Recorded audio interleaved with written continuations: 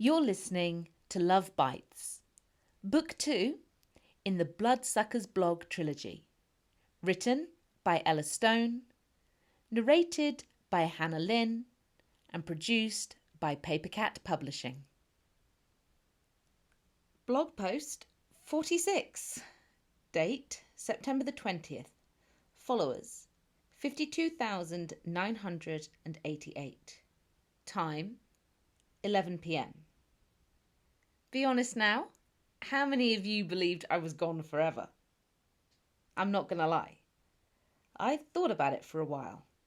Actually, I nearly deleted the whole blog account more than once. But it turns out I can't stay away. What can I say? I missed you guys. Besides, there is so much to talk about.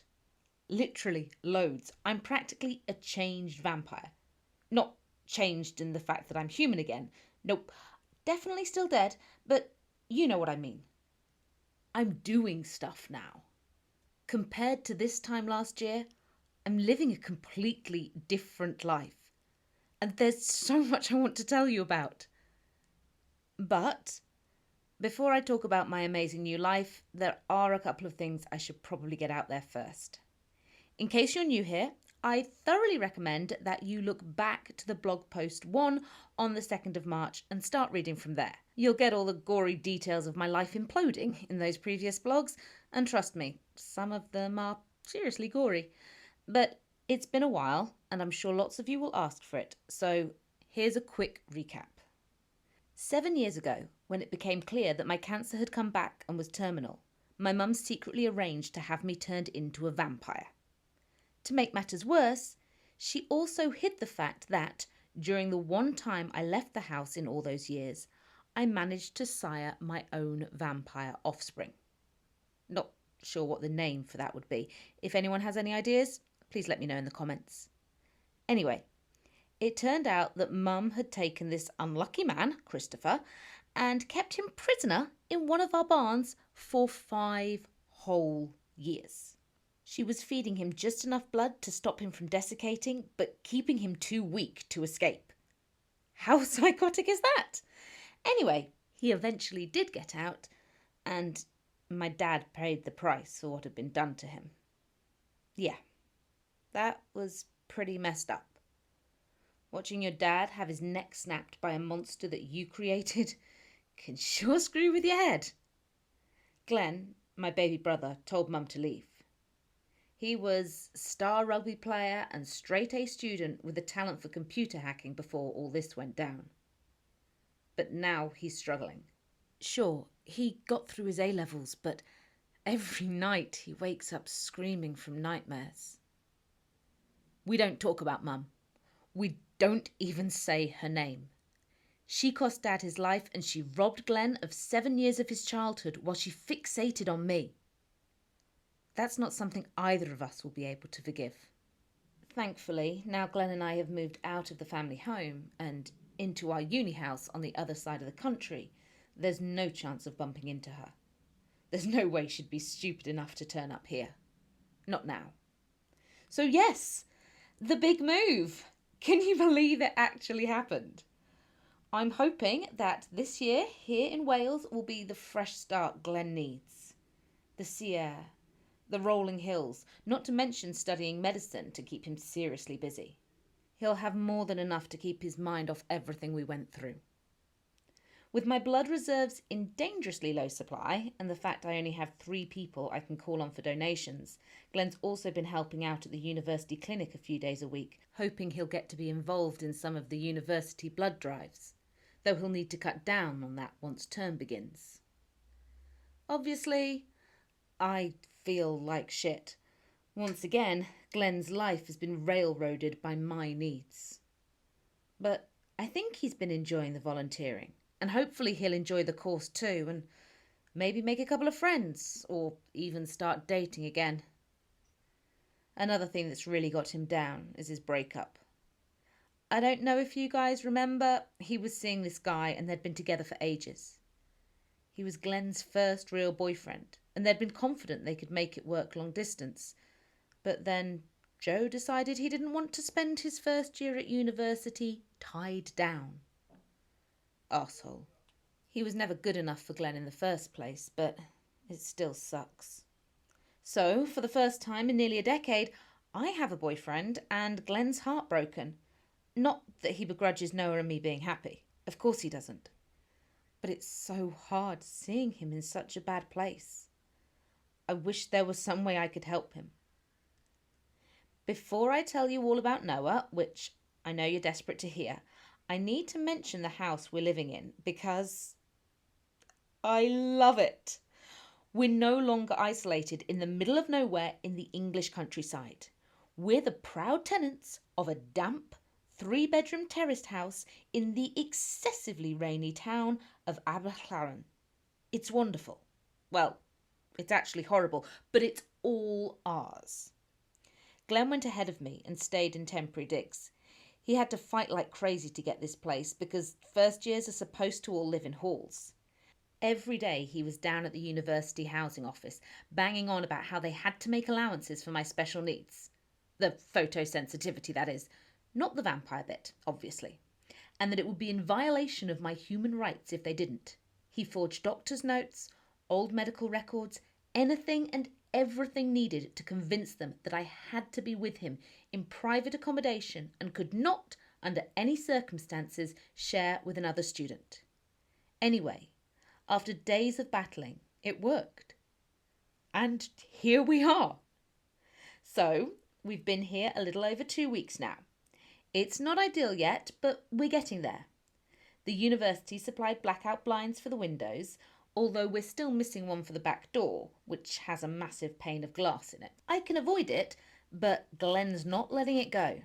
Trust me, he's not someone to get on the wrong side of when he gets a bee in his bonnet. Understandably, he really wants to get it all sorted before lectures start. Lectures? I can't believe how amazing that sounds. I'm going to go to lectures, write essays, and get a degree. Don't worry, I do understand there's a long way to go yet. But this is the start. I'm going to be studying English literature. Next week, I have to pick my electives for the year and sign up to the modules I want to do. Then the following week, I'll be in class. It's unbelievable. I still can't get my head around the fact that it's all happening, that I'm actually going to do this. Honestly, I've been going out of my mind with excitement. I don't even really care what classes I'm in. Okay, that's enough of me getting overexcited. If your comments last time taught me anything, then I know what you're waiting to hear about. Noah. Assuming you guys are as nosy as you were when I set up this blog, I might as well get in there first and tell you about us before all the questions start. So, he's amazing. He's chilled, loving, fine with the fact I'm a vampire. He's the perfect boyfriend. I just wish he was closer. While packing up and relocating was relatively easy for me, it was tough on him. When we met, he was living in East London and the commute to our house wasn't too bad. But to get to where I am now is over a 5-hour drive, and that's not sustainable with how much we want to see each other. So he's been looking at moving to Bristol, where there are great prospects for an artist, and it's a darn sight closer.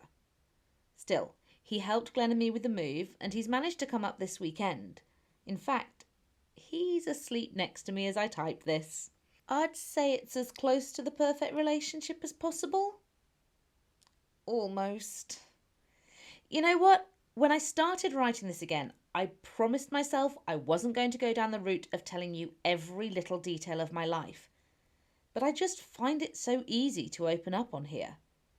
I can't really talk to Glen about this stuff. And Lavisa, remember her? Lives in London, works in finance, getting married. She's so caught up with wedding plans that I didn't want to put this on her either. So I might as well confess to you. There's just one little thing that's missing from our relationship. Sex. Blog post 47. Date, September 21st. Followers, 53,112. Okay, That wasn't the place I intended leaving off yesterday. Only Noah was stirring in bed and started complaining about the light from my phone, so I had to turn it off. As I said, we sleep in the same bed. We engage in some pretty hot kissing and cuddling, but that one final step seems to be eluding us. As you know, I don't have loads of experience in that area, having been turned into a vampire and spirited away by my parents before my ex-boyfriend, Finn, Noah's older brother, just in case you forgot, and I took things that far. So I'm hoping that maybe you could help put my mind at ease on this one thing. Last night, we curled up watching an action film on TV. I think I've said before, but Noah is a massive action film fan. Anyway, he started stroking my arm, and that's when I stopped thinking about the film, or university, or anything else really, and we started making out on the sofa.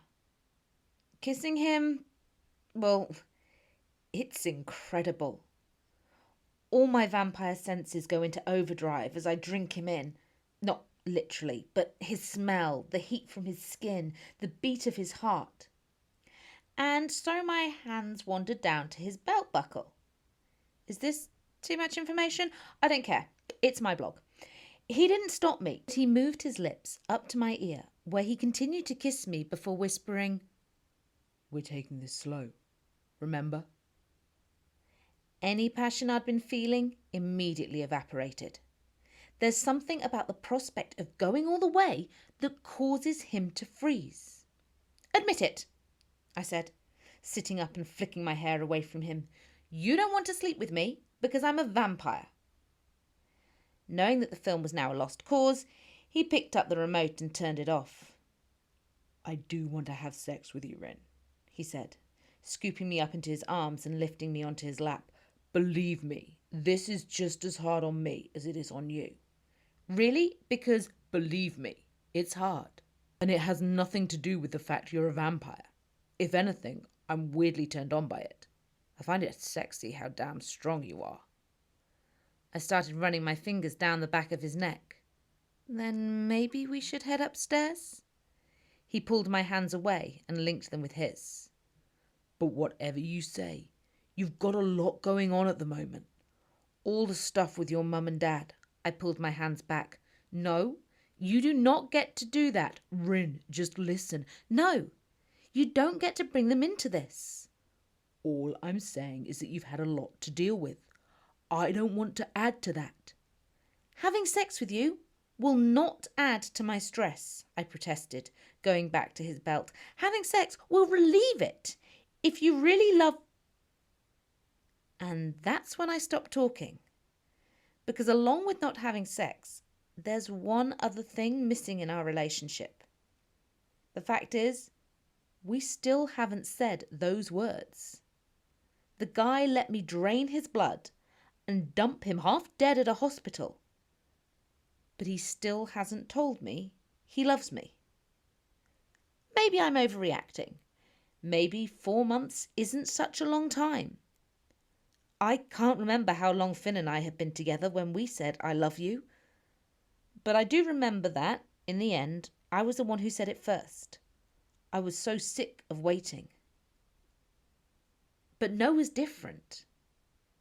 After all we've been through, he should have said it to me by now. Right? Look, I know I could say the words first, like I did with Finn, but I was young then. And human. I don't know why it matters, but it does. All I keep thinking is, what if he doesn't say it back? What if I say it and he just leaves me hanging there in an awkward silence? Or even worse, replies with one of those lame, "Oh, well, thanks, I really like you too" lines. That would be gutting. World-crumblingly gutting. And it's not like he hasn't slept with plenty of other girls before me. I know he has, even if he won't admit it. Ugh! I hate how much headspace this is taking up right now. "Look, I just worry that there are emotions you haven't fully processed yet. Feelings about your mum, for instance, he said. She was a liar and a manipulator. She's gone from my life and I'm fine with that, I said. I'm better than fine, actually. It's all good. I wish I'd found out earlier what she did, so I could have started this life on my own then. Exactly, he replied, giving me a weirdly knowing look. That's precisely what I'm talking about. What? The fact that I'm fine? You're not fine. You're mad. And that's okay. But you pretend you're okay when you can't be. Look at Glen. Glen's a mess. Glen's acting normally. He's grieving. He's hurt and angry. Maybe it's the vampire part of me, I suggested. Maybe it makes me calmer when a family member tries to completely ruin our lives. Noah's look progressed to withering. I do get it. I understand why he thinks I'm not letting myself feel things fully. It's probably because I've become really good at compartmentalizing. That's all. I was about to say as much to him when I heard the front gate swing open. Glen's home, I said. It was a couple of seconds before the key turned in the lock, loud enough for Noah's human hearing to pick it up. I'm not sure I like that you can do that, he said. Hey, Glen called through from the hall. How was volunteering? I called back to him. Not bad, he replied, appearing in the doorway. It's quite late, I said. I went for a run. I'm probably not going to get much of a chance when lectures start. Any news about the blood drives? I asked. He shrugged. They say they'll organise one at some point before Christmas, but it could be months away. This wasn't exactly ideal. I could sense a cloud descending on us, so I made the decision to shoo it away before it could settle. Noah's here, I pointed out, rather unnecessarily considering I was sitting on his lap. Glen nodded, his expression still pensive and pained. Give me 5 minutes and then I'll get everything set up for you. Did anyone drop off a curtain for the back door, by the way? No, not yet. You know, I can put up the bag by myself, I said, and Noah knows how to as well. It's better if I do it, he replied, then disappeared upstairs. Noah sighed. So he's still trying to control everything, he said. Yep. A silence expanded between us before Noah spoke again. I guess we should do what he says. Time for me to earn my keep. Before Mum left, she'd stolen one last sizable donation of blood bags. A blatant attempt to buy our forgiveness. It didn't work, but I took them anyway. Previously, that amount would have been enough to keep me going for months. But that was my old life, the one where I didn't do much or go outside. Once again, for those of you who are new to this, you should probably go back and read some of the older posts. There are loads of FAQs there like, can you go out in the sun? Yes, if I'm completely covered and have sunscreen on, but I dehydrate really quickly. But now I do go out a lot, and I find myself needing more and more blood. You know you can feed directly from me, Noah offered, as the shower ran upstairs. It might be easier in the long run. And Glen can arm himself with a tranquilizer in case you go too far. We're short on tranks as it is, I replied, thankful for a genuine reason to reject his offer. Mum used to get those too, remember? Okay, your call. I guess I'd better go get ready to hook up. It's not the most romantic part of his visits, but between him, Lavisa and Glen, I've been able to get about enough blood that I don't start to feel too bad or have to resort to anything drastic. Are you sure he's okay to do this again? I asked Glen, as he patted the inside of Noah's arm in search of a vein. I don't want him to pass out or anything. It's only been 3.5 weeks since last time. Don't worry, I'm good, Noah said, lying back on the sofa. He'll be fine, Glen assured me. We only take a pint at a time, but even with 3 of them, they're still donating more often than they should. a pint. That much used to do me for nearly 2 weeks. Nowadays I'm lucky if it lasts one. Fortunately, we still have nearly a dozen of Mum's bags, so with the 2 or 3 a month from Glen, Noah and Lavisa, I'll be able to manage for a few months more. Hopefully, by then, Glen will be helping out at some blood drives. If not, things are going to get tricky. Mind you, it won't be as easy for him to misappropriate donations as it was from my mother, who'd been in charge. Once we were done, Glen headed for bed, and with the film now abandoned, Noah and I went upstairs too. We've got into the habit that he sits on the bed up against the headboard with his sketch pad, doodling whatever comes to mind, and I rest against his knees and read. Or sometimes I take myself off to the spare room where my electric drum kit is set up. I put on my headphones and I hammer out a few riffs, then curl up with him when I'm done, my head on his chest until he falls asleep. So it's pretty awesome even if we're not having sex, although there does tend to be a fair bit of other stuff going on. Unfortunately, there wasn't much time for cuddles or anything else this morning, as Noah had to be up at 5 to get back to London. I'm hoping to get the rest of my gear back from my old place this week, he said, as he held me close, his hands hooked around the back of my neck. Otherwise, I'll have to go do some serious shopping. I still can't believe that your old flatmate is holding on to all that stuff that's yours, I said, shaking my head. It's stealing. Do you want me to go round and show him my thanks? While my life had undoubtedly been the main source of drama recently, Noah's wasn't without its own. Not long after we started dating, he was forced to move out of his rented house, and his old flatmate was now making it difficult for him to get some of his art supplies and other things out. Meanwhile, he's been stuck couch surfing when he's not at ours. You'd think his flatmate would want rid of Noah's belongings so someone else could move in. But hey, you can't account for crazy. With a chuckle, he brushed a strand of hair behind my ear and kissed the spot just below my temple. I don't think you're exposing you're a vampire for the sake of a couple of guitars and a few other bits and bobs is the best idea, he said. Don't worry, I'll be fine. When will you be able to visit again? I said, not wanting to sound needy. I'm not sure, but as soon as I can. I promise. And that's it. That's where we're at.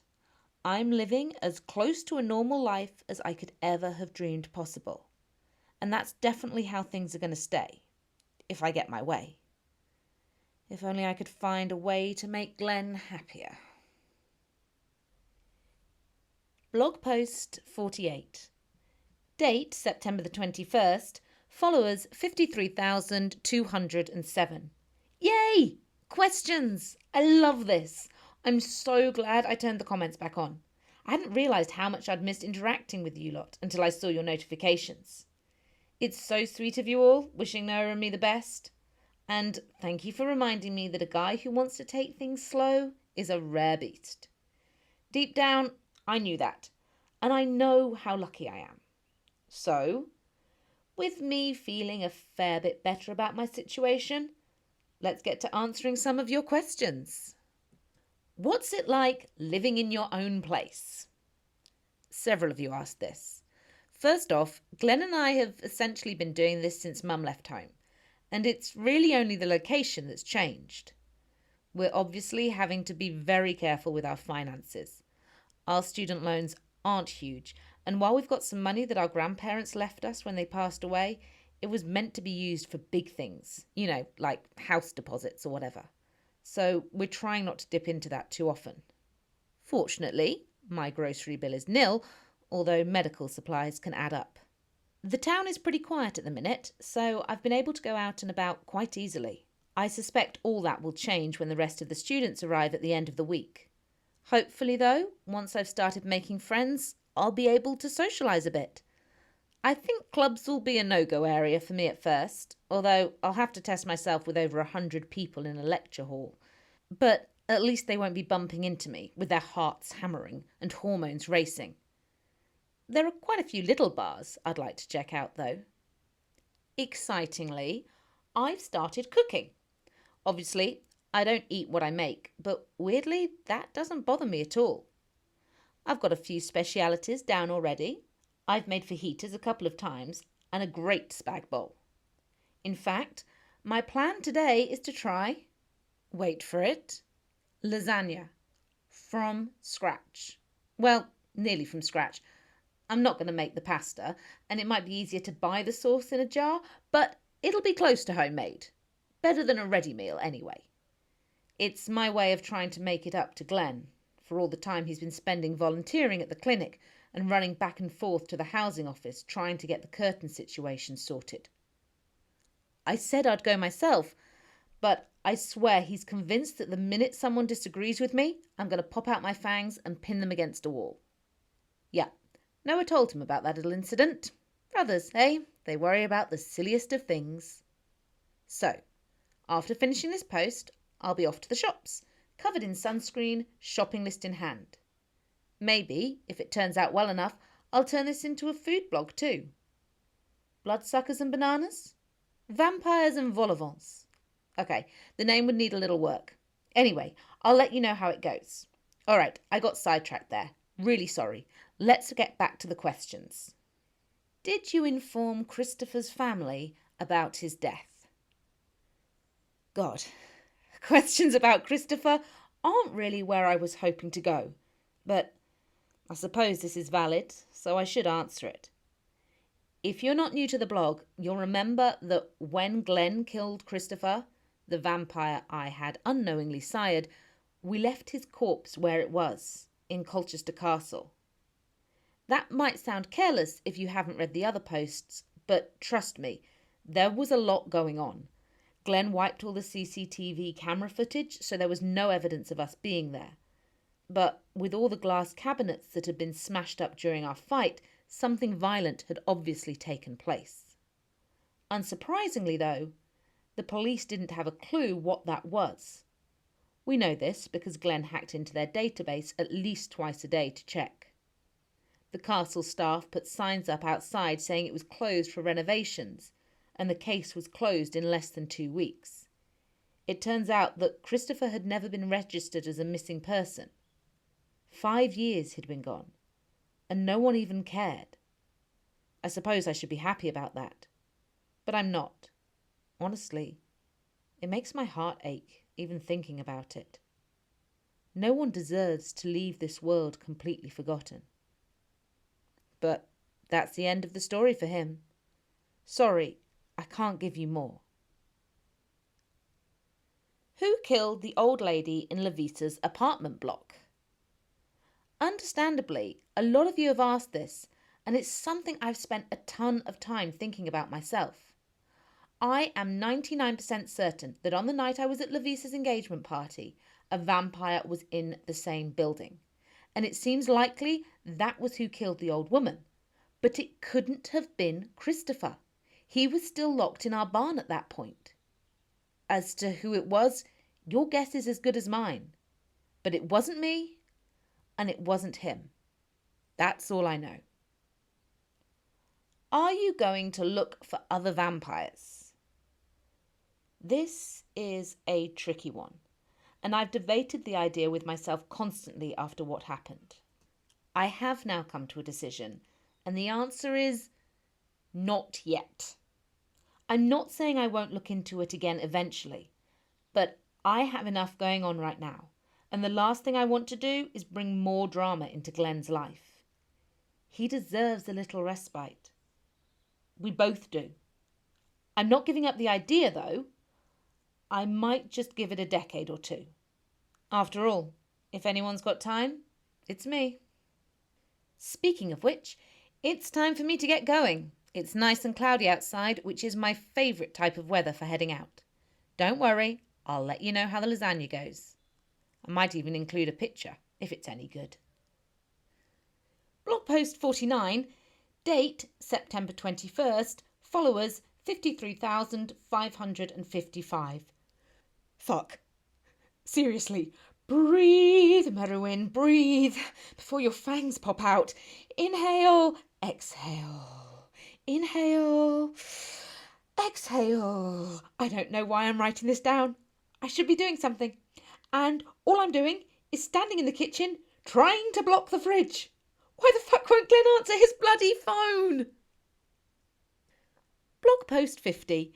Date September 21st. Followers 53,590. So much for a drama-free life. But as there's nothing I can do to sort it out right now, I thought I might as well get on here and fill you in on what's just happened.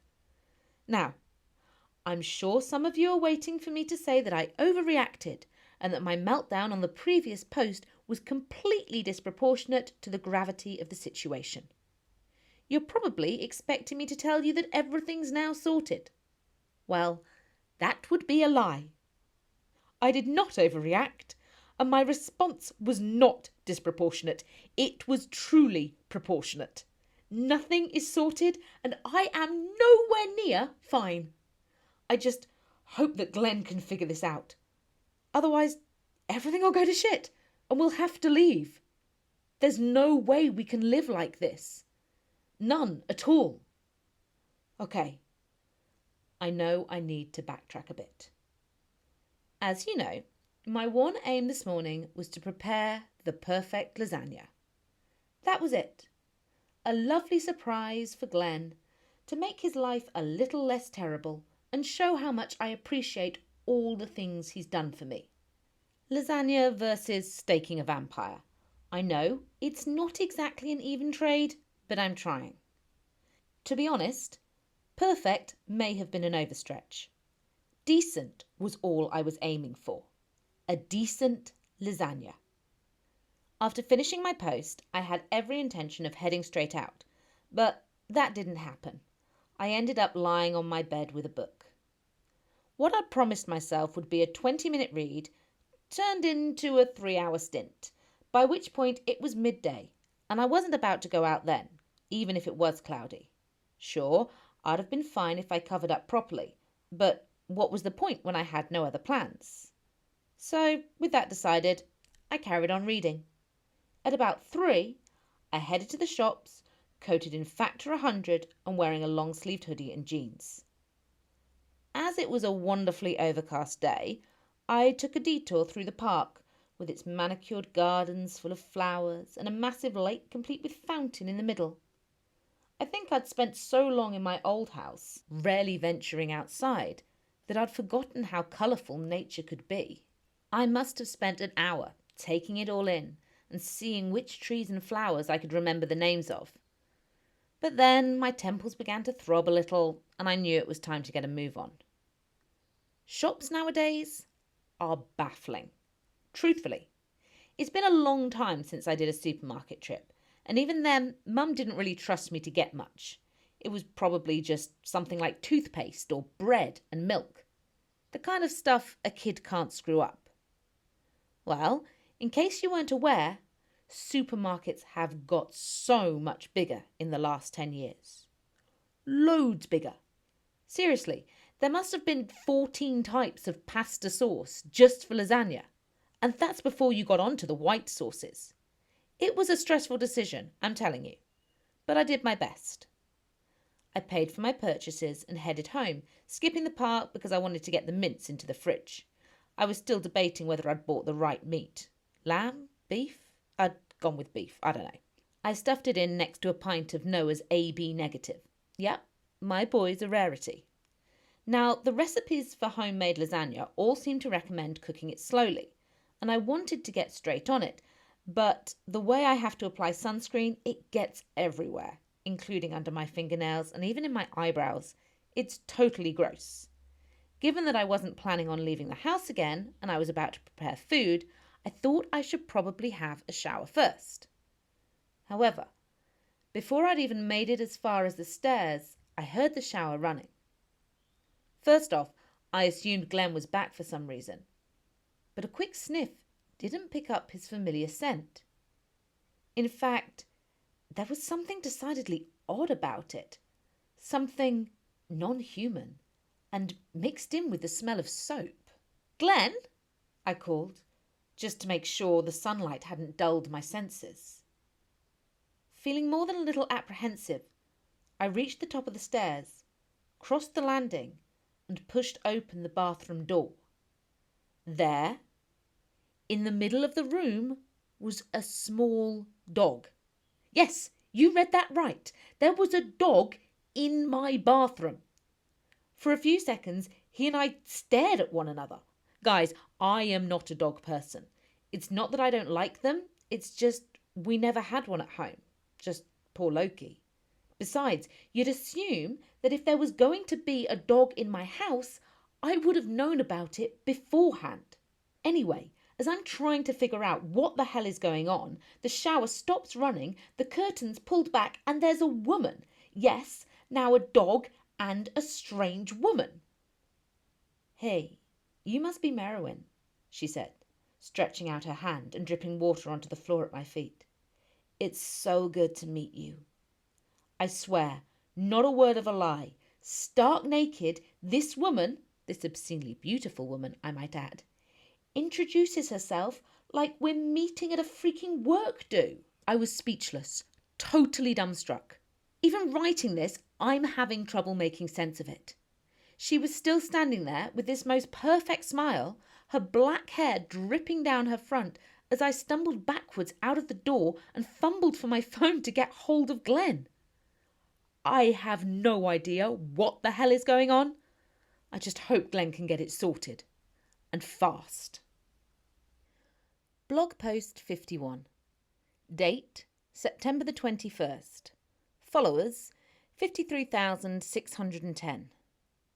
So, that was an eventful afternoon. Sorry for running out on you like that.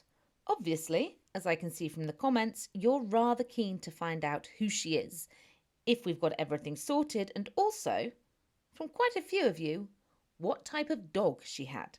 As it happens, I can answer some of those questions, so I should talk you through what came next.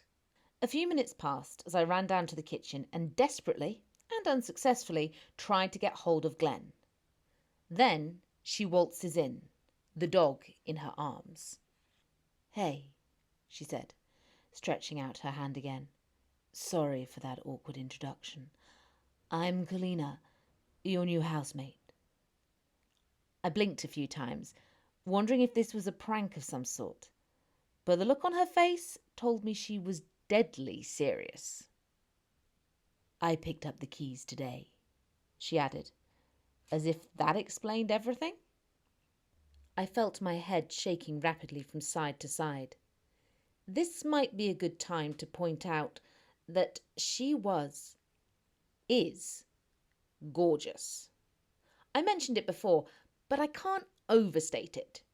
You know, some of those girls who use like 7 different filters in photos of themselves to make their teeth whiter and straighter and their eyes like 50% bigger? Yeah, she looked like that. Only there was no filter. This was real life. And she smelled amazing. Well, her perfume did at least. I don't know what it was, but it had to be expensive. Definitely not something the average student could afford. We can't have housemates, I said, finally finding my voice. My brother and I, we live alone. It's just the 2 of us. We can't have anyone else here. She smiled. I know. They said that at the housing office. It's because of your photosensitivity. Is that it? That caught me off guard, and she could tell. A little grin pulled at the corners of her mouth. As I do in such situations, I tried to get a reading of her by her heartbeat, but that damn dog's heart was hammering so freaking hard and fast, it was tough to hear anything over it. My voice got lost somewhere in my throat as she pulled out a chair and sat down, arranging the mutt on her lap. I'm sorry. I can see this has come as a bit of a surprise. I thought they'd ring you. There isn't any space anywhere else, so they assigned me here. Well, Electra and me. Electra? I was on the point of fainting at the thought of another housemate when she gestured to the fluffy grey ball that she was holding. He's small, but he can fight if he needs to, Kalina said, grinning at me. I did not grin back. No, I said. shaking my head so fast my eardrums reverberated. That's not possible. You can't share with us. The windows have to be blocked out 24/7. No high-intensity photons. It's not practical. It's too much of a risk. Now, at this point, her smile became a knowing half smirk that made me want to smack her in the face. Perhaps we could have a cup of tea and talk this over, she suggested. You live here with your brother, don't you? What time is he due back? Fortunately, by some miracle, at that exact moment I heard Glen's voice coming from a couple of houses up the street. I can't believe it, he ranted. This is a habit we've fallen into. It's an advantage of having a sister with vampire hearing. He starts talking to me halfway up the road, and he can say whatever he wants because I'm too far away to respond. Have you looked at Joe's Instagram? Have you seen the pictures? 3 of him in a row with that guy, their arms around each other. He doesn't care a bit. Like that's an okay way to treat people. And what's his emergency? If you're going to say that you've already... He should be here any moment, I said, standing up. In fact, I think that's him at the door right now. A second later, the key turned in the lock. Rin? Were you listening? I asked. In here! I called, with obvious urgency, trying to stop him before he could say anything too horrendous. I'm in the kitchen with Kalina. His keys jangled as he dropped them into the bowl in the hall. Kalina, he said in a confused voice, appearing at the kitchen door. Yes, Glen, this is Kalina, our new housemate. Our what? His eyes went so wide I'm surprised they didn't pop out of his head. I'm sorry, there must have been some kind of mix-up. My sister and I know, Kalina interrupted. I was explaining to her that the university has got no other housing available. They figured that, given my experience with photosensitivity... Your experience? I jumped in. Yes, my cousin suffers from it too. Polymorphic light eruption.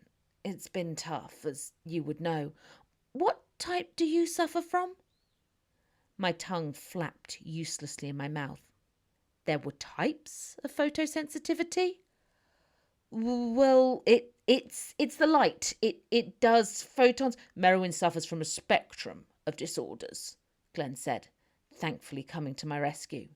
The Housing Association knows this, which is why it's impossible for anyone to live with us. Well, Kalina said, tilting her head to the side, it might take some adapting, but I don't think it'll be impossible. I could see the pressure building in Glen. His lips were doing this twitching thing, identical to my mother when she got nervous. And with all the stuff going on with Joe, I could tell he was only moments away from snapping. I need to speak to my brother in private, I said, and grabbed him by the arm. I was about to pull him out the door when I changed my mind. The last thing I wanted was to give her an opportunity to start snooping around and see the blood bags propped up behind the mints in the fridge. Actually, I said, I think we'll stay here. Do you mind going in the living room? She looked at me like I was joking, then realised I was deadly serious. Oh, right, she said, standing up and clutching Electra to her chest. No worries. I closed the door after her. What the hell's happened, Glen? I thought you said it was only going to be us here. He was looking as terrified as I felt. It was supposed to be. They promised me, I swear. I have no idea what's going on. I'll go straight down there now and get it sorted. It's gone 5. They'll be closed. His heart skipped a beat. Then I'll go first thing in the morning. But what about tonight? Where are we going to put her? We don't even have a spare bed, even if she could stay. I guess we're shouting for a hotel, he said. Well, it'll need to be a dog-friendly one. Amazingly, we were able to get her a room in a little Airbnb not too far away. Kalina took it pretty well, especially as it was raining by the time she left, only asking to borrow an umbrella. This has got to get sorted, If not, I don't see how I can stay. Shit, guys, why the hell do things never run smoothly? It's like I'm freaking cursed. Blog post 52. Date, September the 21st. Followers, 53,673.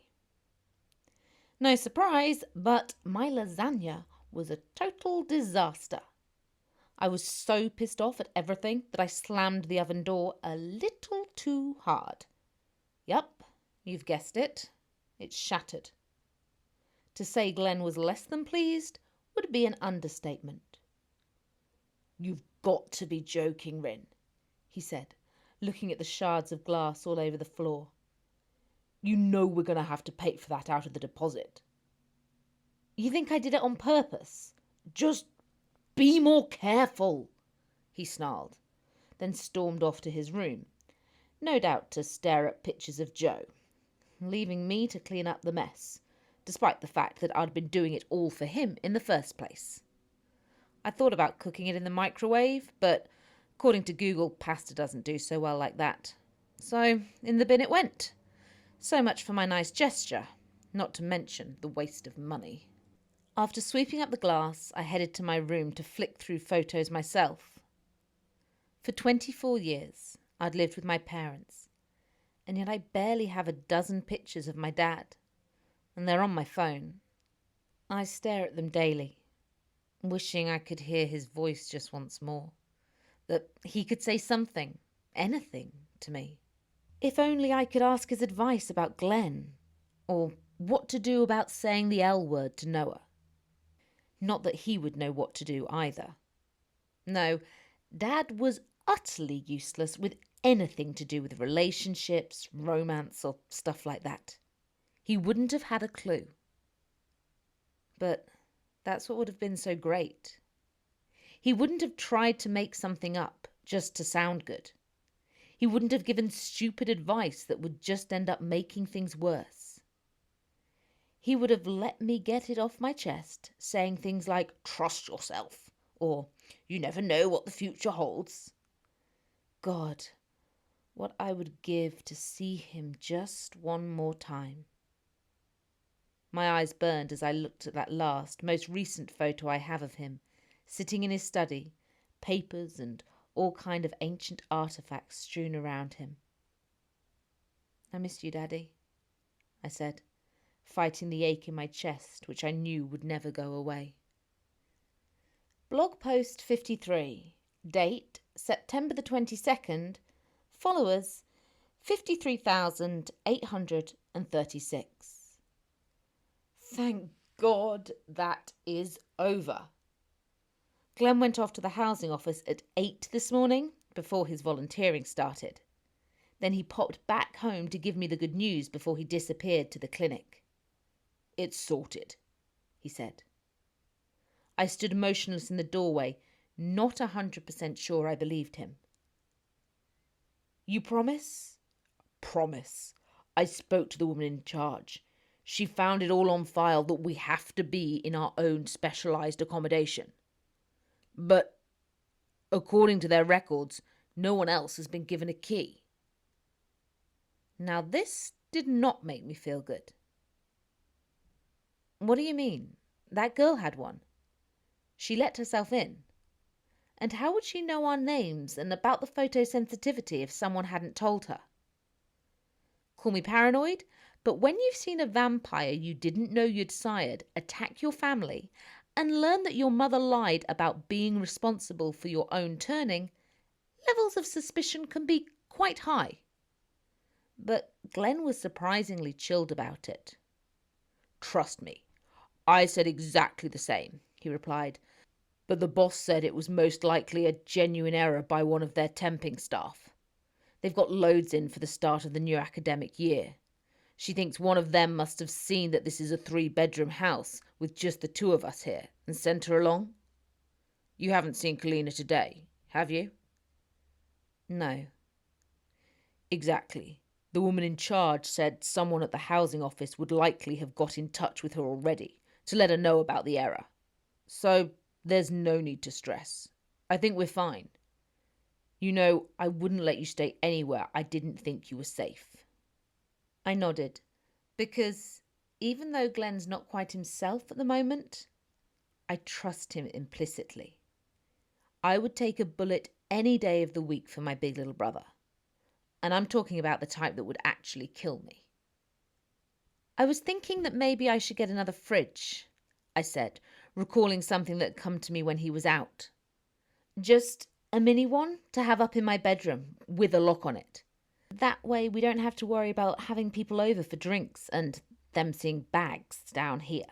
The rest we can put in a box at the bottom of the freezer. Sounds like a good idea. You okay to order it? Sure. There was a slight pause in the conversation. Those never used to happen, but now they come around scarily often. I don't know if Glen's thinking about Mum and Dad, but I automatically assume he is, which makes me think of them too. I'd better get going, he said, breaking the silence and picking up his bag from the floor. I'm sure they've got lots of stuff for me to clean. Great way for me to spend my last weekend before term starts. And with that, he was gone. As to be expected the Friday before Freshers' Week, loads of students arrived today at the houses on either side of us. Hopefully, we might make some friends among them, although, judging by their taste in music, I'm not sure. In fact, I might have to invest in some earplugs, and not just because of that, but because there are so many other random noises now. So much coming and going and talking, and even the sound of pens scribbling on paper is getting to me. I'm going to have to find a way of blocking it all out if I'm ever going to be able to concentrate on my own work. It's crazy to think we're about to start our first term at last. I hope Glen manages to keep up some of his volunteering shifts, which might mean he'd be high up on the list for helping out at the blood donor sessions when they finally get round to them. That's the plan, at least. I don't want you guys to think I'm taking advantage of him by having him do all the stuff. I'm quite capable of doing it by myself. But he wants to keep busy. He needs to keep busy. Every time he stops working on something, I can literally smell his adrenaline level rising. The only time he ever seems to get a rush of dopamine is when he's finished a task. That's why I leave so much to him. And okay, he probably is a lot better at this stuff than me. But one job I'm looking forward to is book shopping. Once I know what text we'll be studying, I can go on a spending spree.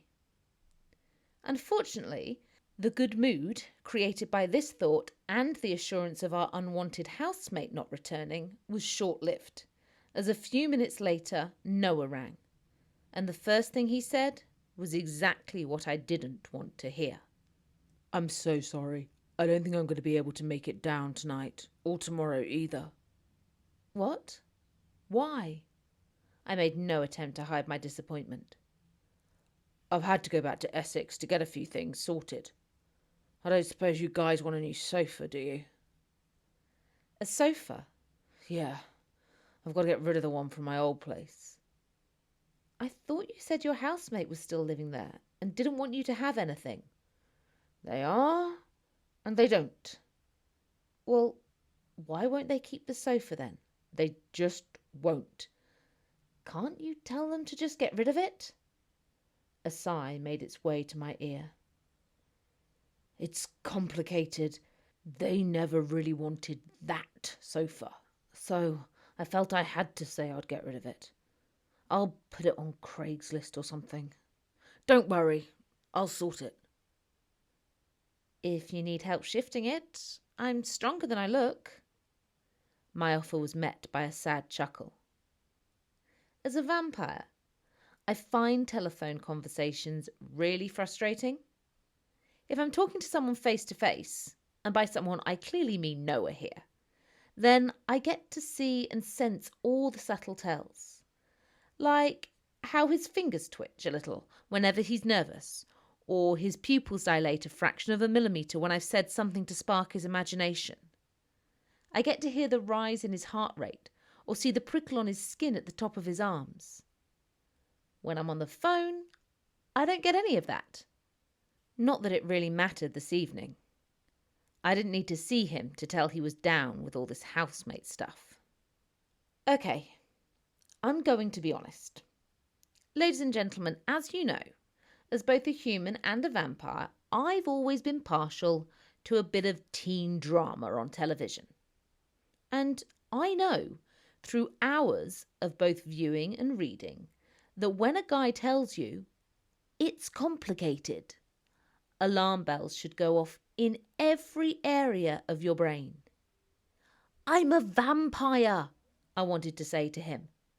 I drank your blood before running off to fight a monster. What the hell could be more complicated than that? And I know that's what I should have said, but I guess I just didn't want to rock the boat. Not with things being so good. Okay, I said instead. Well, I'm here if you want to talk. And we'll speak tomorrow? Of course, he replied. If I'd had a heart that was still beating, it would have skipped at least a dozen times during those seconds of stuttering. I'll give you a ring in the morning. Only 4 days until you go in and sign up and meet new people, he added, quickly changing the subject. Yes, that's right. Only 4 days. So this is it. My last weekend before a new chapter of my life truly begins. And how am I going to spend it? On my own, reading, playing my drums, and writing blog posts to 50,000 anonymous strangers. I suppose it could be worse. Blog post 54. Date, September 23rd. Followers, 54,004. Yesterday was actually really great. I started by making a good dent in my TBR pile, trying to clear it before I have to start on my course books, only to go online and order half a dozen new reads to top it right back up again. As always, there was loads here to keep me busy, which is awesome. Unfortunately, some of you guys have remained as cynical and snarky as ever.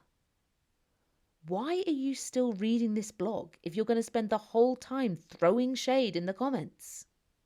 You know who you are, and I am one step away from blocking you. One more bad remark, and you're out. But for those of you who are still here with genuine concern or interest, I'm going to do my best to answer as many questions as I can. I actually do need the distraction. I'm feeling a bit uneasy, you know? What with choosing my electives and no Noah here to help keep me calm. So, this is good. What's the deal with Noah and his ex-housemate? Okay, I'm going with the truth. I don't know. All I do know is that he and this guy, Andy, have been friends for ages and signed a long-term lease together. When Noah decided to leave to be closer to me, it caused a lot of friction, which he's still having to deal with months later. This Andy is obviously a prick, and I know the situation is causing Noah a whole load of stress. So right now, I'm just trying to make life as easy as possible for him, which includes keeping my nose out of his business. I trust him. That's all that matters. Are you worried about lectures? Do you mean, am I worried I won't understand things, or that I'll accidentally make an appetizer out of one of my study buddies? If it's the latter, I think I'm going to be fine. I really do. I've already decided to get seated early, near the doors, so that I can make a quick exit if it's ever needed. Besides, the university has built for expansion, meaning the courses are only about half full, so there should be loads of space in all the rooms. I've also got dispensation to attend lectures online if it's a crazily sunny day and I don't want to risk heading outside. But As it's rained 80% of the days we've been here, I don't think that'll apply too often. It's been a lot like that town in Twilight, although, as I'm sure I've mentioned before, I definitely do not sparkle in the sun. Sizzle, yes. Sparkle, no. As for worrying I might find the work hard going, I don't know. I've probably read a fair bit more than most of my peers. The one advantage of not leaving the house in 7 years. Also, I can vamp speed read and type super fast too, although writing essays isn't something I've done for a very long time. I guess it's the fitting in that I'm most concerned about. I really do want to make friends, but there are going to be limitations on things like going out for meals and drinking together. Not to mention that most of them are going to be younger than me, at least in terms of years they spent on the earth. This brings me to the next question, which I can't believe I haven't answered yet. In fact, I actually scanned back through earlier posts to see if I'd explained it before. But you're right, I haven't. Can you eat normal food? I know I mentioned about pooing, and I'm not talking about that again, so you can just go back and read it in the old post if you want. And the fact that blood is absorbed entirely when I feed, but I didn't mention normal food. So is it possible for me to chew and swallow it? Yes. Do I want to? No. And here's why. Taking in food is both a voluntary and an involuntary process. What I mean by that is, yes, you choose what you eat and how much to chew it before you swallow. But after that, the involuntary part takes over, and it's not down to your conscious control anymore. When chewed food is moved down the esophagus, your body does that without you knowing about it, the same way digested food is moved through your intestines. But in me, that's not the case. I don't have the same involuntary processes as you do. That means it's really easy to get stuff lodged in my esophagus. Obviously, that's not life-threatening, but it still isn't pleasant. And if it did get to my stomach, it would just sit there. Forever. As I've already mentioned, no microbes can exist in or on me. So it wouldn't even rot. My mother found this out by testing vampire rats, and it was incredible as far as food preservation goes. But for that reason, no, I do not eat. Has Noah told Finn about you? So, I wondered when this would come up. The relationship between Noah and Finn, Noah's older brother and my ex-boyfriend, is strained. And has been for years as far as I can tell. Not that I get much information on it. Noah doesn't like to speak about Finn. At all. I think part of that is out of respect for my feelings. He definitely has a lot of walls up when it comes to his past, and I don't dig. I don't ask him about his or Noah's ex-girlfriends because what's the point? It's not going to make any difference to what we have now. And I think constantly dragging up other people, particularly Finn, would be hard for both of us. What I do know is they hurt each other a lot. Noah's words, not mine.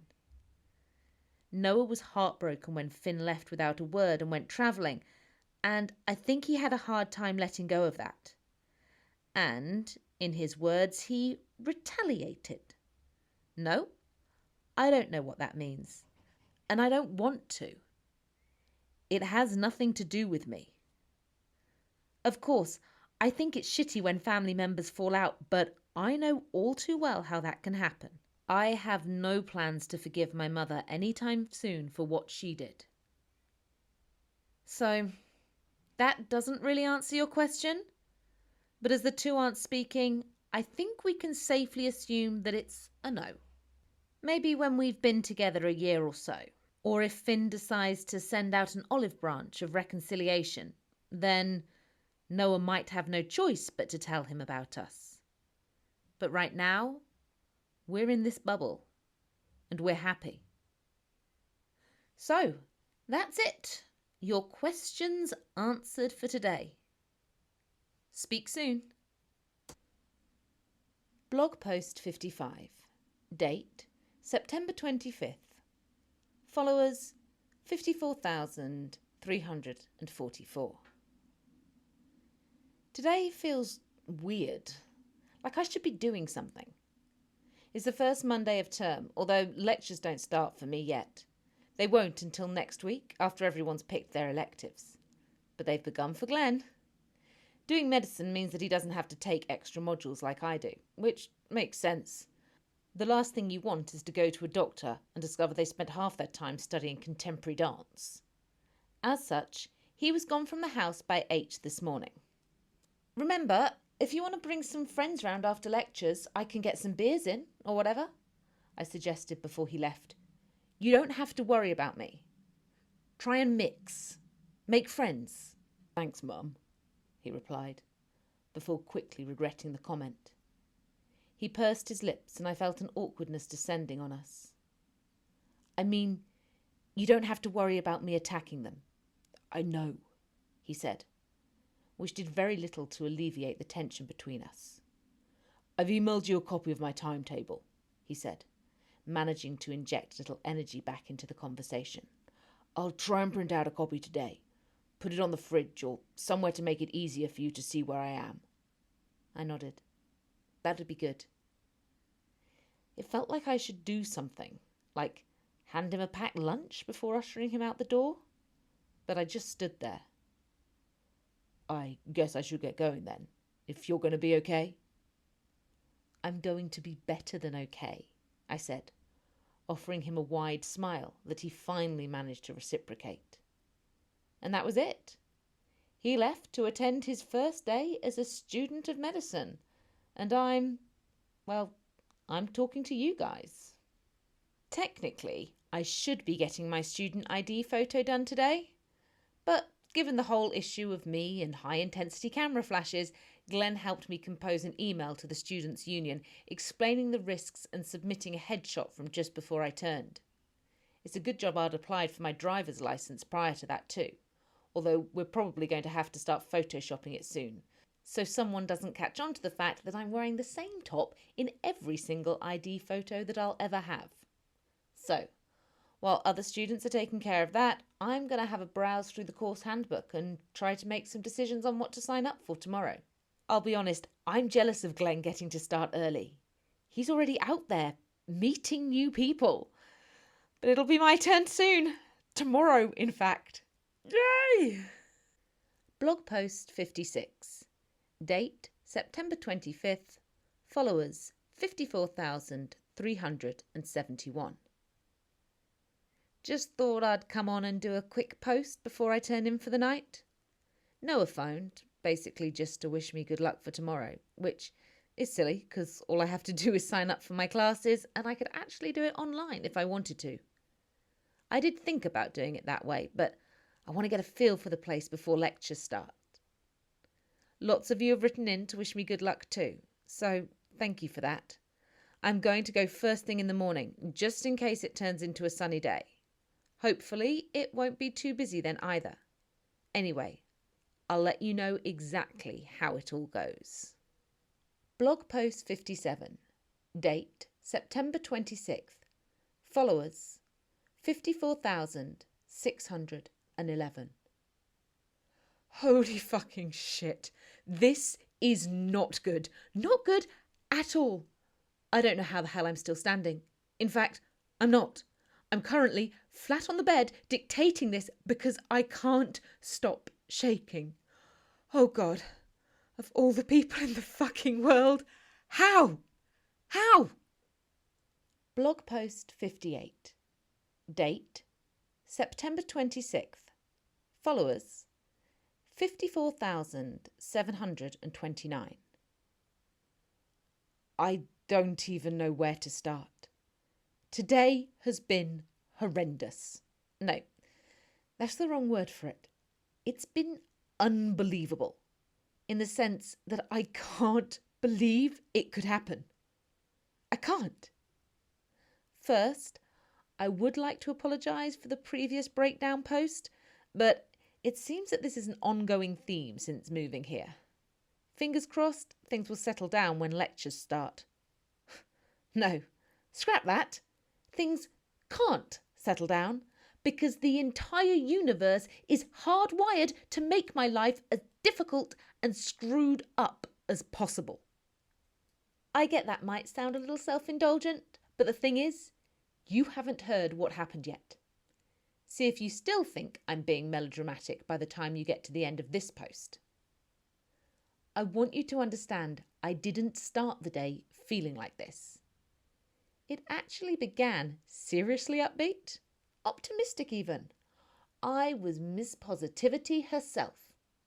I mean, this was my first proper experience of uni. This was when I got to reinvent myself, put myself out there, meet people. Now, I mentioned before that I had to go in and choose the elective sign-ups, right? So that whoever's in charge of all the admin stuff knows how many people want to do each course. Then they assign us our personal tutors and we get our timetables ready for lectures to start next Monday. It's Tuesday today. Did I mention that? No, of course I didn't, because you know what day of the week it is. See how freaked out I am? All I want to start by saying is, thank God I didn't decide to stay at home and complete my application online. If that had happened at a lecture next week, I have no idea how I would have reacted. I dressed in black jeans and a hoodie and headed over to the campus for what would be a nice, informal introduction to university life. A relaxing start. Or so I thought. Yeah, screw that. The walk from our place takes exactly 3 minutes. It's one of the closest student houses. Another thing Glen sorted out because of my condition. If I vamp speeded it, it would take me a matter of seconds. Obviously, that's something I don't plan on trying. You can hardly pretend to be human if you move like the Flash. This was the first time that the facilities had been open for us to look at too. Another reason that I really wanted to go in person.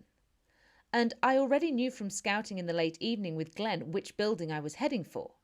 As luck would have it, being an English student, my sign-up area was in the library.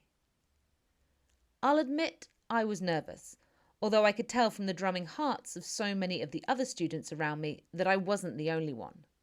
Almost all of their rates were higher than they should have been, and the stress hormone, cortisol, was so thick in the air I was probably absorbing it by osmosis. I wouldn't say I felt confident, but I was feeling okay, which for me is pretty good going. Like everything about this university, the English building and library were new, constructed with white bricks that curved into elegantly waved walls like some giant sculpture. I headed up the impressive stone steps and into the building, holding open the door for a girl behind me and, wait for it, striking up a conversation. "Are you English too?" I said, with a tight-lipped smile, just in case my fangs had somehow exposed themselves without my knowledge. Which is impossible, but you know what it's like. You behave oddly when you're on edge, or at least I do. "Yes, English language," she said. "You too?" "English literature," I replied. "Cool. I was thinking I might take a couple of literature modules as my electives. Either that or do something really random, like geology. You can do that, can't you? Take modules from another department?" "I think so," I said, not really having a clue. "Great. I'm Marley, by the way. What's your name?" I got the impression that Marley was someone who talked a lot when nervous. "Rin," I said. "Rin? Is that short for something?" Yeah, Merrewyn, but no one except my family calls me that. I prefer Rin." The thought of my parents caused the usual deep tug in my chest. "So, where have you come from?" I asked, needing to quickly distract myself. Thankfully, Marley was more than happy to chat about her A-level results and how her parents had wanted her to go somewhere more renowned, but she didn't think she could handle the pressure. I half listened as I took in everything else going on around me. So, I think the professors are going to be there, so we can chat to them about the various modules and help us choose what to take. Have you looked at the list? Have you already decided what you're taking? As it happened, for first-year literature students, there was a fairly prescribed list of modules that we had to take, including meaning and representation and poetry. But there were a couple of other courses that I was definitely interested in. There's one titled Feminist Retellings of Greek Mythology that I think looks interesting, I replied, but mainly I think I'll just do the core. The number of students around us had grown now. Not to the point of jostling or anything, but people were swarming in every direction, and I found myself having to constantly twist my shoulders to avoid bumping into anyone. I wasn't worried about the blood factor. I had that under control. I was more concerned that if someone careered into me, I would send them to the A&E with a broken collarbone. Well, I guess I'm going to have a different timetable to you, Marley said as we moved from the main foyer towards the library. But I'm heading to the Union for a drink after this, if you fancy joining me. Thanks. That sounds good, I said, only half listening. I was suddenly transfixed by the sight in front of me. The thing is, despite being a massive bookworm, my real-life experience of libraries is slim to nothing. There'd been a school library, obviously, and the one in town we used to visit occasionally, but that was a small boxy building housing grey metal shelves and books often filled with biscuit crumbs or other stuff from previous readers. I had dreamed about real libraries. The ones with massive dark wood shelves that go from floor to ceiling with ladders on rollers that you can sweep across on, like your Belle in Beauty and the Beast. Now, this library didn't have dark wood shelves. They were constructed of light pine, but the books, so many books, they seemed to almost glow, and even the smell of them was so freaking good. It was almost as good as the scent of blood. Casting an eye around the room, I nearly gasped out loud, "A ladder! On rollers! And not just one. There must have been half a dozen of them." I was so absorbed taking it all in that I hadn't noticed how far I'd ventured, or that I was now standing in front of all these little tables with lecturers sitting behind them talking about their courses. I only came back to earth when a voice caught my attention and stopped me in my tracks. I turned on the spot. And that's when the world fell away beneath me. Sitting there, smack in the centre of the hall, chatting to a student, a tight-lipped smile playing on his lips, was someone I instantly recognised. Finn. Finn was right there in the library. And it got worse. A whole lot worse. Because as he stopped talking to the girl, he looked right past her, and his eyes locked onto mine. Blog post 59. Date, September 26th. Followers, 54,796. I don't know why I feel so screwed up about this. It's not like I raced over to him and we fell into a mad, passionate kiss, or I collapsed onto the floor, confessing my undying love. But in that moment, when Finn's eyes met mine, I knew I had two choices. Either face him and deal with it there and then, or bolt out of that beautiful place with all the vampire speed I possessed. I'll give you 2 seconds to figure out which one I did. 1, 2. Did you guess that I bolted? I bet you did. But you'd be wrong. Bolting was definitely the first thought that ran through my mind. And maybe I would have done it if there hadn't been a ton of people behind me, zigzagging between the tables. Then there was the other issue. I couldn't actually move. As I stood there, frozen to the spot, Finn stood up from behind his laptop, still staring fixedly at me. Those eyes. That look. I'd forgotten how intense it could be. Merrewyn. It was only a whisper, but he might as well have screamed it. It seemed like it had been blasted out of a loudspeaker. Hairs rose on the back of my arms as I tried to control all the emotions that were firing within me. I had to get away. I needed to walk up to a table, any other table, and sign up for a course. Or turn my back and lose myself in the crowd and hopefully make him think it had all been his imagination. But I knew that wouldn't happen. For someone with super speed, it's amazing how many times in the last few months I found myself physically rooted to the spot. I'm actually wondering if there's some scientific reason for it. But freezing with shock would be the worst evolutionary development possible for creatures who need to keep their existence hidden. Anyway, there I was, and Finn was walking towards me. "Merrewyn," he said, a little louder now. "You're here," he repeated, as if he couldn't believe what he was seeing. "Yes, I'm here." "But how? I didn't think I'd ever see you again." "I know. It's been a while." He seemed to be struggling to get enough air into his lungs. "Are you enrolling to study English?" he asked, managing to regain a little composure. "That's the plan." "And you? You're a lecturer here?" I said. He nodded. "I am. Well, a junior lecturer, that is. I'm still working on my doctorate." He glanced around towards his desk, where a queue was forming. "Look, I have to get back, and I guess you have some signing up to do, but this should be over by 3. Are you free then? We could grab a drink and catch up. Where are you living? Do you have a car? Or I could come pick you up."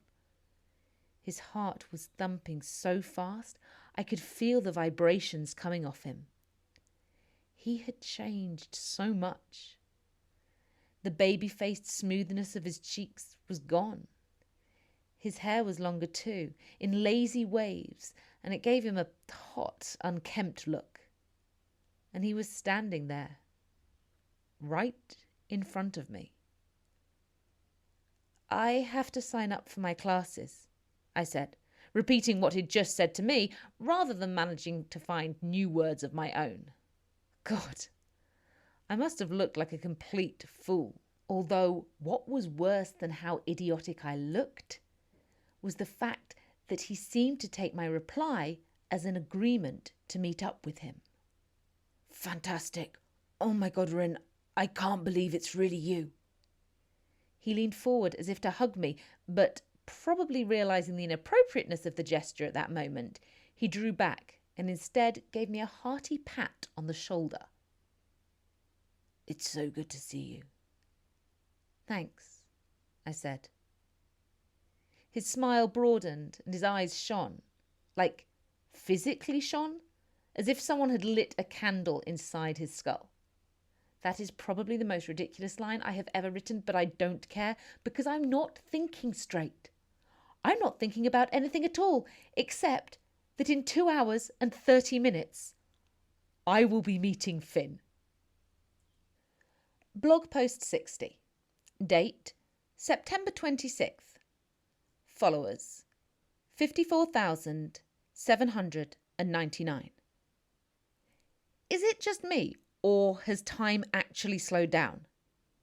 Does the Earth's orbit do something really weird in September that I don't know about, making each minute suddenly 3 times longer for no apparent reason?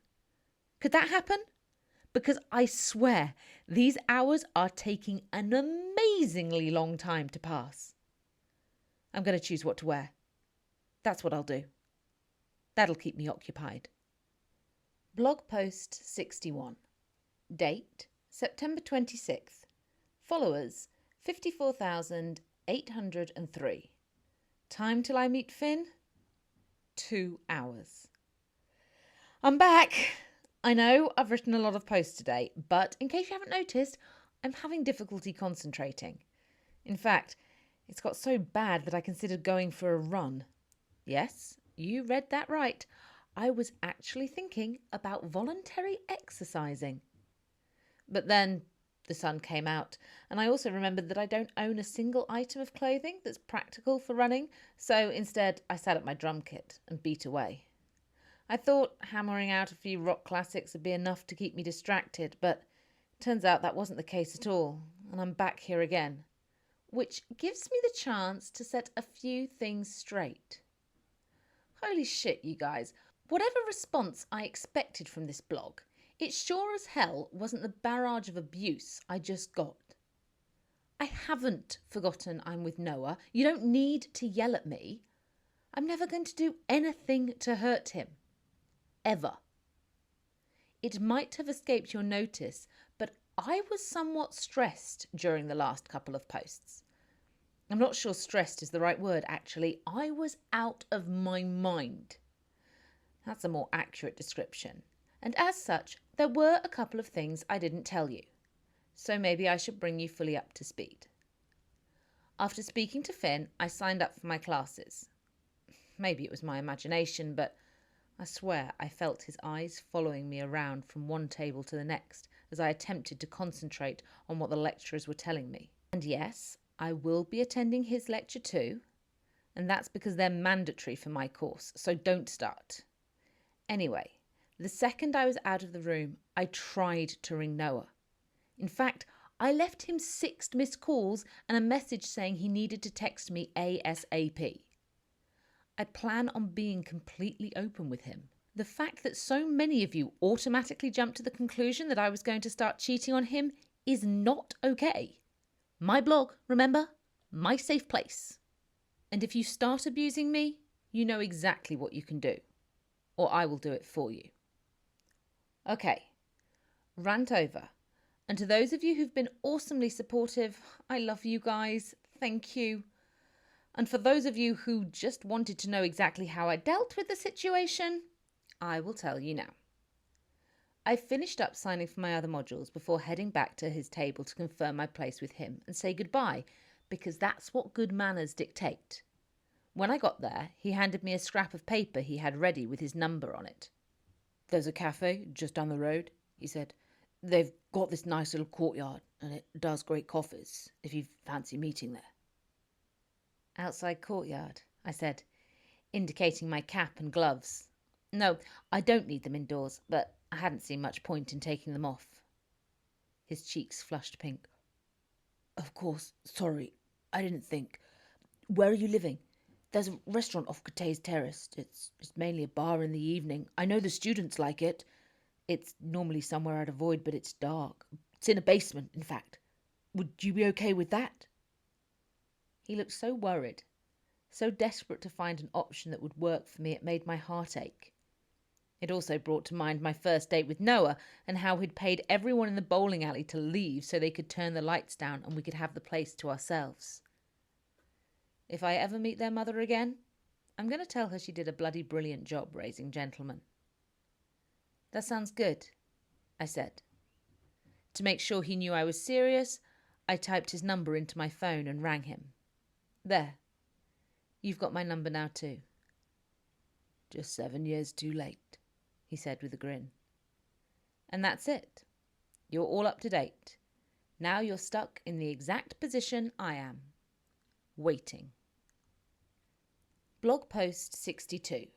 Date, September 26th.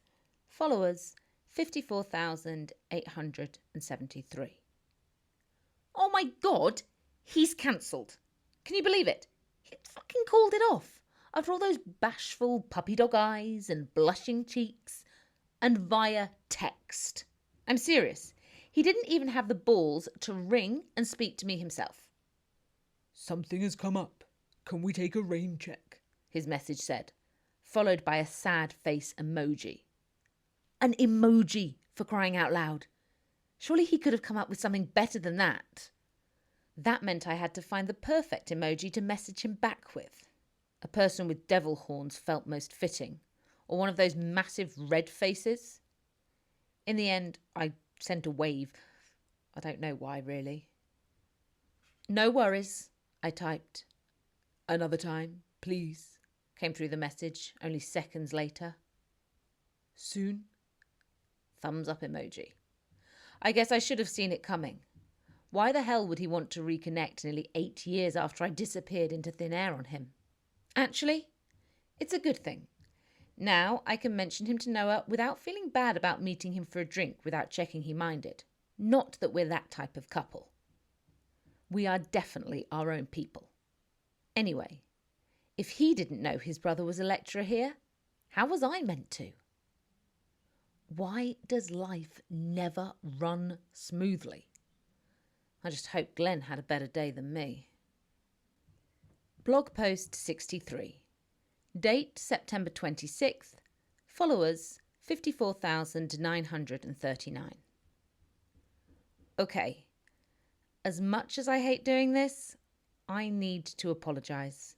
But remember, it's my blog, and to be honest, I think it's kind of ridiculous how truthful I am. I know other bloggers aren't. They just gloss over all the crappiness in their lives and dress everything up to make it look like their shit don't stink. So, before you have a go at me, remember that I'm choosing to be straight with you. Got that? I'm choosing to. The thing is, I promised myself I was going to tell Noah all about Finn. I'd even practiced what I was going to say.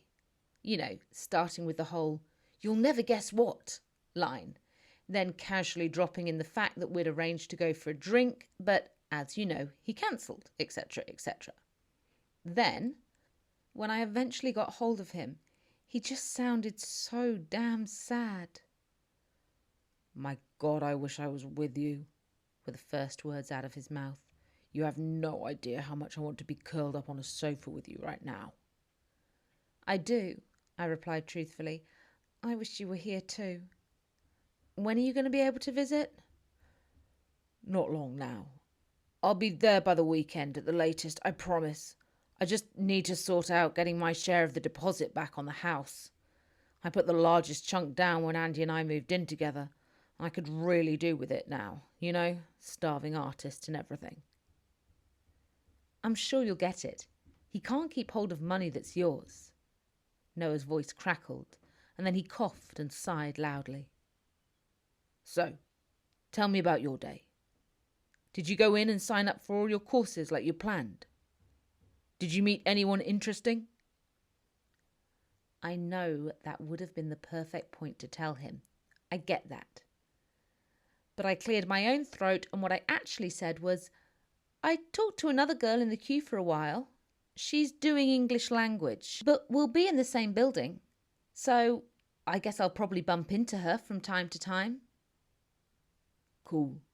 And everything with the you-know-what? I checked the weather forecast and it said it was going to be mainly cloudy. Not even a light sizzle, I said, and 0 fang issues. Amazing. Another silence filled the air. I'm sorry I missed your calls, by the way. I was driving. My phone was in the back, on silent. It's no problem. You're okay, though? I'm fine. Everything's fine. Good. I cannot wait to see you. It's crazy how much I miss you. I think I'm going to go insane if I don't kiss you soon.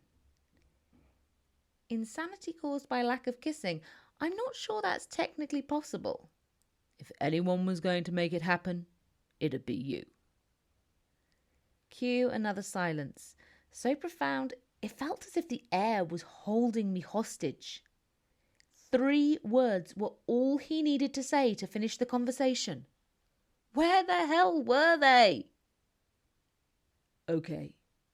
Well, sleep well. he said finally. And that was it. What is the problem? Maybe he's afraid that I won't say it in return.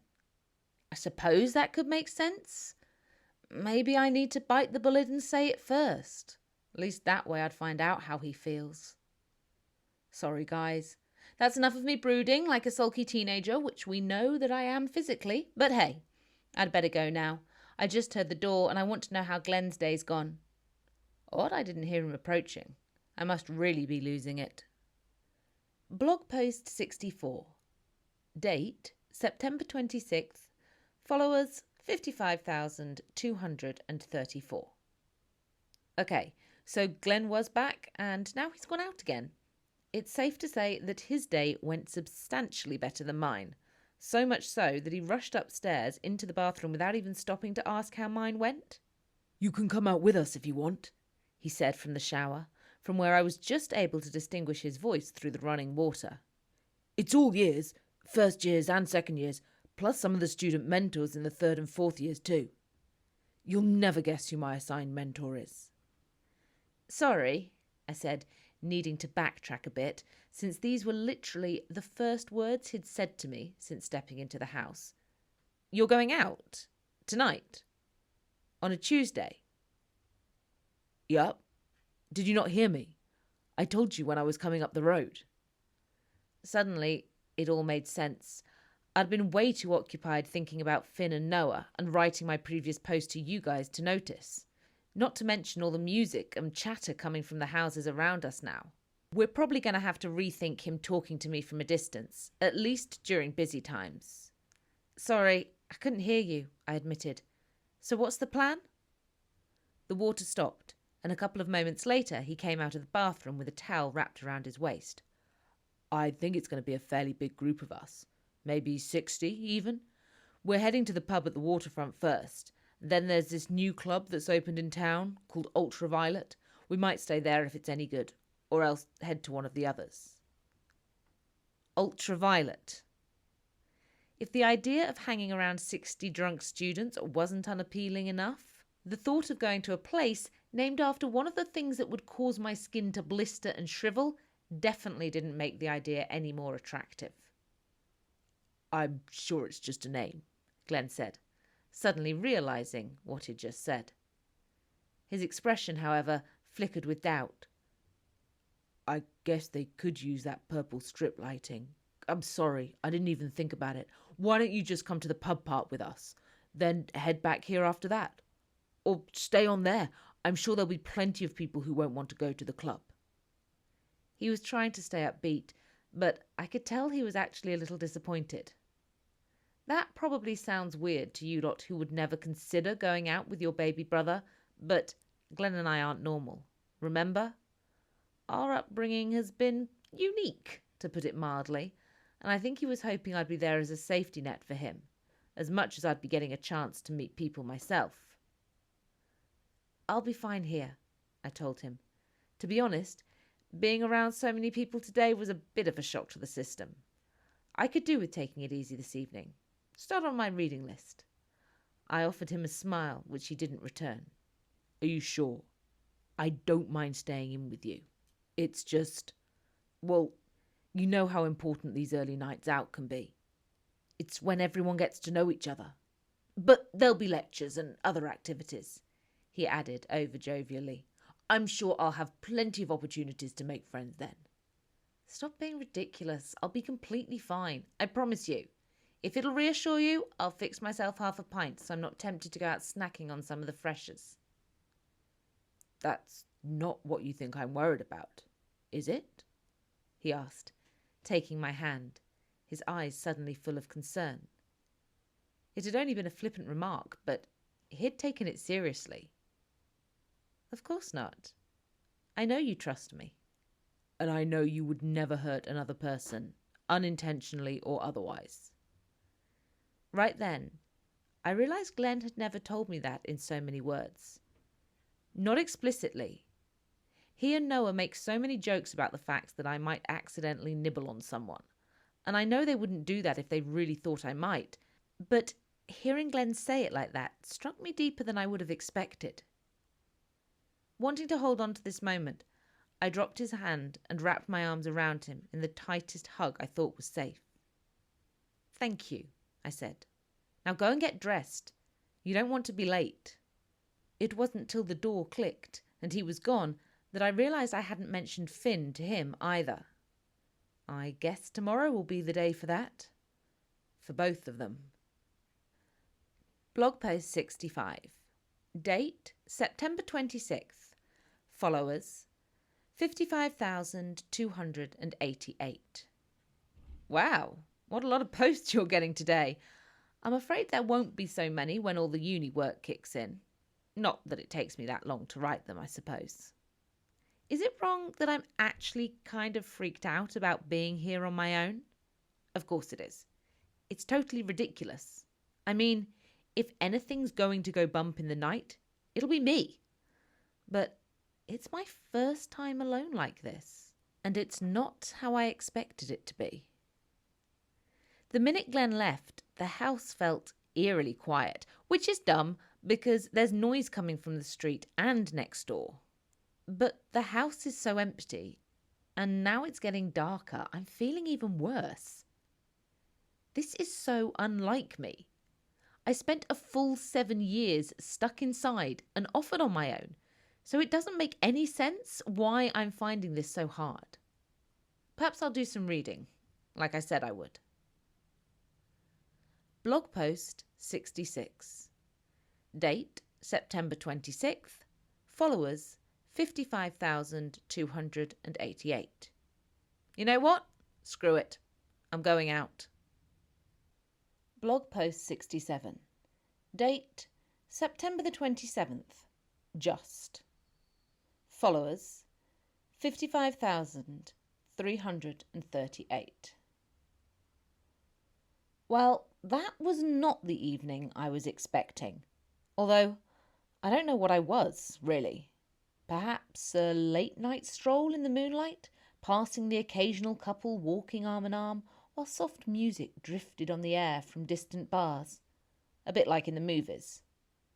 If you want that type of experience, I'd suggest choosing a place where the term time population isn't made up of 97% students. There's no denying that going out at night has distinct advantages. No need to pile on the sunscreen to start with.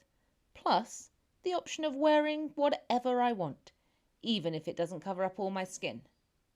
Not that I had much time to consider what I was going to put on. The minute I decided I was leaving the house, I threw on a pair of very ripped jeans and a vest top, grabbed my keys and headed towards the centre of town.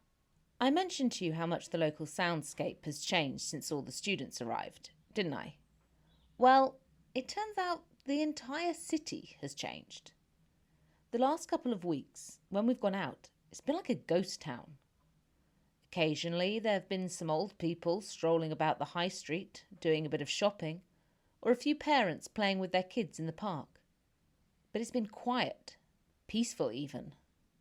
Last night was not like that at all. A cacophony of sounds and rhythms swept around me. Music, laughter, arguments, car horns, motorbike engines revving, singing, mostly bad karaoke. Then there were the smells. Sweaty bodies, alcohol-rich vomit, a dozen variations on the southern fried chicken theme, car exhaust fumes, and 100 different vape flavours, none of which smelt pleasant. The air grew more pungent the closer to the town centre I got. It wasn't yet 9 when I headed out, but the dense cloud cover and contrasting bright streetlights made it feel later than it was. That, and the inebriated state of most of the people I passed. Everywhere I turned were students, arms linked as they swayed and stumbled along, barely able to keep to the pavement. Given my age when I was turned, I've only been drunk once in my life. That was at Levisa's 17th birthday party, when her parents decided we were old enough for champagne. It turns out I wasn't, at least not in the quantity I consumed. Most of that night is a total blank, except I do vividly remember her mum bringing me a clean t-shirt to put on when I finally dragged myself out of their bathroom. It wasn't a pretty sight. Anyway, I was talking about last night. It soon became obvious that my senses couldn't cope with everything that was assailing them, but I was determined not to just turn back and run home. After all, this is my life now. I've got to get used to it. Gradual desensitization had worked with the bloodlust, so I figured I needed to try something similar with this. I picked a spot on a corner, away from the glare of the streetlights, and worked on homing in on certain sounds while blocking out the others. In all these posts I've written, I don't think I've ever mentioned the impact that music has on my life, which is crazy. Of course, you know that I was in a band with Noah when we were younger. That's how we met. And that I brought my reinforced drum kit with me too. But there's such a deep, intense connection between me and music that I can't go a single day without listening to it or playing something. An innate urge to become absorbed into rhythms has always been there. When I was battling cancer, Mum made these positivity soundtracks for me to listen to as I read during chemo. You know the type of thing. Songs with funky beats that immediately get everyone up on the dance floor. Ones that make you smile and feel invincible every time you listen to them. And you could even believe the lyrics had been written just for you, because they somehow mirror exactly what you're feeling in your soul. That's music to me. It's part of my psyche. Since becoming a vampire, this relationship has only grown stronger. Now it's not just about what I hear. I feel it too. And I'm not talking about emotional feelings. I'm talking physical. Every note sung or played on an instrument is never a single sound, but dozens of frequencies and harmonics all interlaced which vibrate through my bones. Sometimes it's enough to leave me breathless. But last night wasn't anything like that. There was such a cacophony that I couldn't comprehend fully what was going on. But I tried. Closing my eyes, I let the sounds wash over me and attempted to focus on just the music. Drum and bass, R&B, old school jazz and a bit of techno. Something different was emanating from each building. Classic rock blared out from one underground club, although it was practically lost between the screaming of drunk partygoers. Another place, a smaller club by the sound of it, caught my attention. It was playing something with a bluesy feel, and the way the guitarist slid his fingers over the frets drew me in immediately. I was considering finding my way there to have a proper listen when a voice caught my attention from a nearby alley. "What the hell are you doing? Coming and talking to me like this? You know the deal. I find you." I know. What made me stop listening to the music and hone in on what they were saying was the quiver in this second voice. A fearful tremble. As quietly as I could, which is stupidly quiet because I'm a vampire, I slipped closer, keeping to the shadows. The nearer I got, the stronger the stench of desperation and cortisol. A man and woman were having a heated conversation. A woman whose voice I recognised. It's just been really rough these last few days, the man said. I need something to take the edge off. I'm not carrying. It's my night off. Whatever you've got on you, please, just a drop. I swear I won't bother you again. A smack of his lips reverberated through the darkness, followed by the sound of a bag being unzipped, and a sigh of relief. "Now get lost," the woman hissed. The man disappeared back into the bar as the woman stood re-zipping her bag. I was about to step back and head onto the main street to find wherever the blues music was coming from, when she turned and stared straight at me. She couldn't see me clearly, of course, but maybe she'd been able to make out a faint shadow, although even that wasn't very likely where I was standing. Yet she seemed to look straight into my eyes. A second later, and she was gone, the door to the bar swinging closed in her wake. Somewhat confused about what I'd just witnessed, I returned to the main street, distracted enough not to be watching where I was going.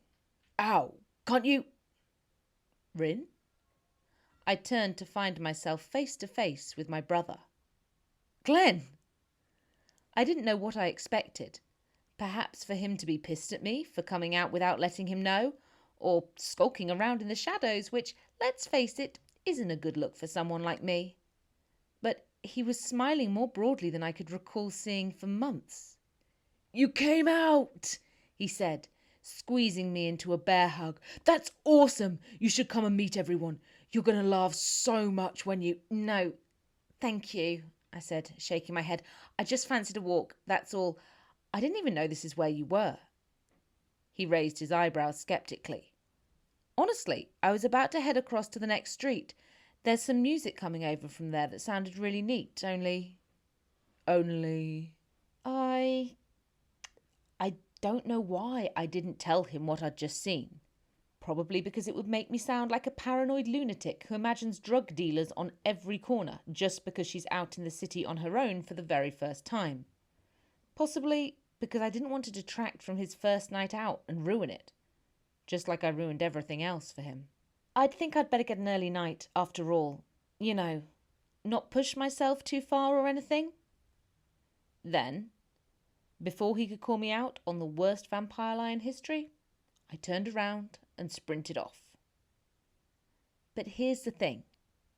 The woman, the one from the alley, I'd been fairly certain from her voice alone, but when I saw her, well, let's just say it's difficult to forget a face or body when you've seen every inch of it naked and dripping wet in your bathroom. It was Kalina, our almost housemate. Kalina is a drug dealer. I think it's safe to say we dodged a damn big bullet there. Blog post 68. Date, September 27th. Followers, 55,716. As you're aware, I have no need of sleep. None at all. But that doesn't mean I don't enjoy it. Most of you guys don't need to nap. Not unless you're a toddler being read this blog by an irresponsible parent or older sibling. But I bet you still enjoy napping, right? Who doesn't like an afternoon snuggled up under a nice warm duvet with your eyes closed as you let the whole world drift away to the rhythm of your snoring? Okay, maybe not the snoring part, but you know what I mean. So last night, I let myself sleep. It's not completely the same as for you guys. Parts of my brain are still listening and on the go, but it's a good second best. I was hoping I'd manage to do this all the way through the entire day. Heck, maybe I thought I could get all the way to the evening. It's not like I've got anything to get up for. I'm in a little bit of a slump, actually. University was meant to be a chance to start afresh. And now it's clear, with Finn being here, that's not going to be as easy as I thought. The thing with baggage is you can't just drop it off on a conveyor belt and decide not to pick it up again. No, it drags along behind you, scraping the floorboards. I often see that with Glen, and I'm not going to pretend I'm immune to it. I'm experiencing it myself. I can hardly mention Mum without wanting to hit something. But perhaps I can handle this situation with Finn a little better. I know what you're thinking. How can I have gone from utterly obsessed with him to fine? I guess that the last couple of months have taught me that life is so damn fragile, it's not worth holding on to things. Yes, I was in a relationship with Finn, but it was a very long time ago. And yes, he was my first love. But in truth, it was just puppy love. What did I even know about love back then? We didn't have bills to worry about or hard decisions to make. We didn't experience any great losses or trials to test our staying power. We were just kids. That was all.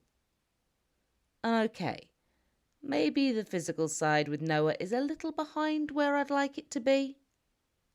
But the things we've gone through together, him finding out I'm a vampire, draining his blood to the point of hospitalization, my dad dying and cutting my mum out of my life, are all things most couples never have to face. So, I'm not going to worry about having Finn as my lecturer, because that's all he'll be. And who knows? It might just be the kick in the arse that he and Noah need to sort themselves out and start talking to one another again. And before you have a go at me for avoiding the situation, I wanted to tell Noah on the phone, remember? But in the end, it didn't feel right. I've decided it has to be done face to face, in person. And the next time he visits, it's going to be the first thing I do. After kissing him, of course. Blog post 69. Date September 28th. Followers 56,160. I've been feeling like I'm stuck in limbo all day today. Glen's been in lectures and now is locked away in his room studying, and I'm still waiting for my timetable. There was stuff going on at the Students' Union to do with all the different clubs and societies we can join, and I did consider going along, but that type of thing isn't high on my list of priorities right now. I do want to make friends, but all of a sudden that feels a lot easier said than done. Besides, someone came to fix the broken oven door today, at last, so I had to stay in for that. I've tried ringing Noah several times, just for a chat, but I guess he's been busy as he's not picked up all day. It's a bit frustrating, but I suppose that's what it's like when you live in the real world. I can't expect him to be at my beck and call the whole time. Though, I would kind of like it if he was. Hey, there's always you guys, right? Blog post 70. Date September 29th. Followers 56,594. Yay! Talk about an amazing surprise. Noah's here. He left his place seriously early this morning just so he could spend all day here. How cute is that? And there was me, thinking he was avoiding my messages yesterday. Turns out he was trying to get all his jobs done so he could spend the weekend here and didn't want to ruin the surprise. I hadn't realised how desperate I was to see him until I heard that knock on the front door. He looked shattered. His designer stubble was edging dangerously close to beard territory, and the bags under his eyes had aged him by a decade. Given he has to deal with an eternally youthful girlfriend, the sooner he starts working on a decent skincare routine, the better. "Why didn't you tell me you were coming?" I said, throwing my arms around him the moment he was through the door, then quickly backing away. "Oh, you need a bath." "I didn't tell you because then it wouldn't have been a surprise," he said. "And if I have a bath right now, I'll fall asleep in it." He yawned so widely I heard his jaw click. "And now we have a weekend together to enjoy before you're too busy with all your new friends and essays to see me. Please tell me you don't have any crazily exciting plans for today." "You know that will never happen," I said, moving to kiss him despite the stench. "I don't have anything lined up. Unless you consider spending the entire time in my bedroom a plan." A spark of light came to his eyes. "There is nothing in the world I want more than that." He went to kiss me, but I broke away again with a grimace. "If you can't manage a bath, you'd better have a shower. You'd stink of road trip sweat." And so that's where he is now. And I just wanted to let you know that I'm not going to have time to reply to any comments or anything else today. And yes, I will tell him about Finn. It's all going to be fine, so no need to message me about that. Okay? I just need a little bit of us time. Blog post 71. Date September 29th. Followers 56,837. Ah! He did it! He said it! He said the words! Blog post 72. Date September 29th. Followers 57,423. Oh, okay. I know I've started 2 blogs in a row with a scream, but you can't blame me. You know how long I've been waiting for this. Noah loves me. Really loves me. I was starting to think he'd never say it, but he did, and it was perfect. Everything about it was totally perfect. I bet you're wondering how he said it, aren't you? Actually, I don't care if you are or not. I'm going to tell you anyway. As you know, he came in absolutely stinking, and I told him to have a shower, which is when I posted to you guys. So he did. Then he came into the bedroom wrapped in a towel. Now, before you start asking completely inappropriate questions, I might as well answer them preemptively. Yes, I have seen my boyfriend naked before. We may not have had sex yet, but that's about the only thing we haven't done. We still have a very enjoyable time together. While you can interpret that as you wish, I will get on with the far more important romantic bit. I don't mean to sound shallow or anything, and our relationship is definitely not based on purely physical attraction. But my God, he looked hot.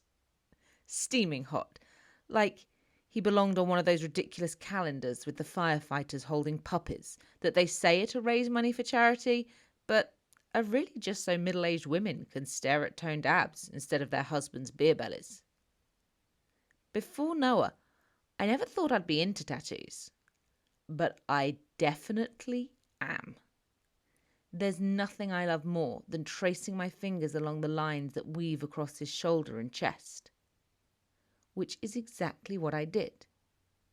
He was still dripping wet, but I couldn't help myself. He was just so damn hot. This is much better, I said, drawing him into a kiss and pressing my body against his. He murmured. I took him by the hand and led him to the bed, where he sat on the edge in a perfect position for me to straddle him. Writing this, I have no idea how I managed to keep myself under control when all I wanted to do was rip the towel off him. But he pushed a strand of hair behind my ear, and in that instant, everything went from hot and steamy to unbelievably tender. That's the only way I can describe it. Our eyes met, and we didn't need to say anything. I could feel and hear everything I needed to know in his heartbeat. I've no idea what I've done to be worthy of having someone as amazing as you in my life, he said, and my heart surged with a whole heap of emotions I didn't think I'd ever feel. I can think of a few things, I said. No, you are incredible. You deserve everything. You deserve the entire world. I promise I won't ever hurt you. I know. I won't ever hurt you, Rin, because I love you. And just like that, the floodgates opened. I love you so much. I never knew it was possible to feel this way. I love you, I said, kissing him with a new passion. I love you too. God, you're perfect, he said, pushing me back a little so that he could study me from a different angle. This is the point when everything changed, and probably not for the reason you're thinking. He was still combing his fingers through my hair when he opened his mouth and produced what was possibly the largest yawn in the history of man. Yup, yawning is a big passion killer. Resting my hand against his cheek, I tipped my head back and laughed. I think you need a nap, I said. No, he tried. I just need to look at you. But you know what it's like when you start yawning. You just can't stop. And he was so damn cute, his face scrunched up like a hamster. Please, Noah, get some rest. I'm not going anywhere. Promise. Promise. He pouted like a scolded toddler, but finally conceded. Maybe just half an hour then, he said. 2 seconds after his head hit the pillow, he was gone. And now I'm here writing this while watching my sleeping boyfriend, who loves me. I'm going to say that again. He loves me. I honestly don't know when I've ever felt like this before. Nothing is going to wreck this mood. Nothing. Blog post 73. Date, September 29th. Followers, 53,631. Can't you guys give me a break? Seriously, could you not tell how happy I was in the last post? Of course I didn't tell him about Finn right then. Responding to his first declaration of love with, "Hey, that's great, but you know your brother who loved me too? Guess what? I'm going to be seeing him every day," didn't seem like an appropriate thing to do. That doesn't mean I'm not going to tell him. I'm well aware I have to. But I'll wait until he's had a sleep for a start. Besides, I'm going to talk to Glen about it first. I don't know why, it just feels like something he and I should discuss. The way keeping secrets has utterly screwed up our family. I don't want him to think Noah is more in the loop than he is. So when Glen's back from his lectures, I'll tell him, and then I'll tell Noah. It'll all be sorted by tomorrow. Trust me. Blog post 74. Date, September 29th. Followers, 57,710. Okay, so things aren't quite as sorted as I hoped they'd be. But in my defence, it was not my fault at all. It was Glen's. And I'm not joking. It may have been the first time I've ever said that in 5 years or more. But it was most definitely his fault. And I am still mad at him. As you know, he was at his lectures, and I'd assumed he'd be back around 5. He's put his timetable on the fridge door, so I don't have to worry about where he is.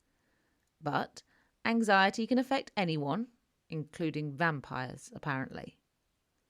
By 6:30, there was still no sign of him. He should be back by now, I said to Noah, straining to hear if Glen was approaching. I wanted to open the curtain and look out into the street, but it's been the first really sunny day we've had in a week, and because I've been indoors all day, I didn't have any sunscreen on. Perhaps you went for a drink with people from his course, Noah replied, quite reasonably. He did that before, didn't he? He wouldn't do that without telling me.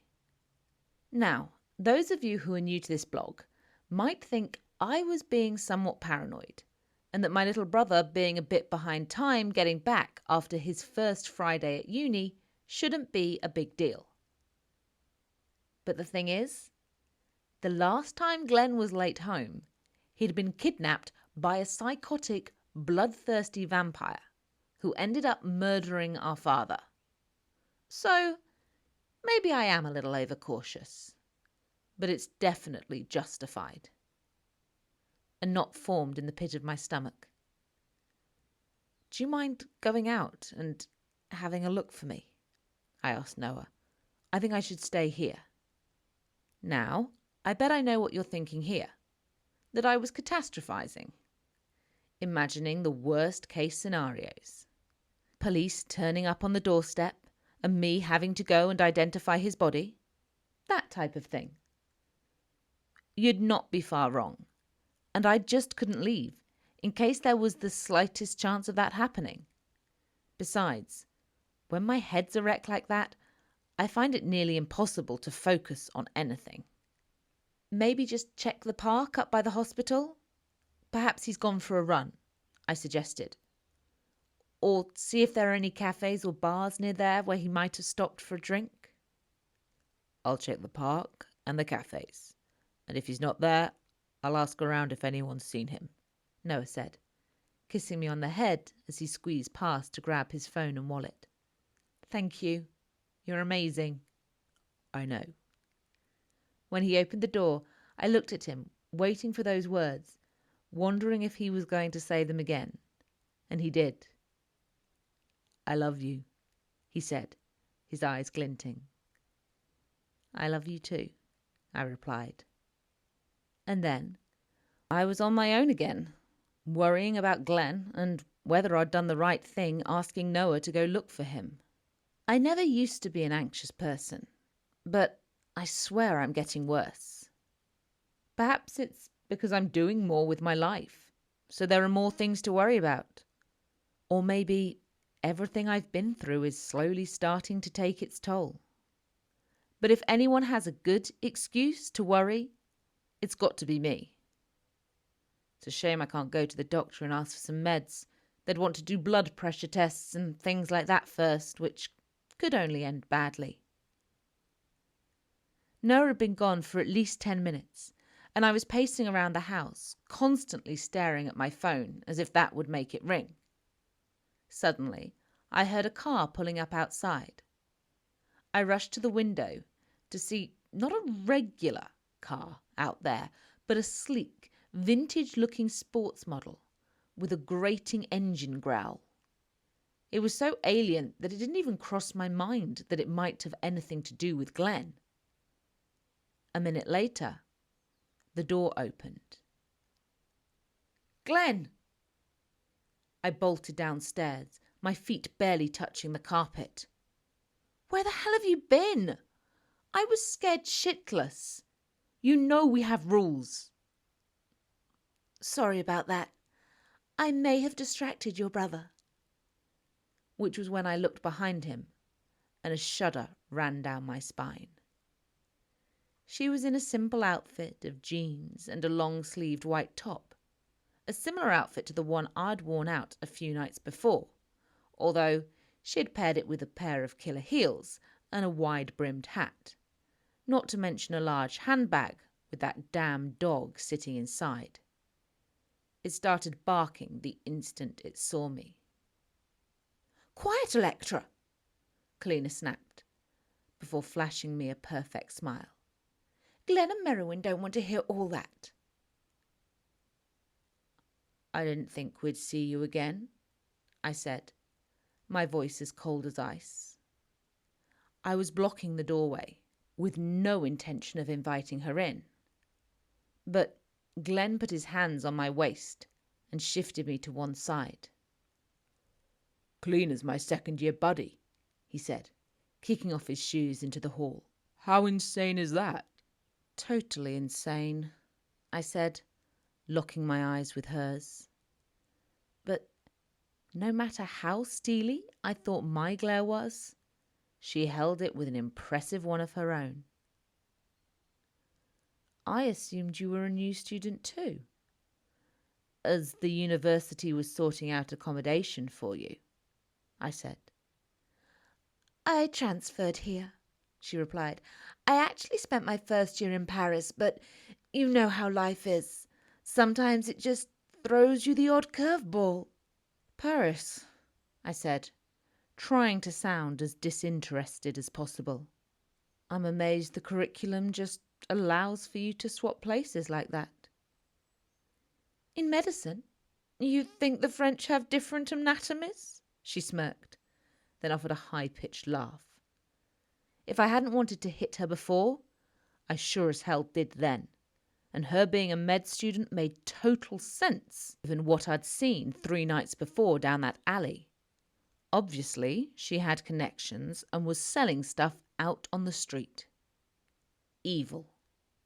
Pure evil. As is habit with me, while we talked, I was trying to read as many signals for her as I could. But it was difficult. Her crazy-looking dog would not stop barking at me, and it had an even crazier heartbeat that must have been going at over 200 per minute. She'd also left her car running noisily, polluting the atmosphere more with every passing second. What with that and the strong pong of her perfume, the much she held so close to her chest, her own natural smell was masked. All in all, I couldn't get enough to tell if she was lying or not. "Well," she said, throwing me a perfect smile that made me want to vomit, "I should be going. People to see, essays to write. Catch you next week, Glenny?"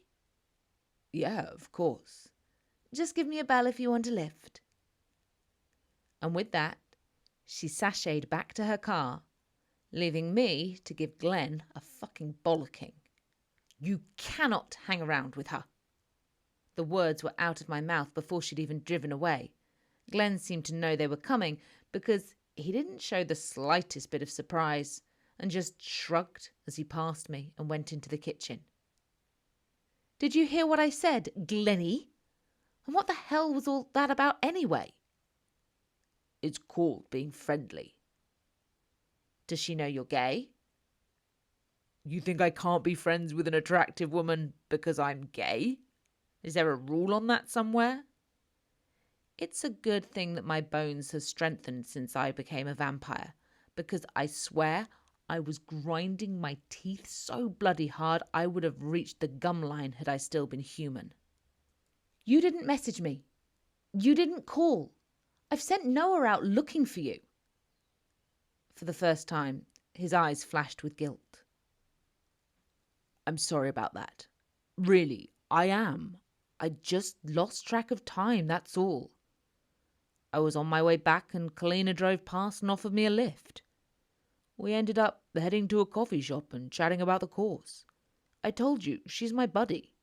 She's who the university assigned to be the person in the second year I go to if I have any problems." "And you don't think that's a bit suspicious?" "Why?" "Because it just is. She turned up at our house knowing all about photosensitivity. And now she's your buddy?" "Her cousin's problem is the reason she's studying medicine," he replied. "She's a nice person, Rin. She was so apologetic about the whole house mix-up thing. Honestly, she said they rang her almost as soon as she'd left here. But she didn't want to disturb us again. And she's given me back the money for the hotel." At this point, I huffed, unable to offer a suitable reply. "I don't know what you've got to be in your bonnet about here. Kalina is great. Really great. She's the one who organised the social on Tuesday night. I'm lucky to be budded with her. She's already handed me loads of her notes from last year. Besides, this is what we're meant to be doing, isn't it? Making friends?" He seemed so happy. And the last thing I wanted to do was burst his bubble, but the pin was already poised. Seemed a waste not to use it. Besides, it would hurt less in the long run. Like ripping off a plaster really quickly. "She's a drug dealer," I said, and waited for the shock to hit him, and for Glen to realise that I, his big sister, was actually saving him from making a terrible mistake. But instead, he started laughing so hard that he ended up clutching his stomach. "You're joking," he said, managing to get his breathing back under control. "Have you seen the size of her? She's barely 5 feet tall." "So you're saying that short people can't be drug dealers? Sizist, are we?" He rolled his eyes. "I'm not making this up, Glen. I saw her at it in an alley just before I bumped into you that night. It was definitely her." "Look, I don't know what's wrong with you, Rin," Glen said, suddenly serious. "I really don't. But You're wrong. Kalina was still on the dance floor when I left to go outside for some fresh air. I was getting melancholy thinking about Joe, and you may not believe this, but I actually find it damn tough being out, pretending to be normal. She offered to come with me, but I told her I needed some time alone. So, unless you can explain how she had time to get downstairs from the 3rd floor of a club and out through some back exit to start selling drugs, and all before I bumped into you, then you need to let this go. I didn't bother replying. He was obviously going to defend Kalina to the hilt, despite only just meeting her. But I know what you're thinking, because how the hell could you not see it as well? To anyone with half a brain cell who knows the way the world really works, it's glaringly obvious. Kalina is a fucking vampire. Blog post 75. Date September 29th. Followers 57,904. Wow. I don't think I've ever seen such a split in the comments before. Normally you guys are all about the worst possible scenarios. But now half of you are convinced I'm paranoid and that she can't possibly be a vampire.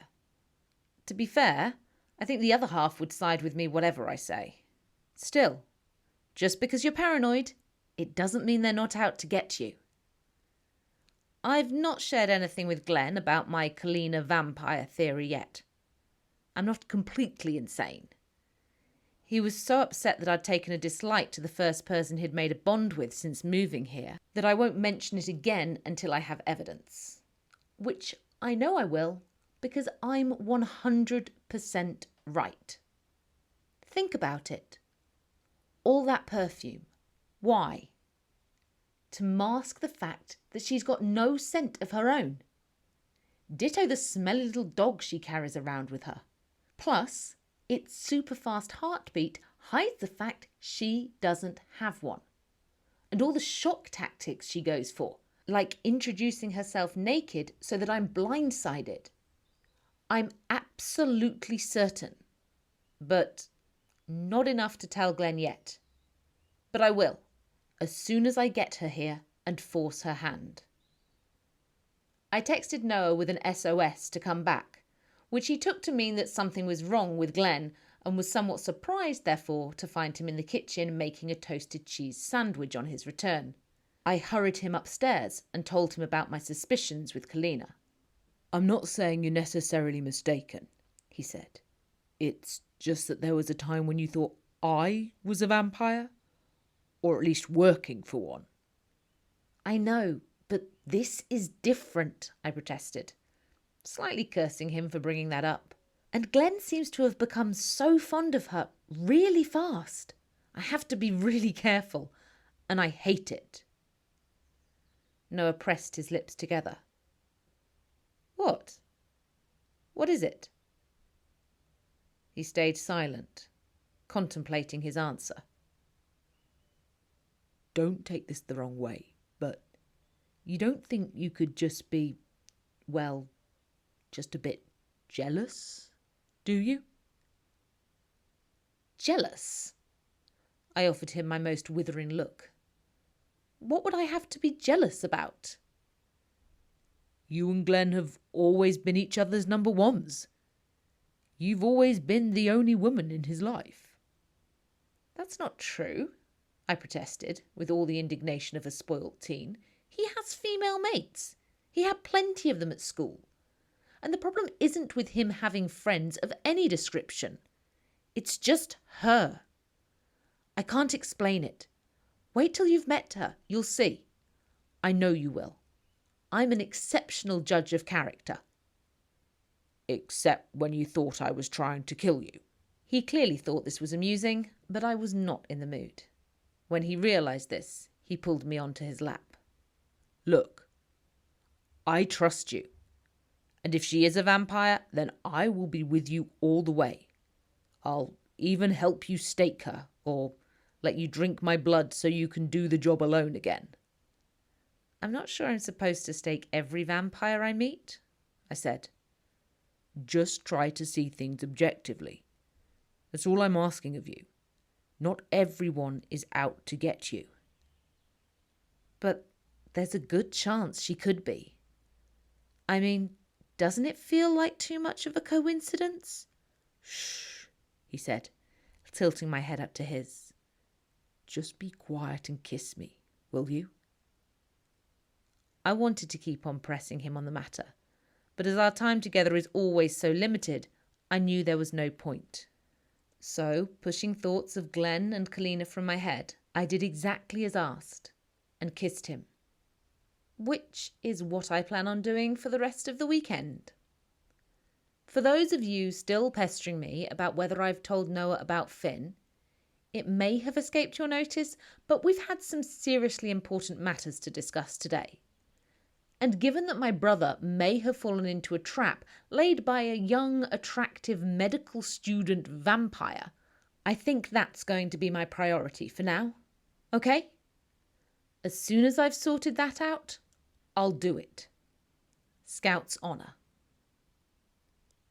Blog post 76.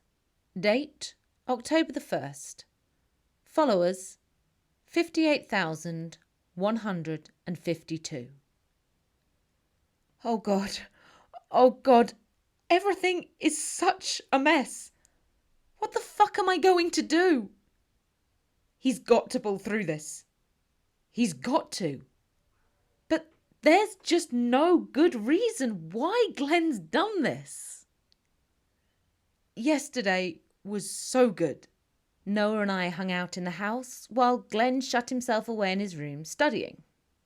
It probably doesn't sound that exciting to you, but it was so chilled and exactly what I needed.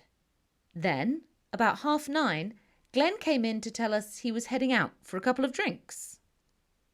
"Isn't it a bit late?"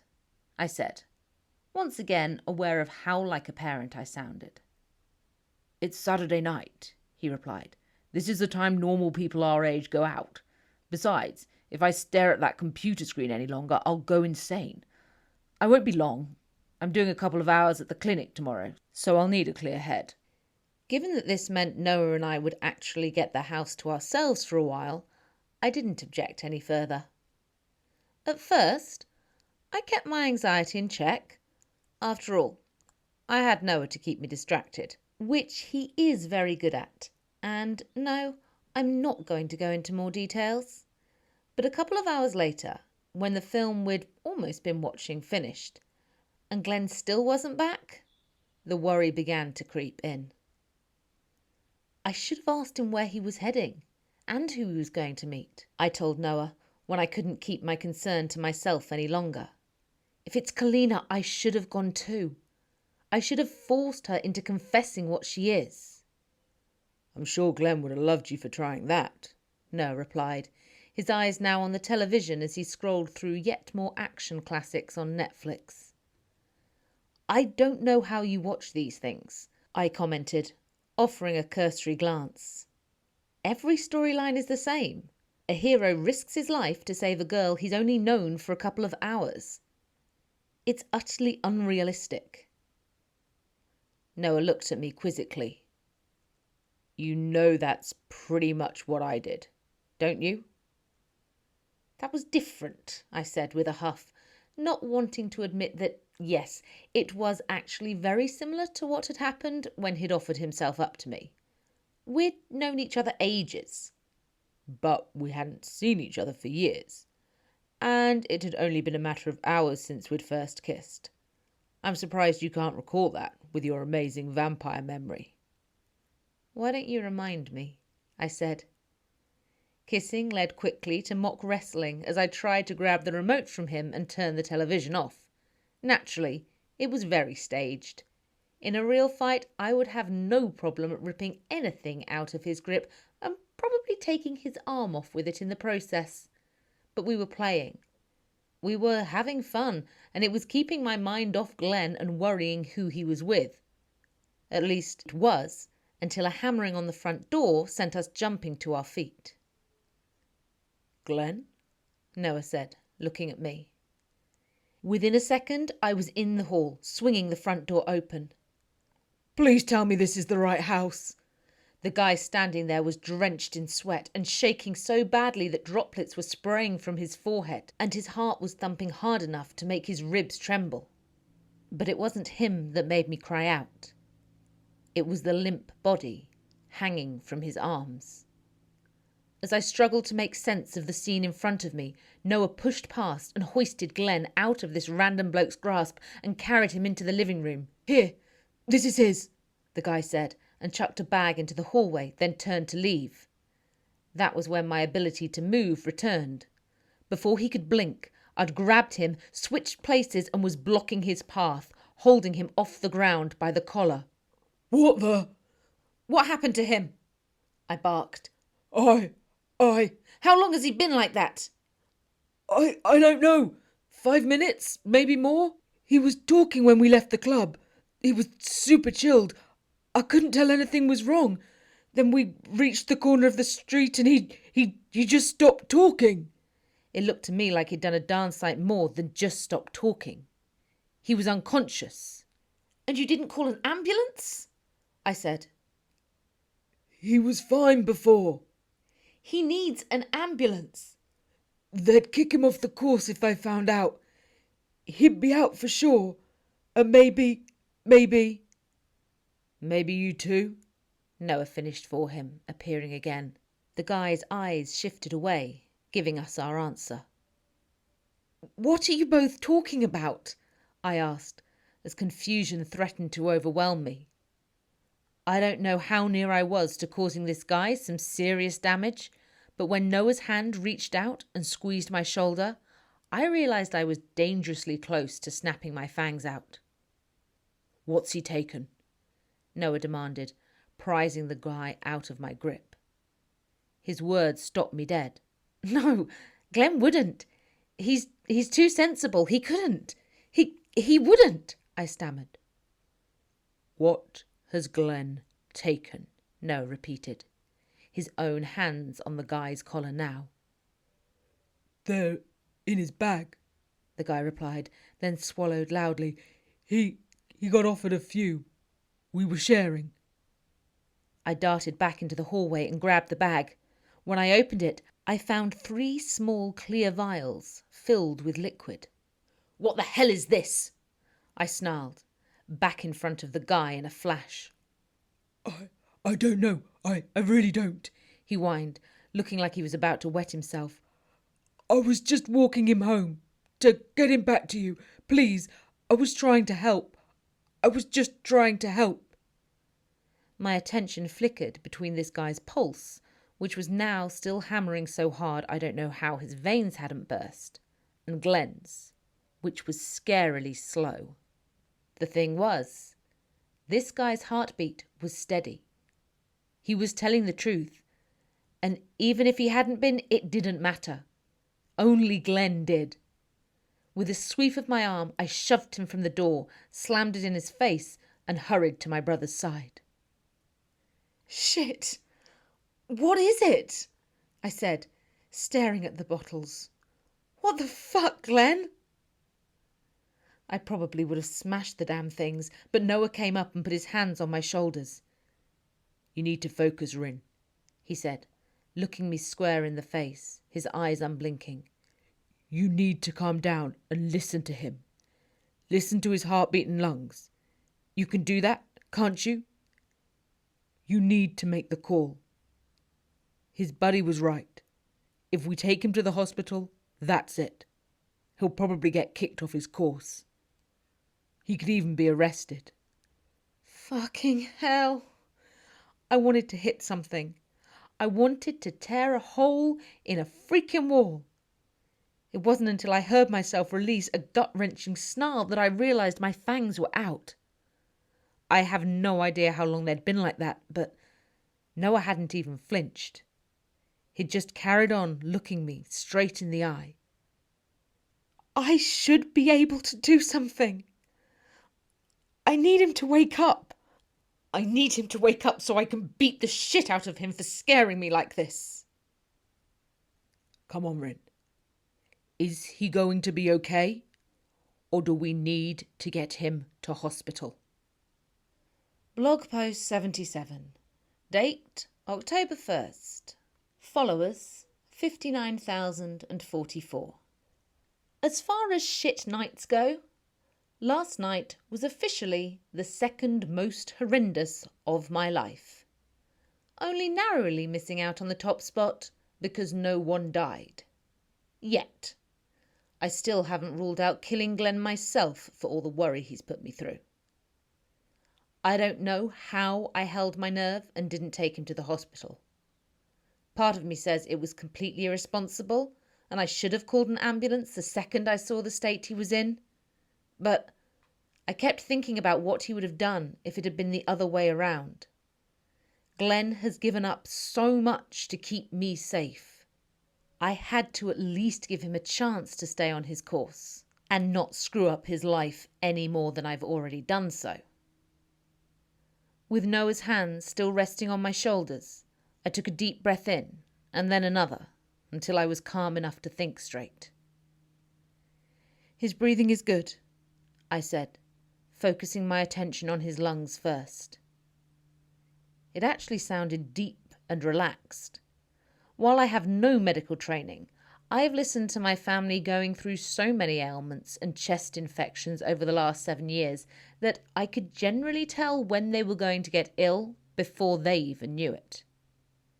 What about his heartbeat?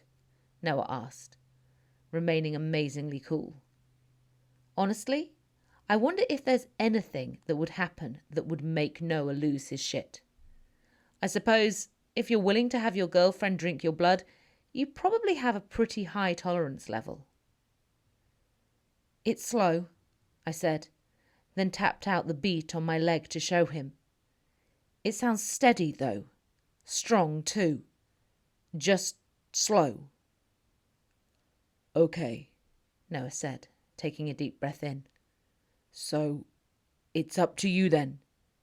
His breathing steady, his heartbeat strong. He's just unconscious. Which could easily happen from drinking too much. I didn't take too kindly to that comment. This is not the same as Afresher getting drunk. This is my baby brother doing drugs. I know. Noah placed his hand on my arm and squeezed it gently. We'll get to the root of it. But right now, you need to decide what you want to do. Last night was the only time recently that I've wished my mother was still in my life. Any medical decisions, human or vampire, were always made by her. Never had that responsibility fallen on me. She would know if I was doing the right thing and if Glen was going to be okay if I left him. But in that moment, I was all on my own. As if reading my mind, Noah squeezed my arm a little tighter. It doesn't matter what she would do. You are not her. You are 1,000 times better, and this is your decision. Bitterness edged his voice, but I can't blame him. He was right. My mother wasn't worth my consideration. We'll give him 30 minutes, I said. Half an hour. If he's not awake by then, I'm taking him in. I'll go fast. It will be quicker than calling an ambulance. Noah nodded. Okay. We wait for 30 minutes, he repeated. Talk about time standing still. Each second ground by. My eyes constantly moved from my watch to my phone to the clock on the wall, none of which seemed to be changing. As it happens, only 7 minutes had passed between my decision and the first sounds coming from Glen's lips. Rin! Noah yelled and jumped up, like I hadn't already heard the loud growl emanating from the depths of Glen's throat. I'm here, Glen. I'm here, I said, stroking the back of his hand. Little by little, more movements and sounds followed. He coughed. His eyes fluttered before opening slightly and squinting against the glare of the overhead light. "Rin," he said eventually. "Rin." And you can judge me right now if you want to, but I don't care. Maybe some sisters would have gone for the loving hug approach. Maybe they would have fallen onto their baby brother's chest and cried tears of relief. But less than a heartbeat after hearing my name on his pale lips, I flicked out my fangs and lowered my head to an inch above his face. "Explain yourself. Now." Blog post 78. Date, October the 1st. Followers, 59,149. Sorry about the break in narrative there. Glen got up. We said we'd talk properly at breakfast. He was awake for less than 20 minutes last night before he dragged himself up to bed, leaving me to spend the night worrying and constantly listening in to make sure he was still breathing. I wanted answers as quickly as possible. It's fair to say it didn't take long for me to forget how worried I'd been. In fact, the second I saw him, I was just as furious as before. "How do you feel?" I said, standing over him as he sipped a glass of orange juice. "I feel fine," he replied, clicking his neck from side to side as if he'd just been for a run. "I feel completely fine." Silence followed.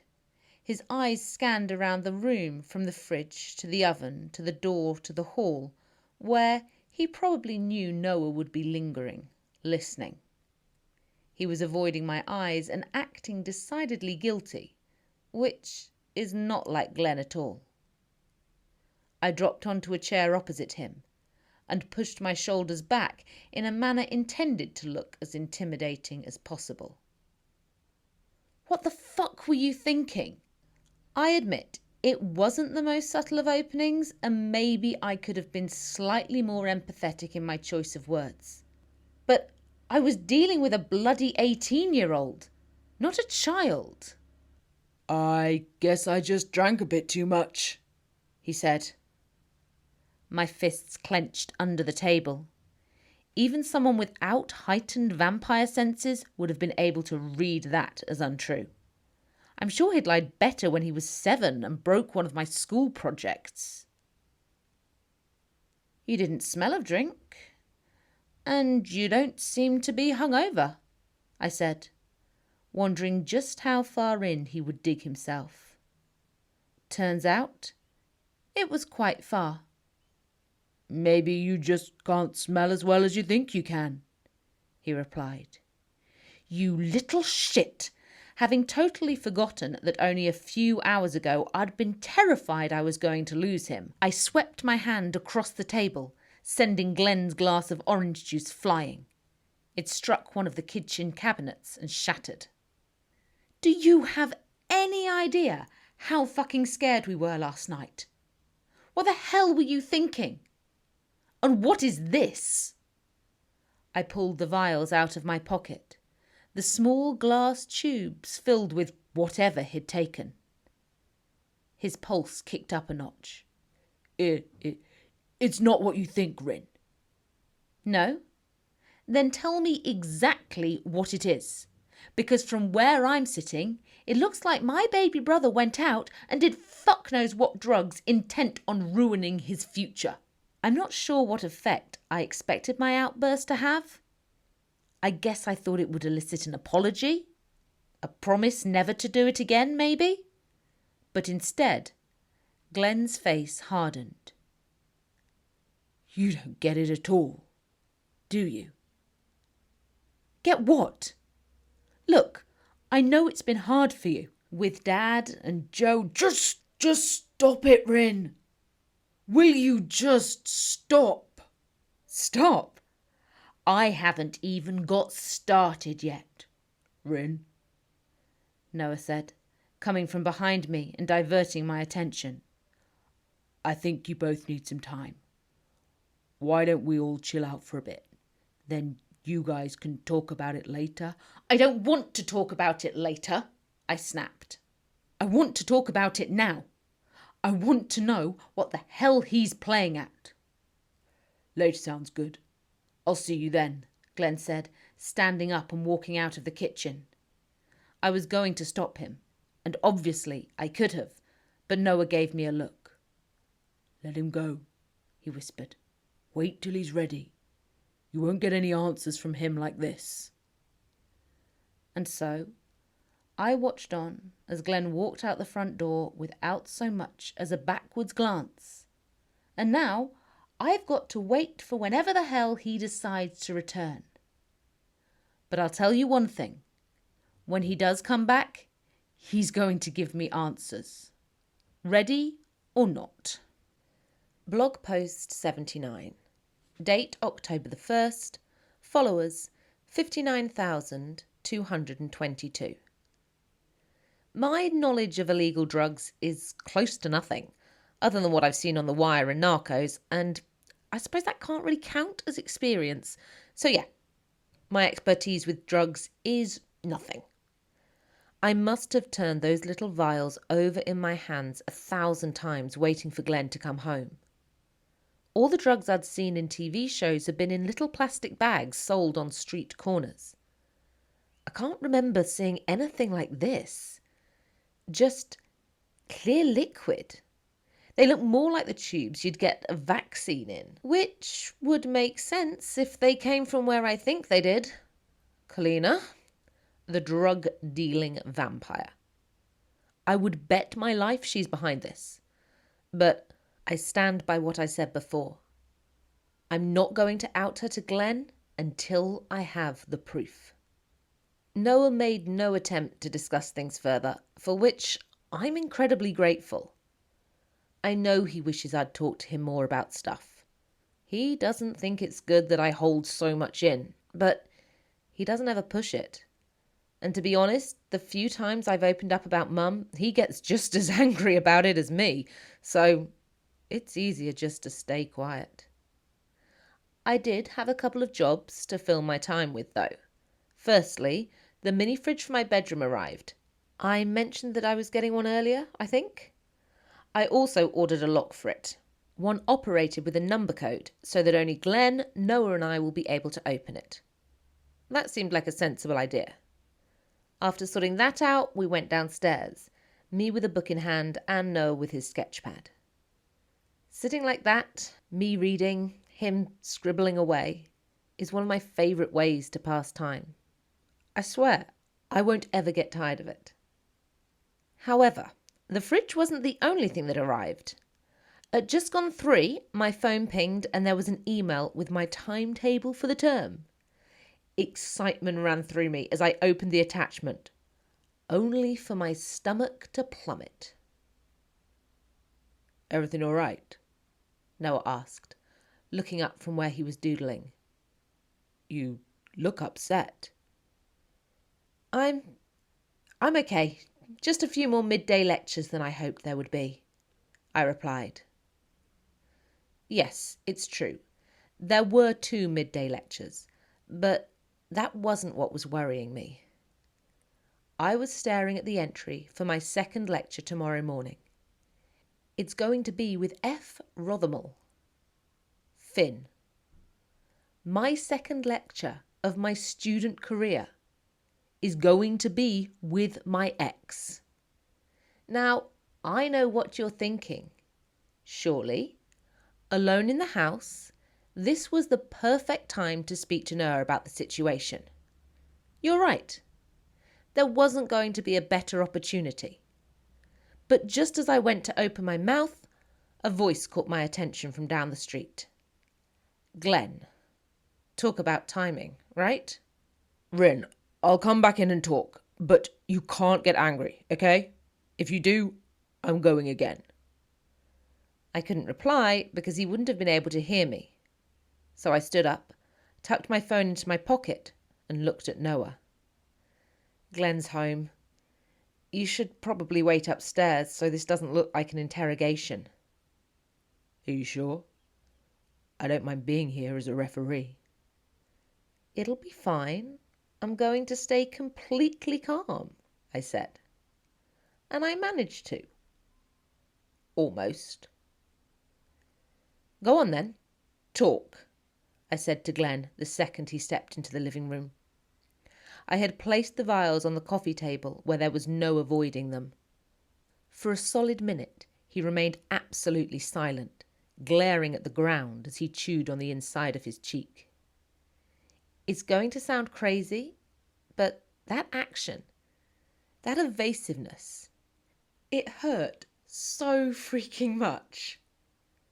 Almost more than him taking the drugs. I thought we could tell each other anything, I said, unable to hide the tremor in my voice. I thought that was the deal. After everything we've been through, I don't understand. It's not that simple, Rin. Yes, it is. I ask a question, you answer it. That's all there is to it. So, let's try this first one. What is this? Glen took a deep breath in. It's called V. V? It's been around for about 5 years. Mainly underground at first, but it's become a lot more popular over the last year or so. Not so popular that I knew about it, but that was hardly a surprise. What does it do? I continued. It relaxes you. That's it. It just relaxes you. It takes the edge off things. It's completely safe. Look at me. I'm fine. I'm completely okay. I feel great, in fact. I shook my head. We thought you were going to die last night. I was at the point of rushing you to hospital. What the hell were you thinking, taking something like this? It's no worse than alcohol. It's an illegal drug, Glen. You do realise you could have got yourself kicked out of uni. You have to be aware of that, surely. Your friend who dropped you off was terrified that was going to happen. And that's when I saw it. Under all this evasiveness, there was something else. Something that was hurting so much. Something I knew had been there for a long time, but I'd refused to accept it. Glen, I said, softening my voice. Is that what you actually want? To get kicked out? He continued staring at his feet, and only then did I see his eyes were shining with tears. I don't know, Rin.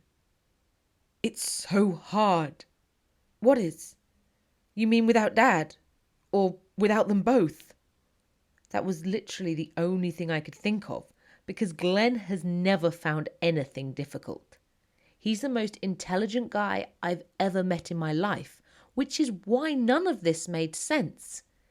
Yet tears were running down his cheeks. The lectures, Rin.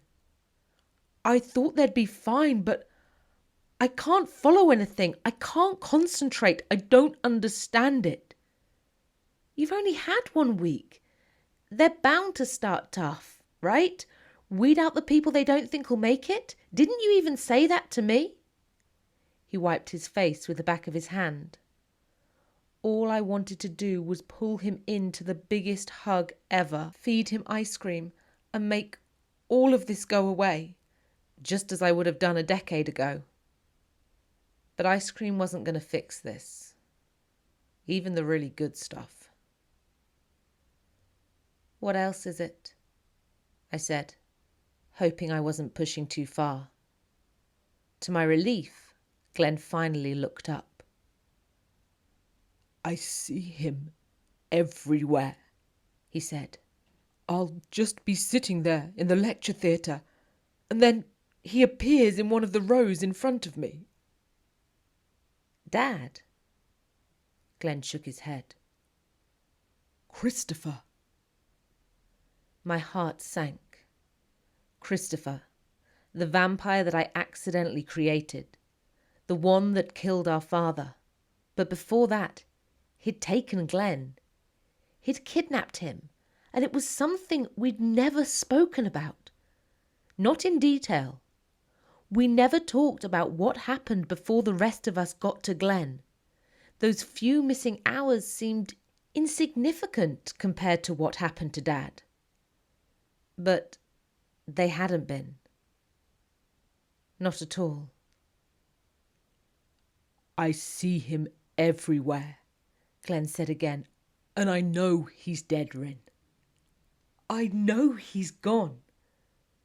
But every time I start to relax, I see him out of the corner of my eye. And when I go to sleep, I... You see him snapping Dad's neck. He stared at me. You too, every night. I hear it too, over and over again. You haven't said anything. Neither have you. We fell silent, the anger gone. Does Noah know? Glen asked eventually. About the nightmares? Yeah, he's been there. He knows. He thinks I should talk to someone about it, but I don't know how I could explain all the things I need help with. At this, Glen let out a gruff laugh, much the same as I did when Noah first suggested that I find a therapist. Yeah, my thoughts exactly. Like people wouldn't just lock us up. I smiled back at him, if somewhat sadly. We could talk to each other about it, though. Maybe that would help. He thought about it for a moment. I think that would be good, he said finally. I was tempted to get up and hug him, to squeeze away the moment and pretend that it was all in the past. But there was still the issue of the vials. What about these? I said. Glen looked at them. I guess I should get rid of them, he replied, although he looked at them as if he really didn't want to. It's a shame, though. Today's the best I've felt in months, probably because it was the first decent sleep I've had. My heart throbbed with his pain. That's a slippery slope, Glen. A seriously slippery slope. I know. He shook his head and smiled. It was forced, though, and the sadness behind his eyes made it all the more painful to see. Do what you want with them, he said. I trust you. Blog post 80. Date, October the 1st. Followers, 59,721. So, Glen is asleep, and if I'm honest, I don't know how I'm feeling about it all.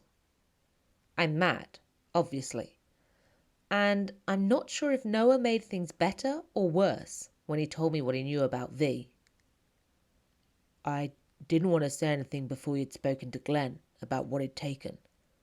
But I thought it might be that V stuff. I've tried it myself. What? What the hell do you mean? Exactly that. He paused, chewing on his lower lip in a way I don't think I've ever seen him do before. Let's just say I'm not exactly proud of my past. There was a time at art college when it was rough at home with Mum and then losing Gran. I tried a couple of things to lower my stress levels, like Glen did. This floored me, mainly because it made me realise how much I don't know about him. I mean, isn't that something you would have mentioned before? We're 4 months into this relationship, which hardly makes it casual. I forced myself to take a deep breath in before I spoke. So, what happened? What do you mean? Well, how long did you take it for? Noah shook his head. It wasn't like that. I can't have used it more than 3 times. It chilled me out. Quite a lot, actually, from what I remember. But then I realised my art kind of thrives on me being stressed, so I ditched it. I know some guys who did it all through college, though, especially during exam time, and they were fine. That's what I wanted you to know. They kept taking it, and they were fine. I didn't know how to reply to this revelation. Look. Noah gripped my waist and pulled me towards him, reading the skepticism on my face. It really wasn't a big deal. I only told you so you can cut Glen some slack. He's a good kid, and however chilled he's pretending to be, last night probably scared the crap out of him. He won't go near that stuff again. Trust me. Okay? My head was still spinning with this version of Noah I'd been unaware of, but at the same time, it was weirdly like a final boundary had been broken between us. After all, if I really do care for him the way I think I do, I need to love the good and the bad, don't I? And he knows so much about my demons, while I've known so little about his. There was something special in how he'd trusted me enough to tell me. In that moment, I believe we became even closer than we'd been before. Are we okay? He asked me. Of course. We're always okay. For an hour or so, we laid curled up on the sofa together, barely speaking. Then, about 8 o'clock, he stretched out, which I knew was a signal he needed to get going. I'll visit again as soon as I can, he promised, kissing me at the door. And I'll try to get some work closer. I don't like being away from you so much. I don't either, I said. After Noah left, Glen ordered takeaway, which he devoured like he hadn't eaten for days, then sat reading through his lecture notes, annotating them. When he came in to say goodnight, he mentioned that he was feeling a lot better, which is great. I've locked the vials of V away in my fridge, to be on the safe side. I haven't told Glen the code, by the way.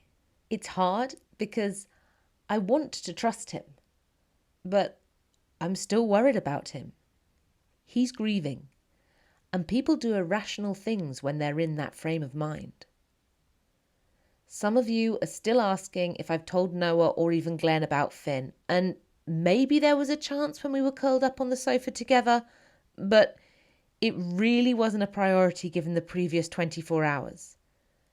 And it still isn't. Glen is the most important thing in all this now, and I can't draw even more drama into his life. Noah and I are good, and having Finn on the scene won't change that. This weekend has shown me once again that Noah is the person I need in my life. He's my rock, the one who keeps me feeling rational, human even. And the reappearance of some former teenage crush won't affect that. But I will tell him because he deserves to know where his brother is. And he deserves my honesty. So I'll do it the next time he's here. I promise. Blog post 81. Date October the 2nd. Followers 60,003. Okay, I've got a lot to tell you, and please don't judge me. I think I might have got myself into a bit of a situation here. Shit. This is so damn stupid. I don't even know how it happened. I really don't. But let's start at the beginning of the day, because some of you have actually asked normal questions like, how did your first morning lectures go? And I want to tell you about that. It's strange. You often see lecture theatres in films, don't you?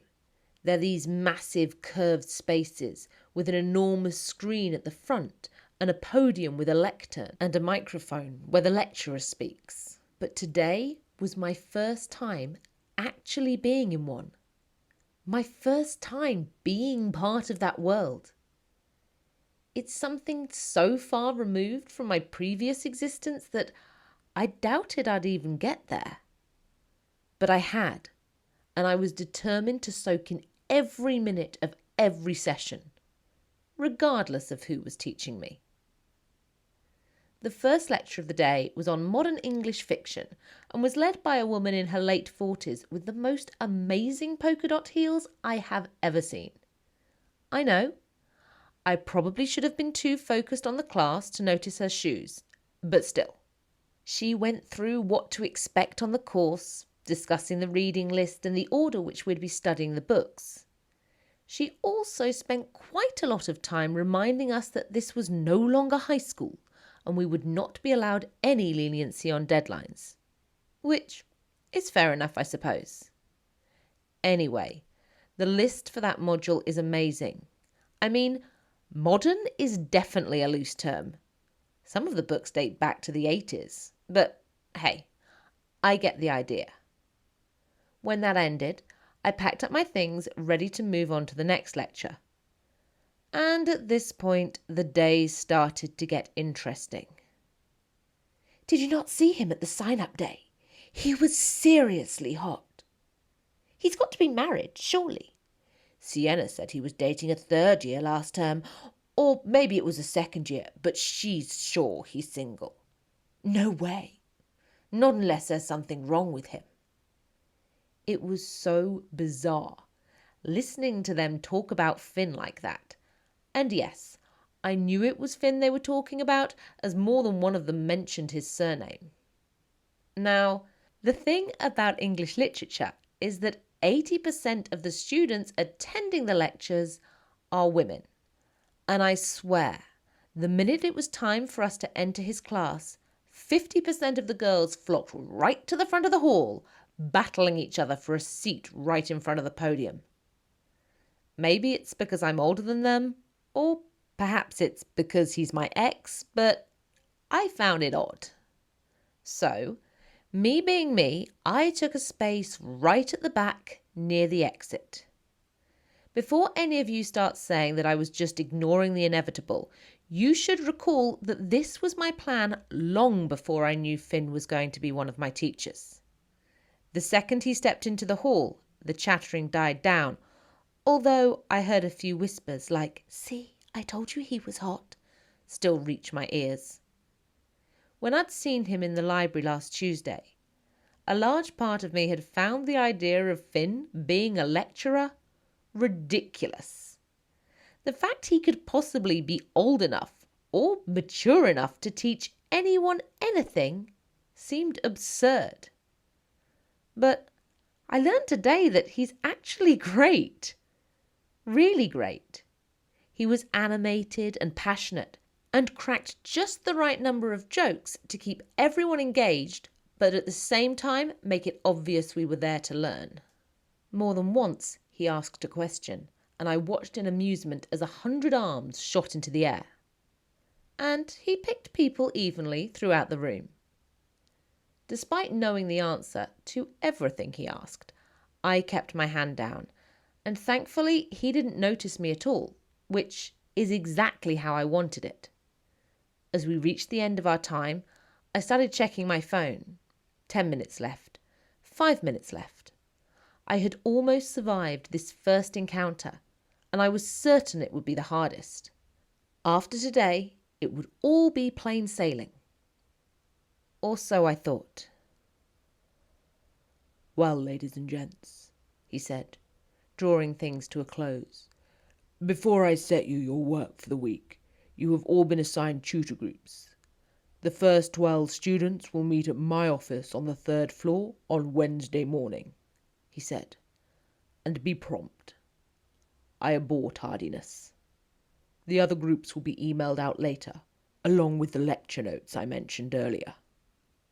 Of course, I knew there were going to be these groups. I'd seen the sessions on my timetable after all, but I hadn't considered who would be leading them. I hadn't even contemplated Finn as a possibility. A wave of nausea flooded through me as he reeled off the names. Silence descended, as everyone waited to hear if they were called. With every name, my tension mounted.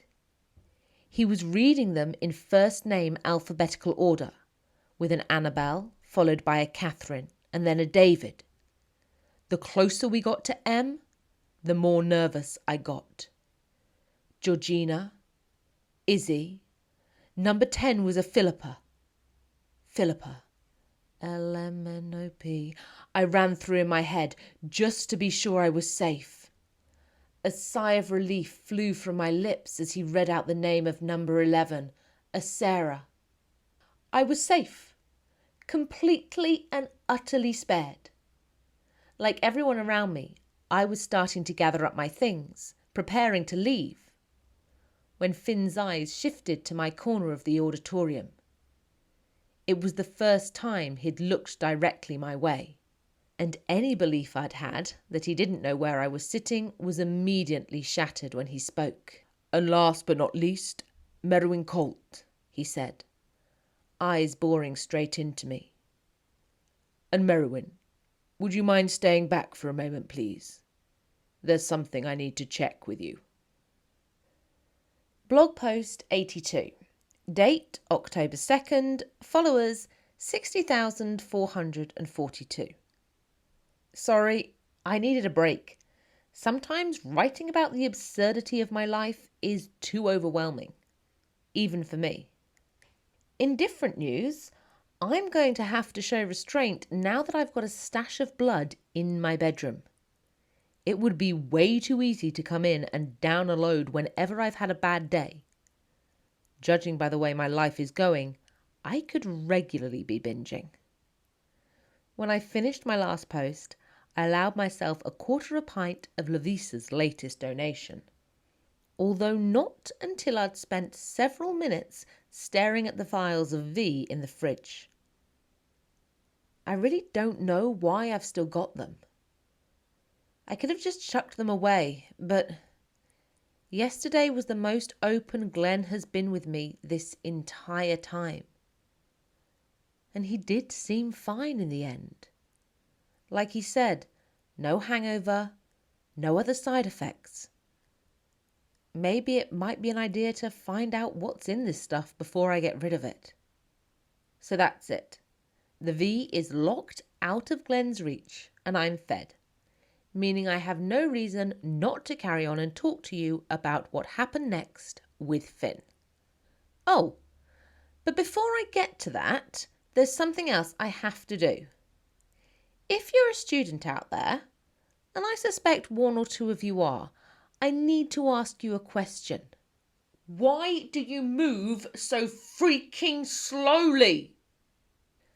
I don't mean vampire slowly.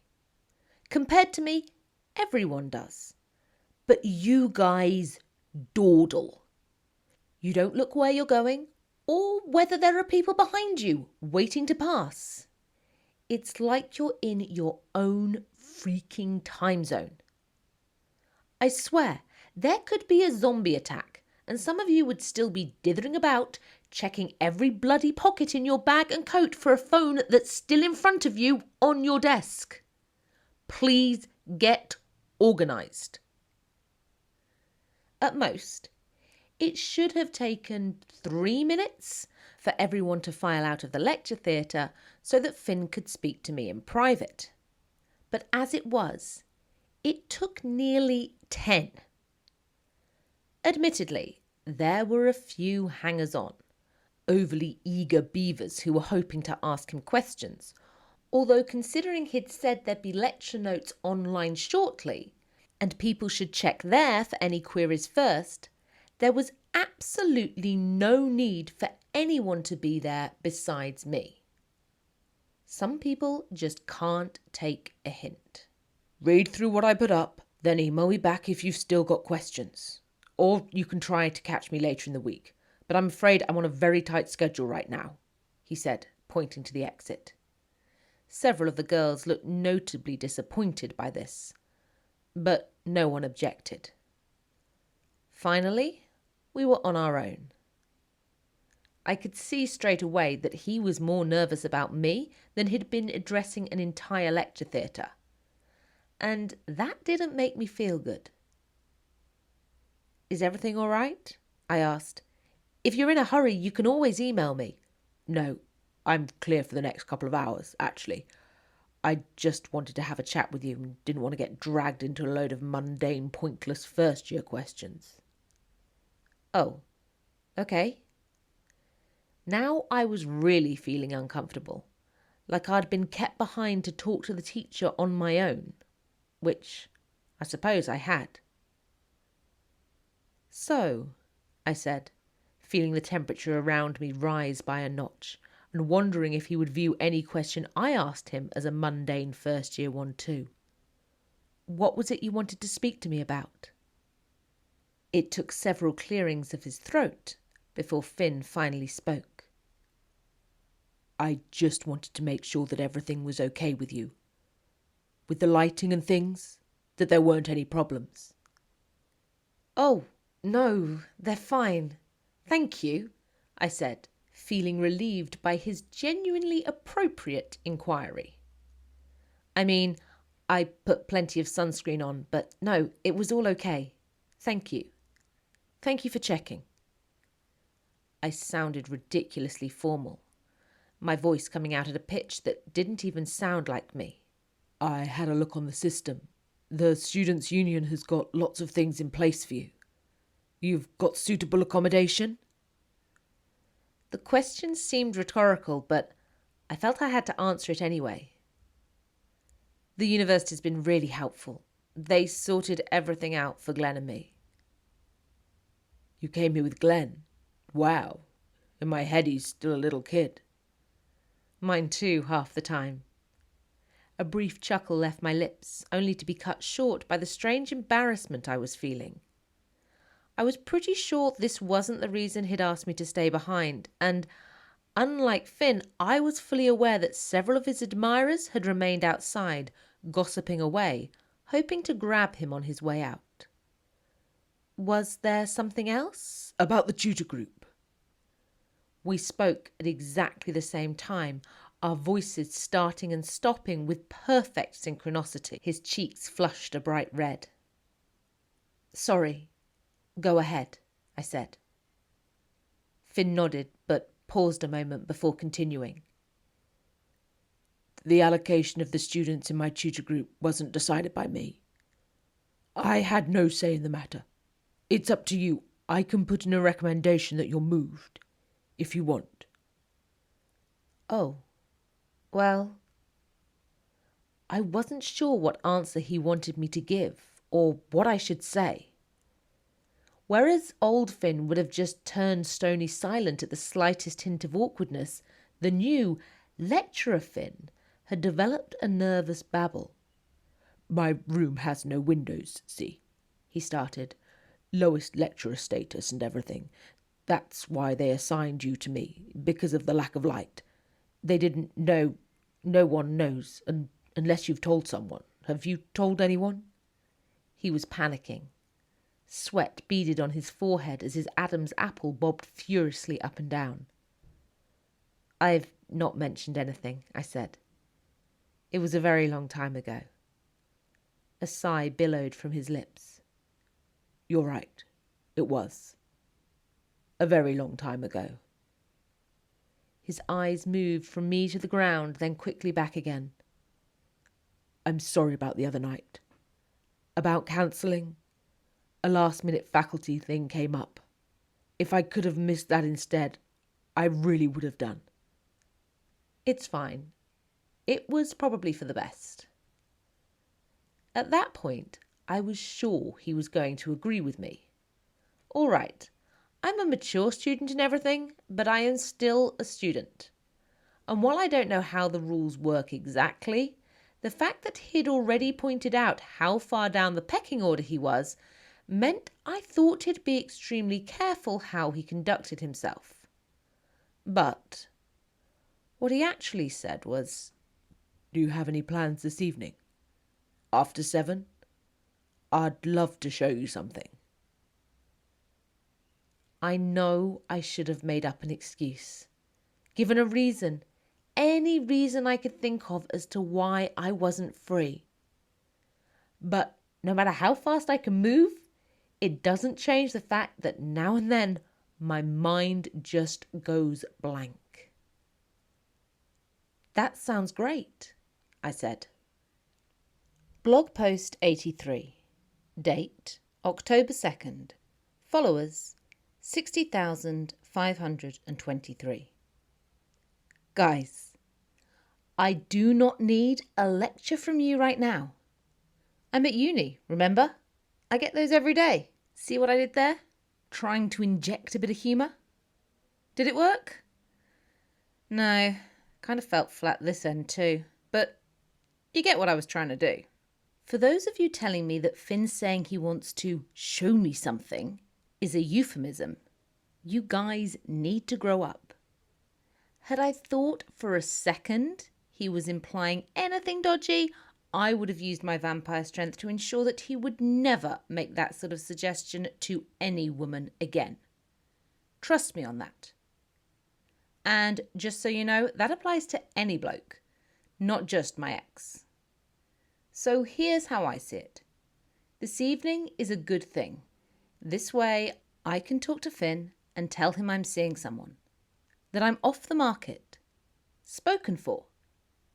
Then again, that could be completely jumping to conclusions. It could be that he just wants to show me a secret library that only lecturers have access to. I'll admit, that does look a bit odd now that I've written it, but it would be super cool, right? Anyway, whatever it is, it doesn't matter. This is a purely platonic meeting. By the time the evening's over, I will have told him I have a boyfriend. But, all right, I am stuck now. What I want to know is, do you think I should tell him it's Noah I'm dating?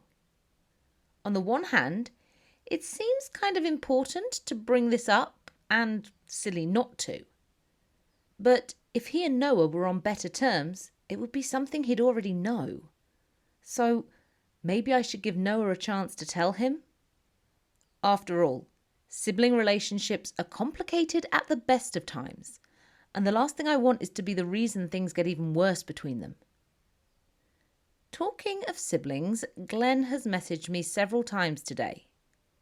He's apologised for the weekend, which I don't think he actually did before. He also asked how my lectures were going and said that he'd be home around 7.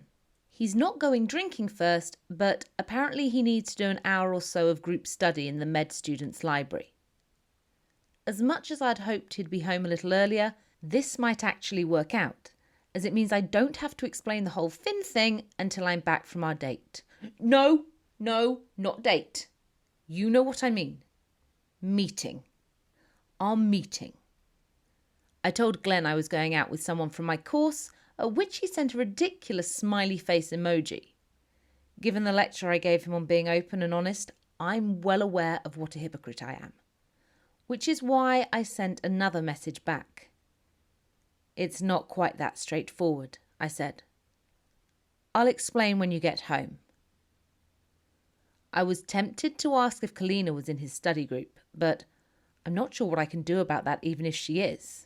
I mean, I didn't mention it, but I'm 99% sure she's the one who gave him that V, which means she's a terrible influence, right? But surely he realises that himself now.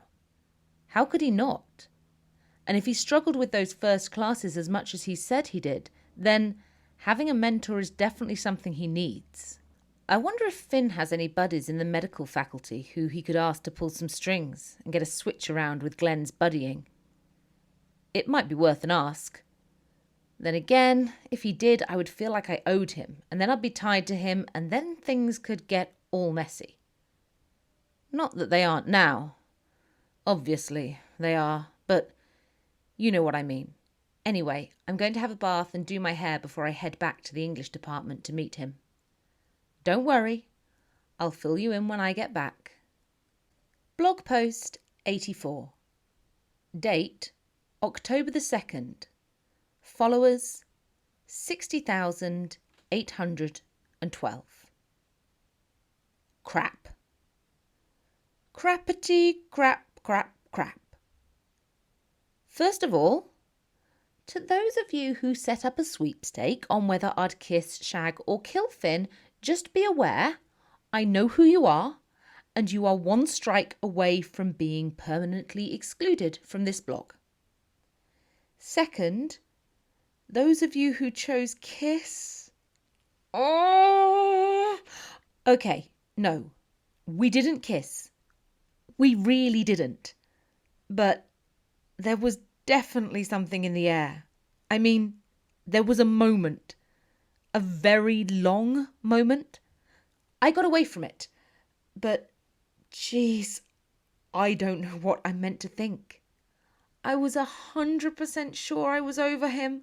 And it's not like I want to be with anyone other than Noah. Crap. I just need to tell you what happened. I'm wondering if it's possible that being a vampire has also given me psychic powers, because you'll never guess where he took me. Or maybe you will now. The university's private library. Seriously, not the one that the average student like me can go to with its high ceilings and rows of white shelves. No, this one was in a freaking cellar. It was like something out of a Carlos Ruiz Zafón novel. And I love his novels.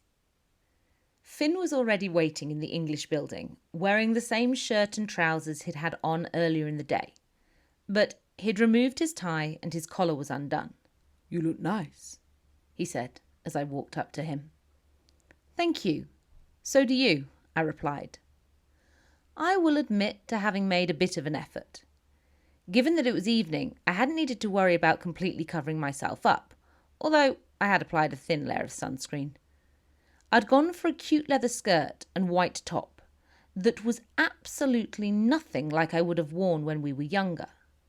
But I felt good in it. An awkward silence followed. Then Finn leant forward and kissed me on both cheeks. If I'd thought the silence was bad, it was nothing compared to that. I'm so glad you were free. The first time I saw this place, I instantly thought of you. I can't wait to see your reaction. Sounds intriguing. Doesn't it? We're going this way. He led me away from the main English block and down a tree-lined path. So, Aberclaren, I said, having no idea how to make small talk with him anymore. I know. It's not exactly what I envisaged for myself, but it's my second year here and I'm really enjoying it. That's great, I said, then realising such a brief response was likely to result in another silence, tried another question. Where did you see yourself? I said. I found myself thinking of my first date with Noah. There had been a couple of awkward silences, but mostly it had been filled with laughter. I don't know, Finn replied, his eyes still focused forwards. I'm not much of a planner anymore. Taking one day at a time. Living in the moment. I guess you could say that, though it's not always been the best strategy. Then I recalled what Noah had told me about him being divorced, and I wondered if that was what he was referring to. Obviously, I didn't ask. For a moment, I thought I was going to have to crack some horrendous dad joke just to stop us falling back into silence. But that's when he came to a stop at the entrance to a dark alley. I did say this place was unique, didn't I? He said, catching me staring sceptically into the gloom. You didn't tell me anything at all, I reminded him. True, but you still trust me, don't you? It's weird. People can change a lot in 8 years. I mean, look at me and my family. But it doesn't matter if I trust anyone or not. I'm perfectly capable of ripping out their throats, regardless. Still, I replied with the answer I knew Finn wanted. I think so. Great. Now it's just down here. We walked through a covered archway to where a metal door nestled in the brickwork. It looked like it was out of an entirely different era, with its rusty hinges and patina of lichen, except there was a digital keypad on the wall next to it. Finn tapped in the code, then waited. There was a buzz, and the door swung open. He stepped in and switched on a light, revealing a long staircase heading down. Just go down the first few steps first. I need to disarm the alarm. He held the door open for me, and I slipped past him, already aware of the scent of ink on paper and leather bindings wafting from below. I could sense him grinning behind me. "Is this a library?" I said, with a flutter of excitement. "The university's private collection. There are even some original editions of the household words down here," he said, joining me now the alarm was dealt with. "You're kidding." For those of you that don't know, Household Words was the weekly magazine that serialised Dickens' work in the 1850s. His stories weren't originally written in a book form, but in instalments. I guess you could say it was like a fictional blog of that day. Don't worry, I'm not comparing myself to Dickens, but it is still cool. Anyway, it was, without doubt, one of the most incredible places I've ever been to. "A lot of the specimens are in glass cabinets to control the humidity," Finn explained. "Still, I think you'll agree it's pretty special." Pretty special was an understatement. Deep red bricks formed a low curved archway which led us into a long narrow corridor. "This building was offered to us by a local philanthropist when permission for a university was granted. He had a small personal collection of rare and vintage books which he donated too." I turned in circles, trying to read the faded spines that stood in perfect rows. It may have been a basement, but it was a darn sight less damp than the farmhouse I'd lived in for the previous 7 years. Dehumidifiers and air conditioning vents were dotted around, emitting a low hum while keeping the air as clean as possible. The ceiling and all the visible wall areas were painted off-white, with the rough textured brickwork still visible beneath. "There's a first edition Dracula here, too," Finn said, pointing into one of the cabinets.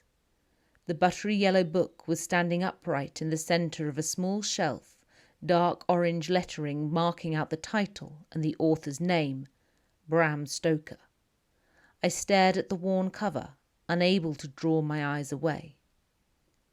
Knowing what I do now, it's impossible not to wonder how much he actually knew about us.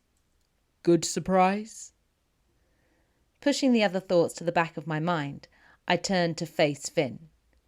Judging by the way his eyes glinted, I must have been wearing a huge smile. "It's amazing," I said.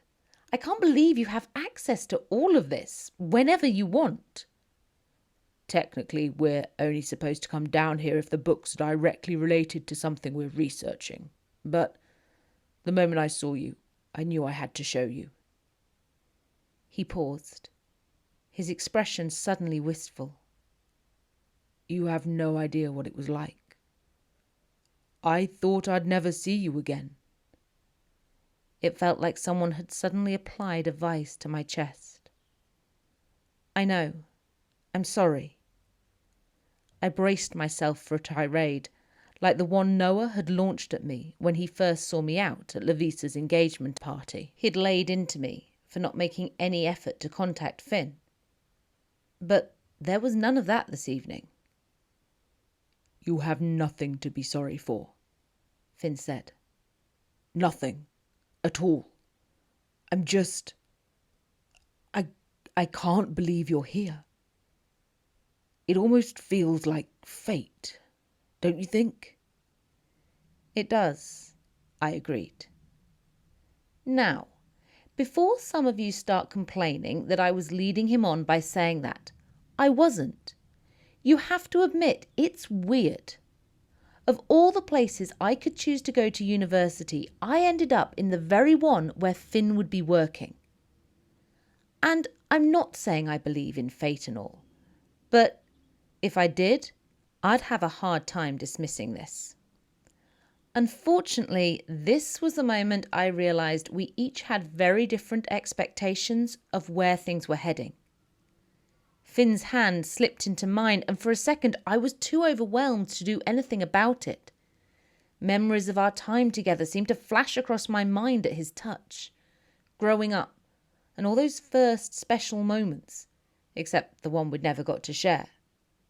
I was so lost in the thoughts that I didn't notice his face was inches from mine. Blog post 85.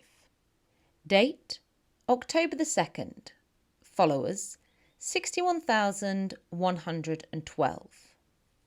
Jesus Christ, you guys! I'm sorry. I actually wanted some rest before tomorrow, but I suppose that's not going to happen. I wasn't trying to be evasive. I just realised how late it was getting and thought it was a good place to end the post. Judging from the angry messages pinging on my phone, I guess I was wrong. Okay, I'll finish telling you what happened. But if you're hoping for loads of juicy details, you're going to be sadly disappointed. You've heard of muscle memory, haven't you? It's when you do an action so many times, it becomes automatic. That's what it felt like holding Finn's hands. Until I saw his lips coming towards me. No! I yelled, in a far too dramatic way, my hand coming up between us with such speed that Finn lurched backwards. I'm sorry, I stuttered. I'm sorry. No, I shouldn't have. Shit, I'm seeing someone. I spat out. Oh, okay, he said. And the way his face fell made my heart hurt. Of course you are.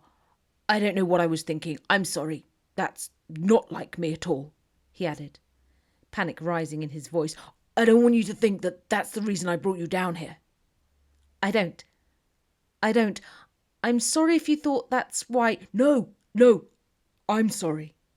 God, all the apologising was horrendous.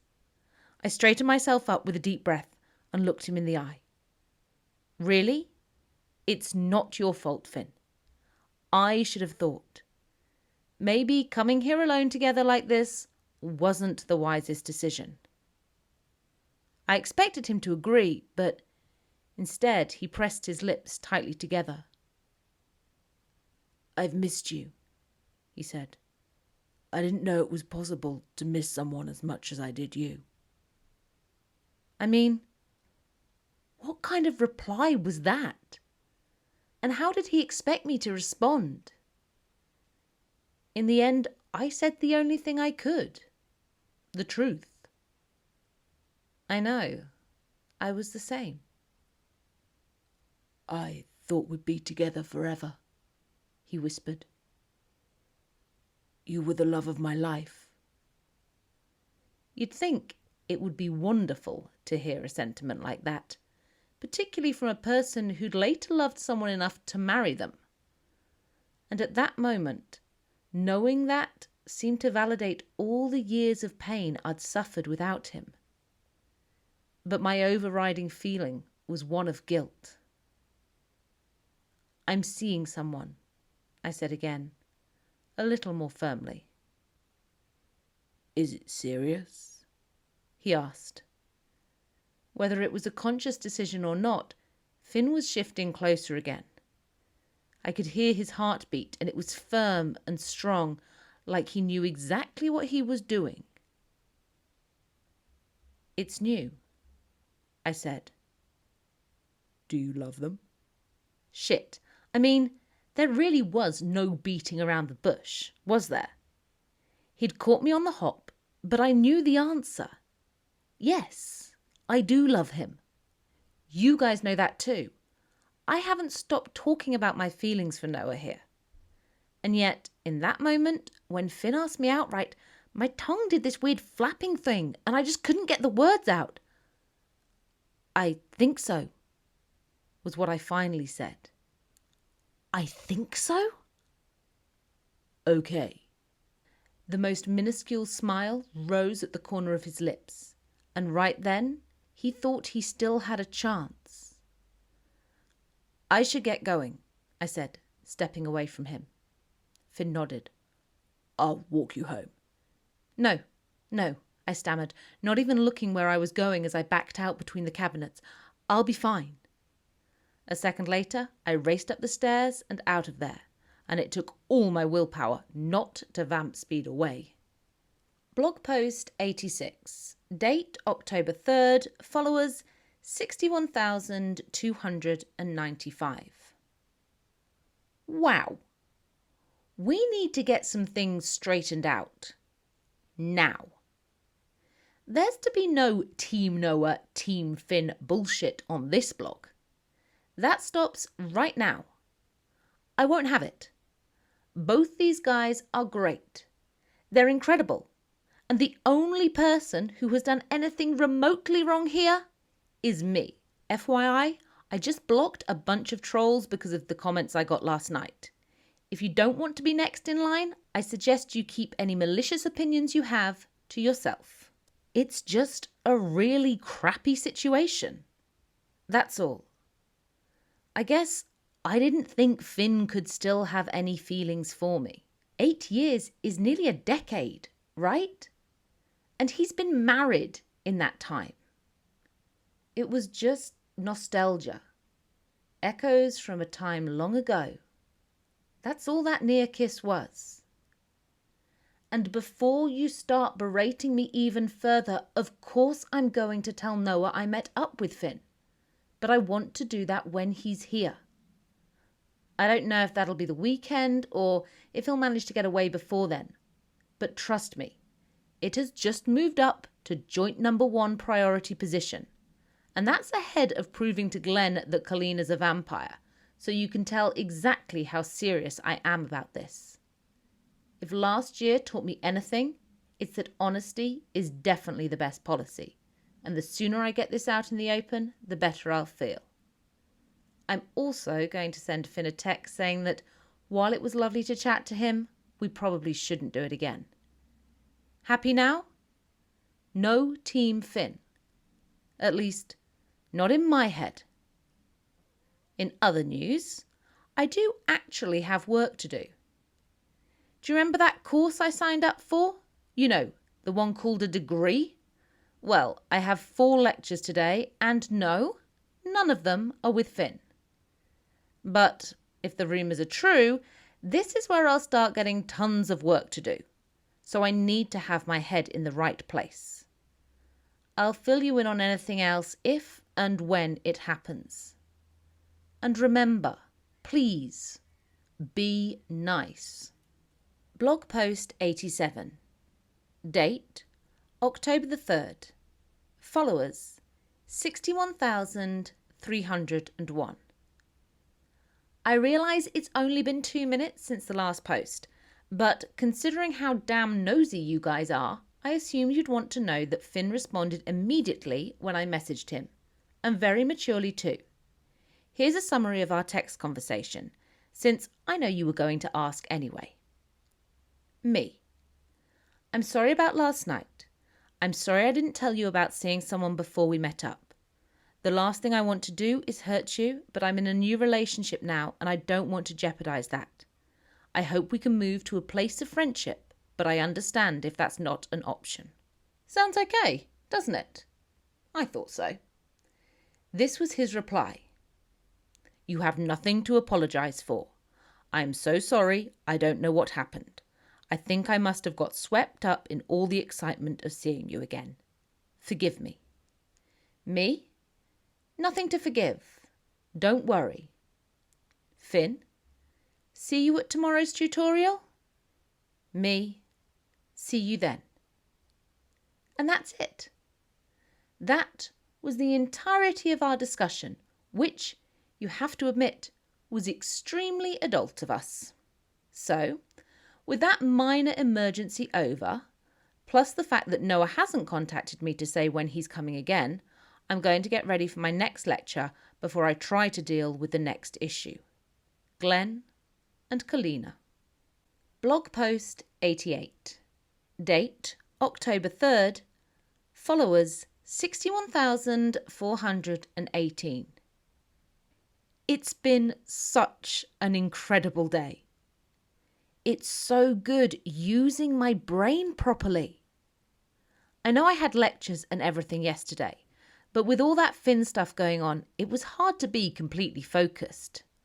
Today, though, was like being back in school, but only the best bits. You know those lessons where the bell goes and you think there has to be a mistake because the time's just gone so fast?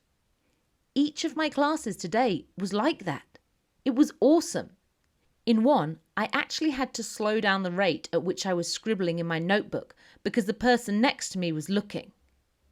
I'd been so absorbed, I'd utterly forgotten to rein in vamp speed writing.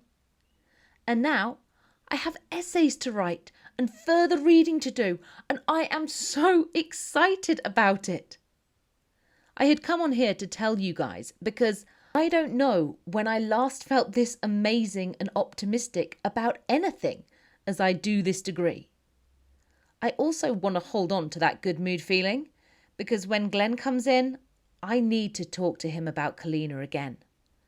I'm not exactly sure what I'm going to say, and I don't yet have any actual evidence, but the only way I'm going to get that is by seeing her again. So, wish me luck. Blog post 89. Date October 3rd. Followers 61,579. Glen came in around 6ish. I'd planned on cooking him dinner to soften him up before I started prying about Kalina, but writing up my lecture notes into a more legible form took longer than anticipated. In the end, he was in the kitchen putting a pan of pasta on to boil when I came in to talk to him. "Good day?" I asked. "Is it getting any easier?" Not really, but I'm clearly not the only one who's finding it tough. 5 people have already dropped out of the course. 5? In the first week? Pretty much. Given that the numbers on all the courses at the university are fairly small, that seemed like one hell of a lot. In which case, Glen is probably doing better than he thinks. "And you had a study group after lectures?" I asked, trying to keep my voice as casual as possible. "How many of you were there for that?" He was playing on his phone at the same time as watching the pasta and talking with me. He wrinkled his nose in thought. "I guess about 8 or 9. "Nice. So, just a small group.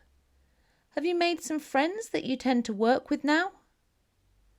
Writing it down here, it's clear exactly how ridiculous I sounded with all these nicey questions, but I actually thought I was doing a good, subtle job at the time. That was until Glen looked up at me and scowled. "What are you trying to get at?" he said. "I just wondered," I continued in my positive voice, before I dropped the performance and spoke normally. "Fine. I want to ask you a couple of things about Kalina. That's all." His jaw locked, but he didn't say anything. "Please, I promise there are only a couple of questions. I just need to clear up 1 or 2 things in my mind. You get that I'm worried about you, right?" Though Glen's jaw remained clenched, he managed a small nod, and I exhaled loudly through my nose. "Thank you. Is she the one you got the drugs from? Did she offer you the V?" His eyes shifted back to the pan of pasta, which was now bubbling away. Although it only required a quick glance to see it was completely fine, Glen didn't look back at me. "She didn't offer me anything.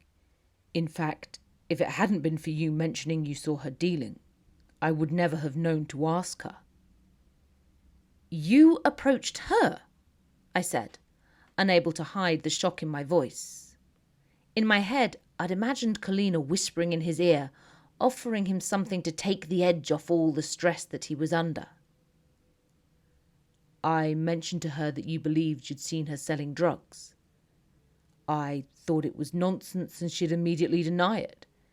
Instead, she started crying." Crying? Now that caught me by surprise. If you've read my early posts, you'll know that yes, vampires can cry, but it strips the water from our bodies super fast, so it's horrendously painful. Trust me, After the amount I've done over the last few months, no vampire is going to do that without reason. It was awful. She told me about her mum in the States. She got sick and lost her job, and with it, her health insurance. The bills had been mounting up, so Kalina came here from Paris because she desperately wanted to complete medical school, and the uni offered her a free ride if she helped mentor the first years. For a split second, I was almost taken in by this and started to feel bad for the girl. But then I remembered two things. One, she had still given my baby brother drugs. Two, if she's from the States, then where was her American accent? I asked Glen as much, but he'd got an answer for that too. Her parents are divorced. Her dad's English and a doctor himself. I think he helped her get a scholarship, but she still needs money to send back to her mum. That's why she started dealing V. So you asked her for the drugs? She refused at first, but I honestly felt if I didn't find something to help, I was going to end up quitting the course. Or worse. Or worse. Or worse. Those two words are still rattling around in my head. The thought of what they might have meant. The guilt makes me feel sick. I guess it was good that Kalina was there for him to talk to, even if I don't trust her in the slightest. After all, it still doesn't explain how she could move so fast after Glen had left her at the club. Or, if money's such an issue, why does she keep that pet, and why wouldn't she trade in that swanky car of hers for a cheaper one? I'm sorry. I guess I misjudged her, I said, as sincerely as I could manage. Maybe you should invite her around. I should get to know her a bit better. She's obviously important to you. And that's how I'm going to prove exactly what she is. On my own turf. Sorry, Glen, but we're not going to be fooled again. I've got your back with this, whether you want me to or not. Blog post 90. Date, October the 4th. Followers, 61,957. My nerves were on the rampage this morning as I was headed into uni, for the simple reason that I was about to have my first tutorial with Finn. I don't want you to misinterpret that. I wasn't feeling concerned because of him per se, but because I was going to have to talk to people in a controlled setting. I can't avoid these little get-togethers because our discussion participation and responses are assessed throughout the course, and marks go towards our grades. But it turns out I had no need to worry. It was so uneventful, I wasn't even going to mention it to you guys. However, some of you remembered about it and wanted me to report back. I suppose the fact that anything in my life could be uneventful is, I guess, an event. I'm actually still on a bit of a high from feeling like an entirely normal human student, even with Finn there. Like he told me before, his study has no windows at all, so it was obvious he hadn't been lying about why he was given me to tutor. It was so small, it didn't feel much better than a glorified cupboard, but I won't tell him that, obviously. Today was really a meet and greet session to find out if there was anything we were initially worried about and to share a bit about ourselves and how we felt our first few lectures had gone. I kept my intro amazingly brief and thankfully Finn moved swiftly on from me so I didn't have to speak too long about missing school, etc. In future, we'll use these sessions to go over key points we need to include in our set essays. And we did that a little bit this morning, but it just felt like talking with friends. I can't believe how easy it was or how much I'm looking forward to the next one. I was chatting with one of the other girls when we were leaving, and Finn called my name. Merrewyn. I stopped and turned around. If I had a beating heart, it would have started thumping. Good session today, he said, with the slightest smile playing on his lips. Yes. It was. Be sure to make a note of everything I said for that essay. I'm expecting it to be good. And then, beaming in a way I can't recall doing for ages, I turned and left the room and carried on gossiping with the other students in my group. They actually invited me out for coffee, but I wasn't sure how to handle that. I was thinking I might join one of the clubs that doesn't centre itself around eating and drinking. That could be a good way to socialise with people. Maybe the gym, as long as I don't show off too much with the weights. Or perhaps a sports club. Or band. Right now, the possibilities seem endless. And before you all get up in arms the way I know you're going to do, because you always do, Noah messaged me to say he's coming up today and he'll be here in a couple of hours.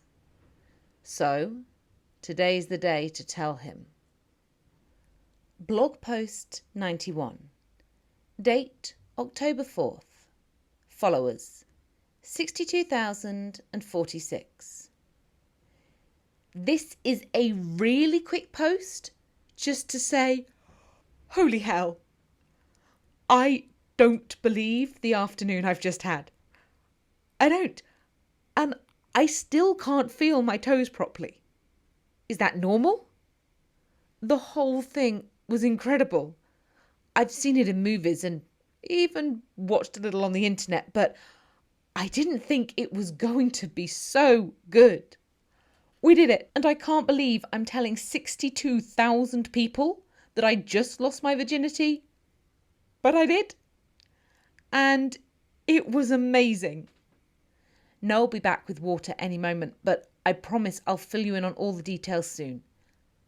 And by that, I just mean how it ended up happening before you start thinking this blog has taken a very different direction. Today is honestly so perfect. Ooh! Okay, I'm going. Blog post 92. Date October 5th. Followers 62,240. I don't know what to write or what it could possibly achieve. I don't know what I'm supposed to do. Blog post 93. Date October 5th. Followers 62,335. Writing this blog has always been cathartic, and over time you have come to feel like friends who I can talk to openly. And right now, that's exactly what I need. Before I started writing this, I was scanning through some of the old posts. Looking back on them seems like reading about an entirely different life. Another person. I was a different person. I keep hoping there's a way out of this. That a miracle is going to happen. Or that he's going to wake up and say the entire thing was some really bad practical joke. But I know in my heart it won't happen. It's far more likely I'm going to have to turn him into a vampire if he's going to survive this. I guess I've got some explaining to do. Only yesterday, I had been happy, deliriously happy. Not surprising, given I'd just had the best afternoon of my life. And it wasn't just about the sex, though obviously that was amazing. Leg-shakingly, toe-spasmingly, utterly, breathlessly wonderful. But Noah and I had been so open and honest with each other. I mean, I thought we'd been that before, but never like that. Then it all came crashing down. Oh, God. I'm sorry. I'm finding this so hard. Maybe it would be easier if I go back to the last time I put up a coherent post. As you know, I'd had my tutorial with Finn and everything about it went so well. And my day got even better when Noah messaged to say he was on his way. I should have told him about Finn the moment he arrived, but the thing is, I was already feeling good and he was looking so happy and so hot, and all I wanted to do was kiss him. So I did. Then he kissed me back as we stumbled into the house. "Wow, what's got into you?" I asked. That's not to say he's not normally affectionate. You know from my previous post that he is. But there was something different about him, something more intense, and there was a serious look on his face that I hadn't expected. "Is everything all right?" I asked. "Everything's great, but I realized something while I was away from you." "What was that?" He kissed me again, and my God, it was so incredible. I know things are different being a vampire, but this was something else. I can't even explain all the sensations that rippled through me. It was as if I was on fire. No, it was more like internal fireworks. And his heartbeat was so strong, so determined. "I'd thought that not going all the way was protecting you. I was waiting for you to be ready to make that commitment." I said nothing, not wanting to put words in his mouth. "But it was about me too," he continued. "About me needing to be ready." I locked my eyes with his, desperate to hear those words come from his lips. "And are you?" I asked, in almost a whisper. "I don't think I've ever been more ready for anything in my life." I don't want to go into details here, especially not now. What happened was private, but I will say that I couldn't believe it was possible to feel so close to another human, and I'm not just talking physically, but emotionally too. Our eyes remained locked on one another as he unzipped my hoodie, then slipped my top over my head. I don't know how we even got upstairs, stumbling and kissing, desperate not to separate for even a second. And in the bedroom, holy crap, thinking of it now still causes me goosebumps. We moved in sync, but no matter how much of our skin was touching, it wasn't enough. Nothing was enough. I wanted all of him over and over again. Afterwards, I curled up on his chest and felt his heart beating with such a steady rhythm it could have been mine. We'd become so close, we were almost one person. "I love you, Rin. I never knew it was possible to love someone like this." "I feel the same," I said. And at that moment, it felt like we were the only two people in the world. Just Noah and me. For a couple of hours, my life was perfect. "Do you need some of my blood?" he asked lazily, stroking my arm in a way that made me want to roll him over again. "You'd get a large dose of endorphins in it. In fact, I think maybe we should make it a rule to do this every time before I donate." "It's a pretty good idea for the future," I laughed, "but not today. You gave me a donation the last time you were here. That was only a week or so ago." He nodded, and I expected him to agree. After all, he knows how paranoid I am about the same thing happening to him as it did to my dad. The severe anemia, that is. He sat up and stroked a finger down my neck. "Do you mind if I do anyway?" "Just a small amount. It's difficult to explain." "I'd just like you to experience me now. To taste what you do to me." I guess to normal people that might sound creepy, but I got exactly where he was coming from. I've talked about the intricacies of how different my food can taste. But what could be more special than a man I'd just made love to? "I'd like that too," I said. "Do you want to?" He tilted his head to the side, offering me his neck, and for a split second, I seriously considered it. But, given how perfectly the afternoon had gone, the last thing I wanted was to land him in hospital again. I should drink it from a bag, I said, but we can do it later. He took my hand and kissed it, then began moving his lips up my arm. How about I do it now, so we can come back to bed again afterwards? Okay, but you'll have to stop that, I laughed. I'll admit, we didn't get straight out of bed. The kissing grew more and more intense, and it wasn't long before, well, you can guess. So it was an hour or so later that I finally inserted the cannula into his arm for him to donate just 100 mils or so. Then I went down to the kitchen to get him some water, which was when the doorbell rang, and everything started going downhill. Fast. Blog post 94. Date October 5th. Followers 62,375. I shouldn't be wasting time on this. I should be doing something productive to fix things. But I have no idea what. All I can do is wait. But maybe sharing with you guys, I might see a solution. Maybe something will jump straight out at me that I hadn't thought of before. Maybe.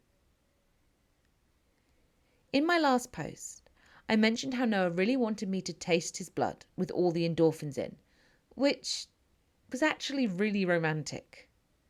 So when we'd finally prized ourselves out of bed, I hooked him up to donate. I left him like that and went downstairs in my dressing gown to get him some water. I can't remember the exact time, but I'd guess it was somewhere around 5:30, as Glen wasn't back from uni. When the doorbell went, I knew exactly who it was. The scent was so strong, I nearly dropped the glass I was holding. Are you going to get that? Noah called when it rang for a second time. I could barely move to do anything, but the noise wouldn't stop, and it was so shrill. It battered my eardrums, making it impossible for me to think straight. I just needed it to stop ringing, but I knew that wasn't going to happen. Rin, do you need me to come down and get that? Noah's voice forced me into action. No, no. I raced from the kitchen, leaving the glass on the side as I went. No, I'll go. All the adrenaline I'd ingested in the last 7 years seemed to be suddenly coursing through me. I had to do something to get rid of him, but that meant opening the door first. Sure, I could pretend I wasn't in, but the last thing I wanted was for Finn to call out my name and have Noah hear him. Taking a deep breath in, I opened the front door, stepped over the threshold, and pulled the door to behind me. Thank God there was cloud cover. I have no idea what I would have done otherwise. In the process of securing the door, I found myself far closer to Finn than I'd anticipated. And in that moment, I realised how many undertones of scent he shared with his brother. Rin. What are you doing here? I hissed. How do you even know where I live? His eyes shifted away from mine. I'm sorry. I know it was wrong. I just had to come and see you. I couldn't leave things like they were today. Today? Honestly, the morning felt like weeks ago. After the previous few hours, it was impossible to think anything else could have happened that day. Thankfully, it all came back to me. The tutorial. It was good. What are you on about? It was torturous, Rin. Surely you felt that too. My head was spinning. I was still struggling with the fact that Finn was standing there in front of me. What do you mean? Finn, you can't be here. This isn't appropriate. I cast a glance back at the house, at which point he noticed my dressing gown and cottoned on. He's here, isn't he? Your boyfriend's inside. Please. This isn't the right time. The old Finn had hated any type of confrontation or argument, so I expected him to apologise and disappear. But he didn't. Instead, he straightened his back. I was wrong to back down. I can't give you up, Rin. You admitted it yourself. You coming to this university in the back of Beyond and me accepting a position here when I didn't have any idea where it was has to be more than just a coincidence. It's fate, telling us we're meant to be together. I know it is. I was trying to listen out for Noah, to hear if he was still hooked up. But there were cars going up and down the street, and Finn was standing so close to me, and all the emotions and sensations from earlier were still rolling through me. You need to go, I said, feeling my gums prickling. You need to leave now. I did that once before, Rin. When your parents told me it was best not to see you or look for you. And I believed them. I've had to live with that regret ever since. I'm not doing it again. I can't live without you. I won't go without a fight. When I went to kiss you, I would have shut him up before, if I'd known what he was about to say. My God, even now the fact those words left his lips makes me feel sick. But he stopped abruptly, mid-sentence, and it took me less than a second to realise why. The door was open, and Noah was standing there, right behind me. Blog post 95. Date October 5th. Followers 62,401.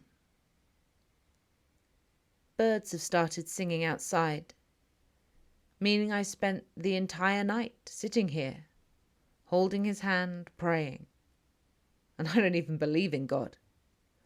I don't know if it's possible to be a vampire and be religious, but I don't care.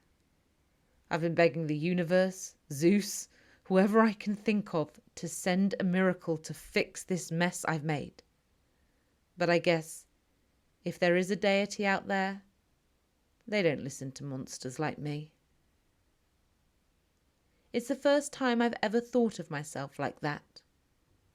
But it's true. Though I'm not as bad as she is. No, I'll never be as bad as her. That woman is the devil. The silence that engulfed Noah, Finn and me as we stood on the doorstep together was like nothing I've ever experienced. The traffic had disappeared. No students were tottering down the pavement cackling. Nothing. Finn was glaring past me. What the hell is he doing here? Even with my vampire memory, I'm not sure which of them said that. It could have been either of them, or both. It was definitely what they were both feeling. Finn? Noah? I said, although I had no idea where I was going to go with the rest of the sentence. You can't be serious. You can't be fucking serious. That was definitely Finn. I remember because the swear words sounded so ugly and out of place on his tongue. Rin, you need to get inside. Noah's voice was calm, but for some reason that hit me even harder. A niceness had crept in that I hadn't ever heard from him before. I looked at him, but he avoided my gaze and took half a step back, allowing me enough room to slip into the shade of the house. What is he doing here? My throat was so tight I would have passed out if I'd needed air. Part of me wished I had. At least that would be one way to escape. But there was nothing to do other than admitting the truth, which I should have done from the very beginning, and then we wouldn't be in this mess now. I have no one to blame but myself. The fact he might not survive this is all my doing. We should go inside. I can explain, I said, my gaze flickering between the two of them. I'm not going in the same building as him, Finn spat. His vicious tone stunned me, but Noah remained scarily still. You need to get past this, he said. Get past it? You slept with my wife. What the hell, Noah? I couldn't hide the surprise in my voice. I knew there was animosity between the pair of them. Noah had told me that when we first reconnected. And I knew Finn was divorced. But never once did Noah suggest that the two things were in any way connected. It felt like I'd been kicked square in the stomach. You didn't think to tell me that? I said. It's not how it looks. She was a psychopath. She was playing him for a fool and he couldn't see it. He really couldn't. He looked back at Finn. You think I'd have let you catch me with her unless I wanted you to? Suddenly there were students on the street, gaggles of them, and more than one was looking our way, obviously waiting for a brawl to start. We need to talk about this inside. The last thing you want is to get into a fight out here in front of all these students, I said to Finn pointedly. Thankfully, that did the trick. As I stepped back into the house, Noah's hand reached for mine, but I couldn't take it. Not after what I'd just learnt. I looked at him and shook my head, then closed the door behind Finn. That was it. The three of us alone. And that was only start of the disaster. I knew I had to be the one to speak. I was the one who told Finn to come in, and it was my home. But trying to work out where to start was near impossible. I moved into the living room, and the other two joined me, giving each other the widest berth they could manage. Both pairs of eyes were staring at me, waiting. Finn's a lecturer here, I said finally. He's one of my lecturers. What? He takes some of the English classes. Tutorials too. I knew exactly what question was coming next. It was unavoidable. How long have you known that would be the case? I pressed my lips together, wishing there was a way to avoid what I had to say. Since sign-up day? Whatever kick I'd felt in the stomach on learning Noah had slept with Finn's ex-wife, I saw it matched perfectly on his face. The pain, the betrayal. Tears flashed in his eyes, yet in a blink they were gone. And his expression hardened. Well, at least I'm not the only one here keeping secrets, he said. Finn was still staring fixedly at Noah, and not a single word had passed his lips since we'd entered the room. Why don't you both sit down? I'll make you a cup of tea, I suggested, wishing we had something stronger in the house. I'm perfectly happy standing, Noah replied. It'll save time when I show him out the door. I'm not going anywhere, Finn snapped back. I came here to talk to Merrewyn, and that's exactly what I'm going to do. You need to leave here before I make you.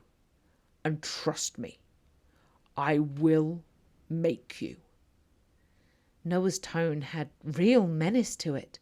I could tell it was taking every bit of his willpower to keep his rage under control. But I couldn't just throw Finn out. He deserved an explanation. That liquid upstairs, I said, finally thinking of a way to get Noah to leave the room for a minute and hopefully cool off. He had, after all, come downstairs after finishing giving blood, which I'd intended drinking straight away before all this drama struck. Could you go and put it away in the fridge for me? Noah drew his eyes away from his brother. I thought you were going to use it now, he replied. I know, but I'll do it later. Can you put it in the fridge, please? Please, I added a little more forcefully.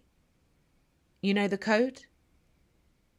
He looked as if he was going to refuse, but then offered a curt nod. You know I do, he said. He glanced at Finn, then back to me, and for a split second I thought he was going to kiss me before he left the room. Thankfully, he thought the better of it. If I'd believed it was going to be easier with just Finn and me in the room, I was sadly mistaken. If anything, the tension ratcheted up another notch. This time, though, it was Finn who broke the silence. You didn't think I deserved to know that you were seeing my brother, he said. I was intending on telling you, but not until I'd spoken to Noah first. And I guess it wasn't important enough to do straight away. Actually, no, I said. I had some things going on with Glen that needed to be sorted first. He's been through a lot, and I didn't want to bring any more drama into his life. He snorted, obviously not believing me. Noah slept with my wife. He can't be trusted. He's only out for himself. He'll hurt you. He hurts everyone around him. I won't deny it was hard hearing about a side of Noah I couldn't have dreamt of, but I was torn. After all, whatever he'd done to Finn, he'd shown nothing but 100% loyalty to me. And it takes more than hearing your boyfriend had once been a dick to erase the fact that he had willingly risked his life to save my family. I'm an adult, Finn. I get to make my own mistakes, I said, trying to find an answer that wouldn't rile or hurt him.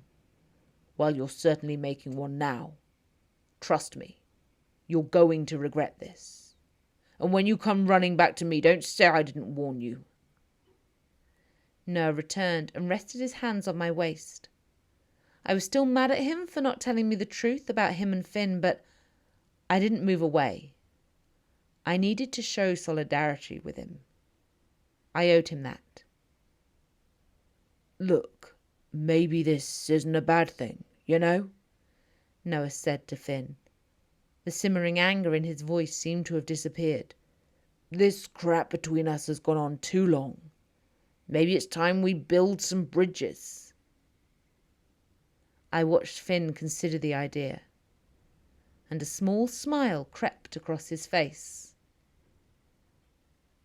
I get it now. Rin's why you left Andy. Rin's why you left Andy. You broke off the engagement just so you could get one up on me again. What? I said, unable to hide the shock in my voice as I turned to face Noah. You were engaged? Your housemate was a girl? Finn's smile broadened. So he didn't tell you that either?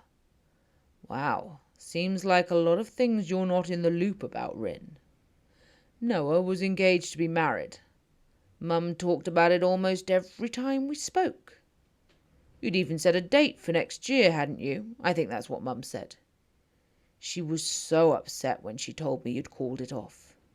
Devastated, really.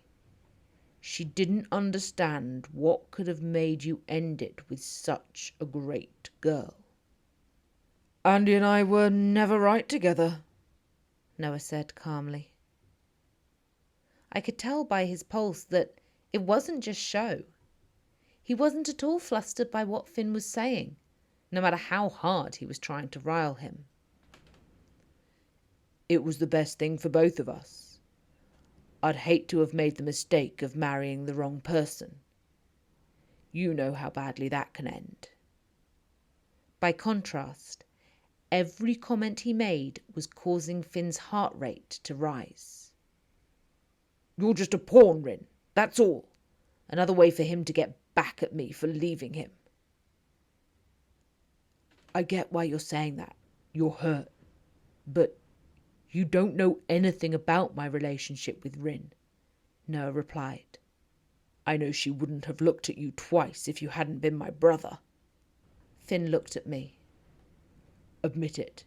Deep inside you know it's true. Now what did I say? I didn't want to get caught in another lie, but it didn't matter how our relationship had started. It was what we had become that mattered, or what I believed we'd become. What I know is that Noah and I have been through a lot, I said. More than you could imagine. As Finn scoffed, Noah whispered in my ear. It was so quiet he knew that only I would be able to hear. I'm sorry I didn't tell you. I didn't know how. I didn't want to mess things up. That makes two of us, I replied, turning around and looking at him squarely. I'm sorry. We've both made mistakes. It's fine. We'll get through it, like everything else. And for a second, I truly believed him. But that was because I didn't realise the worst was yet to come. Blog post 96. Date, October 5th. Followers, 62,538. Time has lost its rhythm. Some moments, when I'm staring at him, holding his hand, whispering in his ear, it seems like hours are passing. But it feels like only moments ago that he was squeezing my hand, kissing my lips, telling me how he loved me. What, I wouldn't go back to hear him say that again? Maybe it's not too late, but it's hard to stay optimistic. It's nearly morning. Hopefully Kalina will be back soon. Yep. You read that right. Yesterday's shit show was far from over. The conversation with Finn and Noah exposed everything. Noah cheating with Finn's ex, me hiding the fact I'd been speaking to Finn, and, of course, Noah's ex-fiancée. It was safe to say that Noah and I had a lot to sort out. But it was strange. If I'd been advising a friend in the same situation, I know I would have told them to ditch a guy who'd lied like that. Ditch him and run. But it honestly didn't even cross my mind. Noah and I are endgame. The real deal. I remember thinking how okay everything was going to be. Maybe Finn would chuck me out of his tutorial group, but even that seemed unlikely. Too unprofessional for him. What I wouldn't give now for that to be the only outcome. I was about to suggest to Finn that it was time he left and headed home when I heard Glen's voice outside the house, muffled by the noise of a loud car exhaust. I thought this might actually be a good thing. Maybe Glen would be able to defuse the situation. And if he'd been on his own, perhaps he could have. But he wasn't. The key turned in the lock, and he stepped into the hallway. "We're in here," I called to him. "We're all in here." I hoped from the emphasis on the word all, he would realise we had company and that I needed him pronto. But Glen wasn't the first person to step into the room. She was. Kalina. Noah and Finn's jaws literally dropped open. The insecure 17-year-old part of me assumed it was because of how she looked. I mean, she is jaw-droppingly attractive, even if she is more evil than Satan himself. But it wasn't until she spoke that I knew it was so much more than that. "Look at this. A real party. I would have turned up earlier had I realised." I assumed it was just Kalina being her overly confident and flirtatious self, like with the whole naked in the shower thing. But then I noticed how pale Noah and Finn had gone. Their skin was verging on translucent. "Is this some kind of fucking joke?" Finn spat, looking from her to me and Noah with absolute disdain. Lena? Noah stuttered. "What the hell?" Glen looked as confused as I was feeling. The only one who seemed remotely comfortable was Kalina herself. She appeared to be revelling in the situation. "Oh, come on, boys," she grinned. "Can't you at least pretend to be pleased to see me?" With eyes glinting, she offered me the most hideous grin before flicking her hair and turning to Glen. "Glennie," she said, with the brightest, whitest smile possible. "have you met my ex-husband?" I'll give you a minute to take this all in, because I've had hours to get my head around it, and it still floors me. Yes, Kalina is Finn's ex-wife. For a second, I assumed she was joking. She had to be. Static seemed to fizz in the air around us. Since his initial outrage, Finn hadn't moved. His hands were trembling slightly, but only because his fists were clenched at his side. Adrenaline and cortisol were rushing through his veins, fighting the fear and anger. "I have to say," Kalina cooed, walking up to him and pushing her body against his before inhaling deeply. "You still smell so good." She lingered next to him for a moment longer, pressing a hand against his chest before spinning around and dropping onto the sofa. "This is such a wonderful surprise. I feel like we ended things on such bad terms." "You slept with my brother, Lena. How did you think it would end?" "Oh, still that old grudge?" She flicked her hair as if it was utterly inconsequential. I know. I broke your heart, but it was never really mine in the first place, was it?" This time he said nothing, but the grinding of his teeth echoed through his skull. Clearly Kalina, or Lena apparently, appreciated this response. Her eyes glinted as she offered him an exaggerated pout. "Don't be like that. We had fun, sweetie, didn't we? Lots and lots of fun. I mean, you wouldn't have given me this unless we'd been good together." She lifted her left hand, where a diamond ring sparkled on her finger. Both men grimaced. "Why are you still wearing that?" Finn demanded, reaching for her hand only for her to snatch it back when he was a hair's breadth away. "Why wouldn't I? It's pretty. I like it. Besides, it reminds me of what I can get when I really put my mind to it." Smugly satisfied by all the misery she was inflicting, she offered the ring one more glance before lowering her hand, looking at me momentarily, and then moving her gaze around the rest of the room.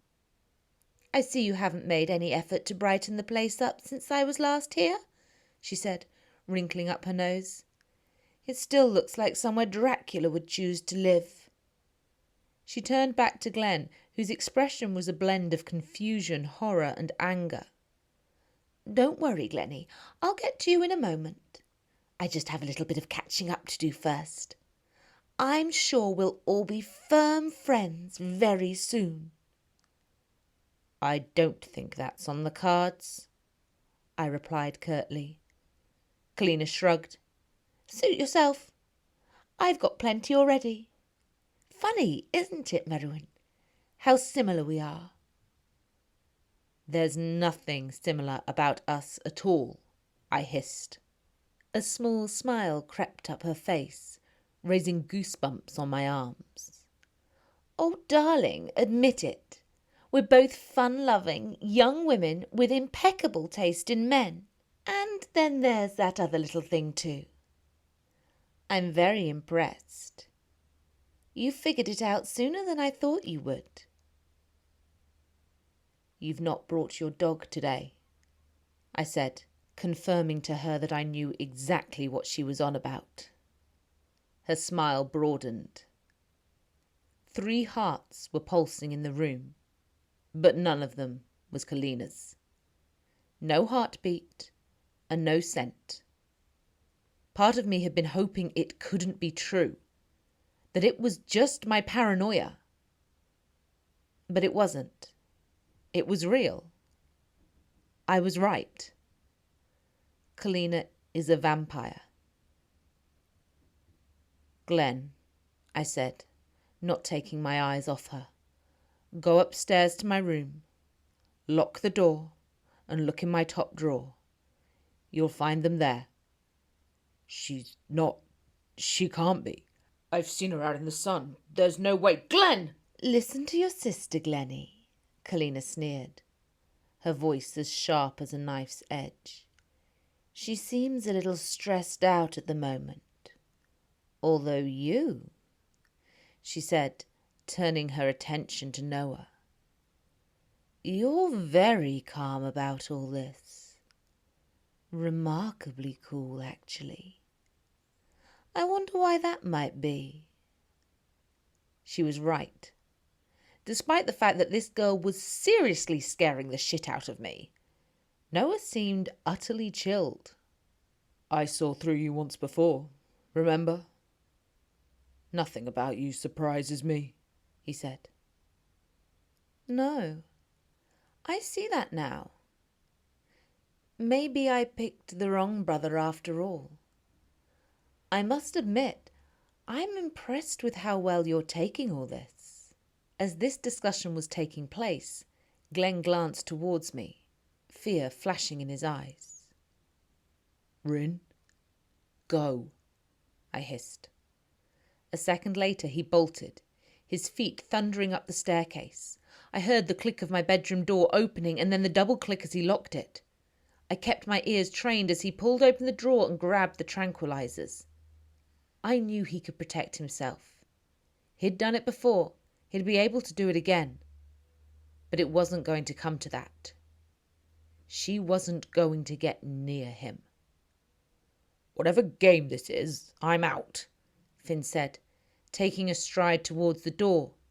But no sooner had he started to move than Kalina was up and in front of him, blocking his way.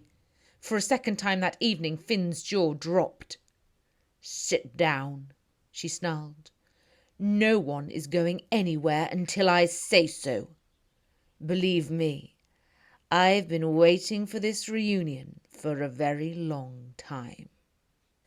Blog post 97. Date October 5th. Followers 62,608. Kalina's still not back. I don't know why this surprises me. It's not like she's shown any compassion so far. This whole thing is a nightmare.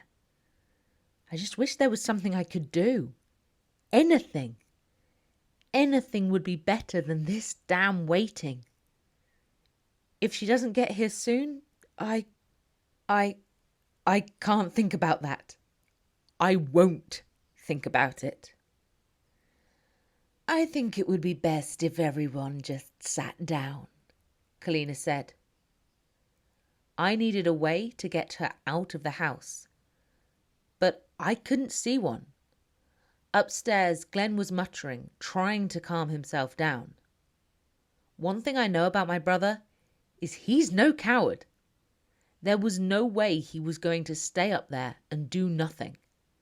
He and Noah have become firm friends over the previous months, and growing up, he'd idolized Finn. As far as I could figure, Kalina was enjoying having an audience. Perhaps when she'd finished having her fun, she'd let us all go. That was what I hoped. Stupid, naive me. So, Merrewyn, Rin, is it okay if I call you that? You probably want to know how I met these two lovely gentlemen. Not particularly, I said. No? That surprises me. I'd want to know. I met Finn here, travelling, when he was trying to find himself. And then Noah when Finn brought me back. As his wife. I did mention that, didn't I? We were husband and wife. Just get on with it. She draped an arm over Finn's shoulder. And we had so much fun. Moonlit strolls, making love under the stars. Have you ever made love out in the open, Merrewyn? No, don't bother to answer that. I can tell. You're an old-fashioned girl. What do you want, cleaner? What the hell are you doing? Finn demanded. I'm telling the story of how we met. I'm sure you remember. Winter in New York. I was by one of the bridges in Central Park. I slipped on the ice and practically fell into your arms. It was like a scene from a movie. I had to buy you a drink to thank you, obviously, and what can I say? We just hit it off. We had so much in common. Same taste in music and books. Same desires in life. And you had such a fragile heart. I could tell you just needed someone to fix it up. And I did a rather good job of that, didn't I? Until you slept with my brother. She dropped her arm with a mock wince. I know. I promise that hadn't been part of the plan. It's a shame I've always had a bit of a thing for tattoos. And being a bit naughty. He was so desperate to show you what a bad egg I was. But now look at us. I couldn't have chosen better if I'd tried. She locked her gaze on me. You never actually slept with Finn, did you? He told me all about that.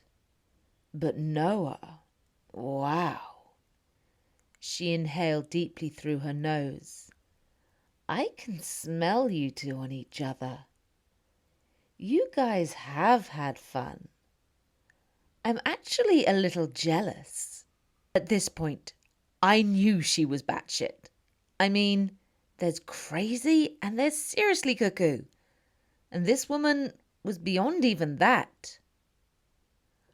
I need you to leave, I said, standing up. Go, now, before I'm forced to do something I might regret. Her laugh at this was a low rumble that set my teeth on edge. Rin, is there anything we can do? Noah whispered behind me. I knew exactly what he was implying. He had been with me before when I was forced to go up against another vampire, one whose strength outweighed mine not because of age or experience, but because of their diet of fresh blood. The stench of Kalina's perfume fogged the air around her, so it was impossible to get any idea of when she had last drunk. I guess you could try fighting me and find out, she said, getting to her feet, obviously able to hear what he'd said. Her smirk increased. Either you'll win and snap my neck, or I'll win and kill everyone here. I think I know what you'll do. That's when I realised that this was never about Finn or Noah at all. It was all about me. You don't know anything about me, I said. I know everything about you, Merrewyn Colt, she said, her eyes glinting. I should. After all, I'm the one who sired you. There was a stunned silence. She can't be telling the truth, I said to myself over and over again. She can't be. But what would she have gained from lying? What do you mean, sired her? Finn said, finally jumping up to face her. What the hell are you on about? You're totally insane. Noah was the last one to stand. We need to get out of here, he muttered, ignoring Finn and looking at me.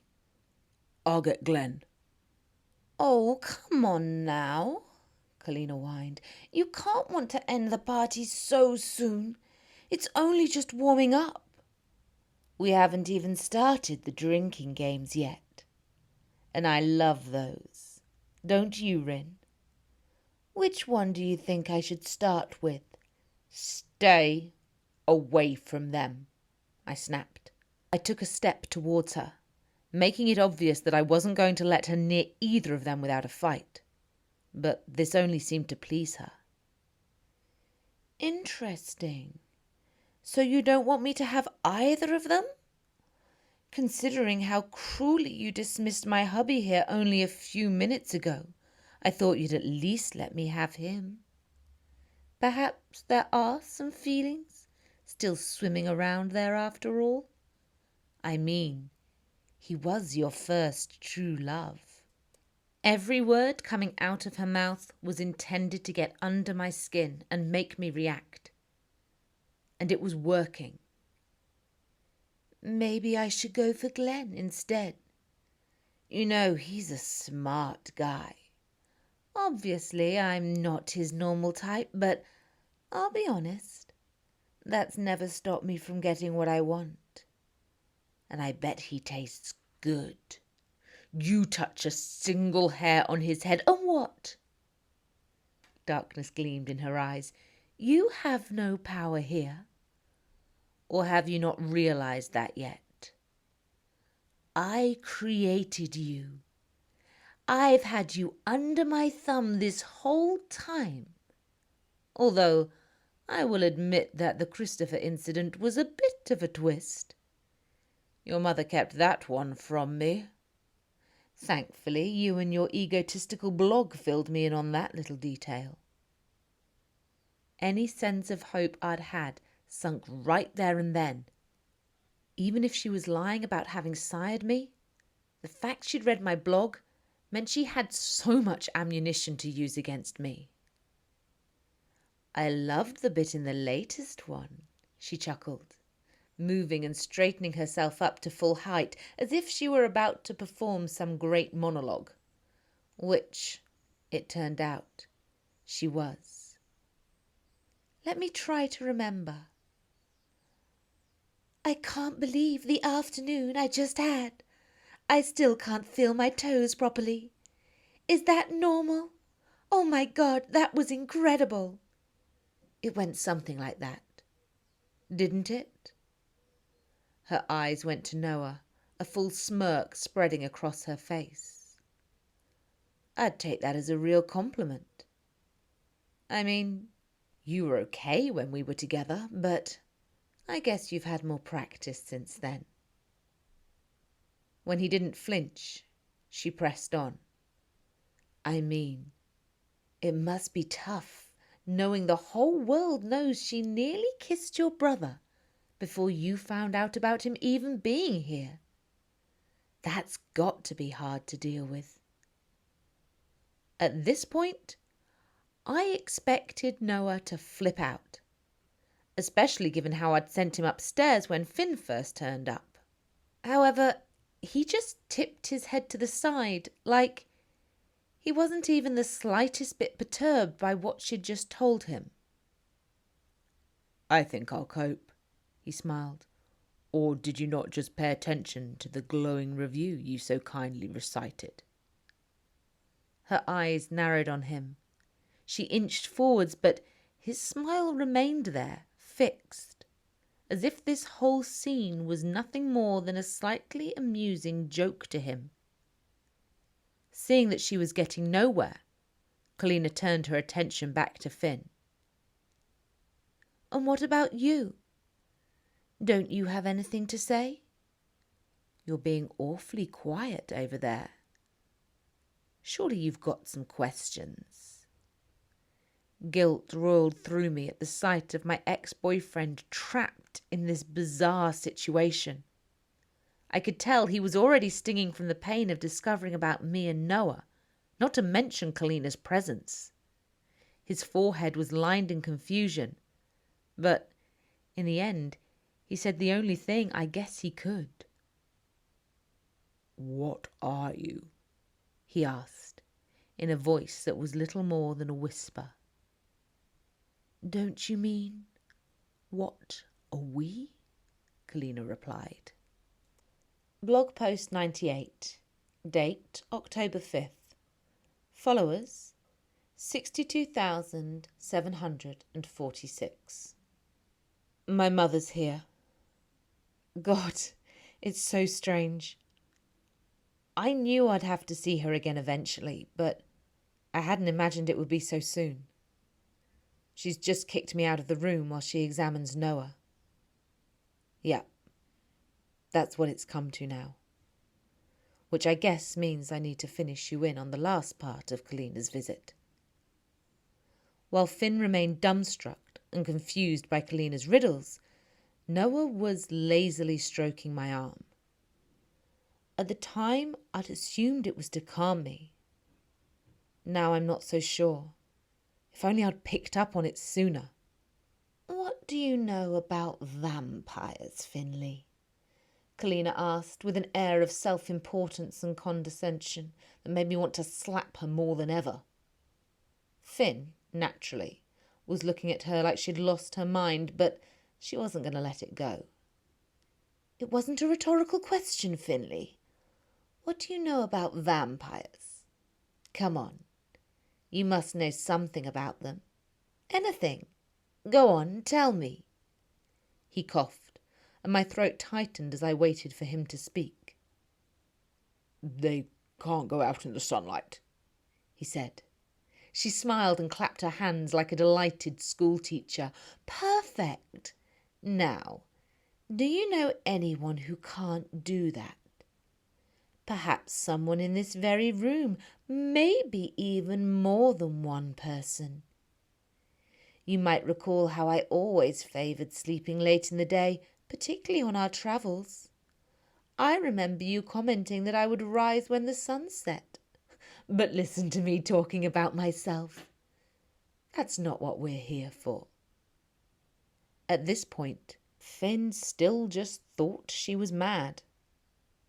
I wish it could have stayed that way. But Kalina wasn't done yet. "Let's try something else. Tell me, what do vampires look like?" Finn turned to Noah and then to me, obviously hoping one of us had a way out of all this craziness. God, I wished we had. "They have fangs," he said. Once again, Kalina clapped her hands. "Excellent work, hubby. Well then, Rin, show him yours. Go on. It's rude to keep people waiting." That was it. I couldn't stay quiet any longer. "You've gone far enough. You can stop this now. He's done nothing wrong. We both know it's me you want. Fine. Let these guys go and you can have me." Her voice was so high-pitched it made the light fittings above us quiver. "Of course I can have you. Did you not hear me? I made you. You're mine.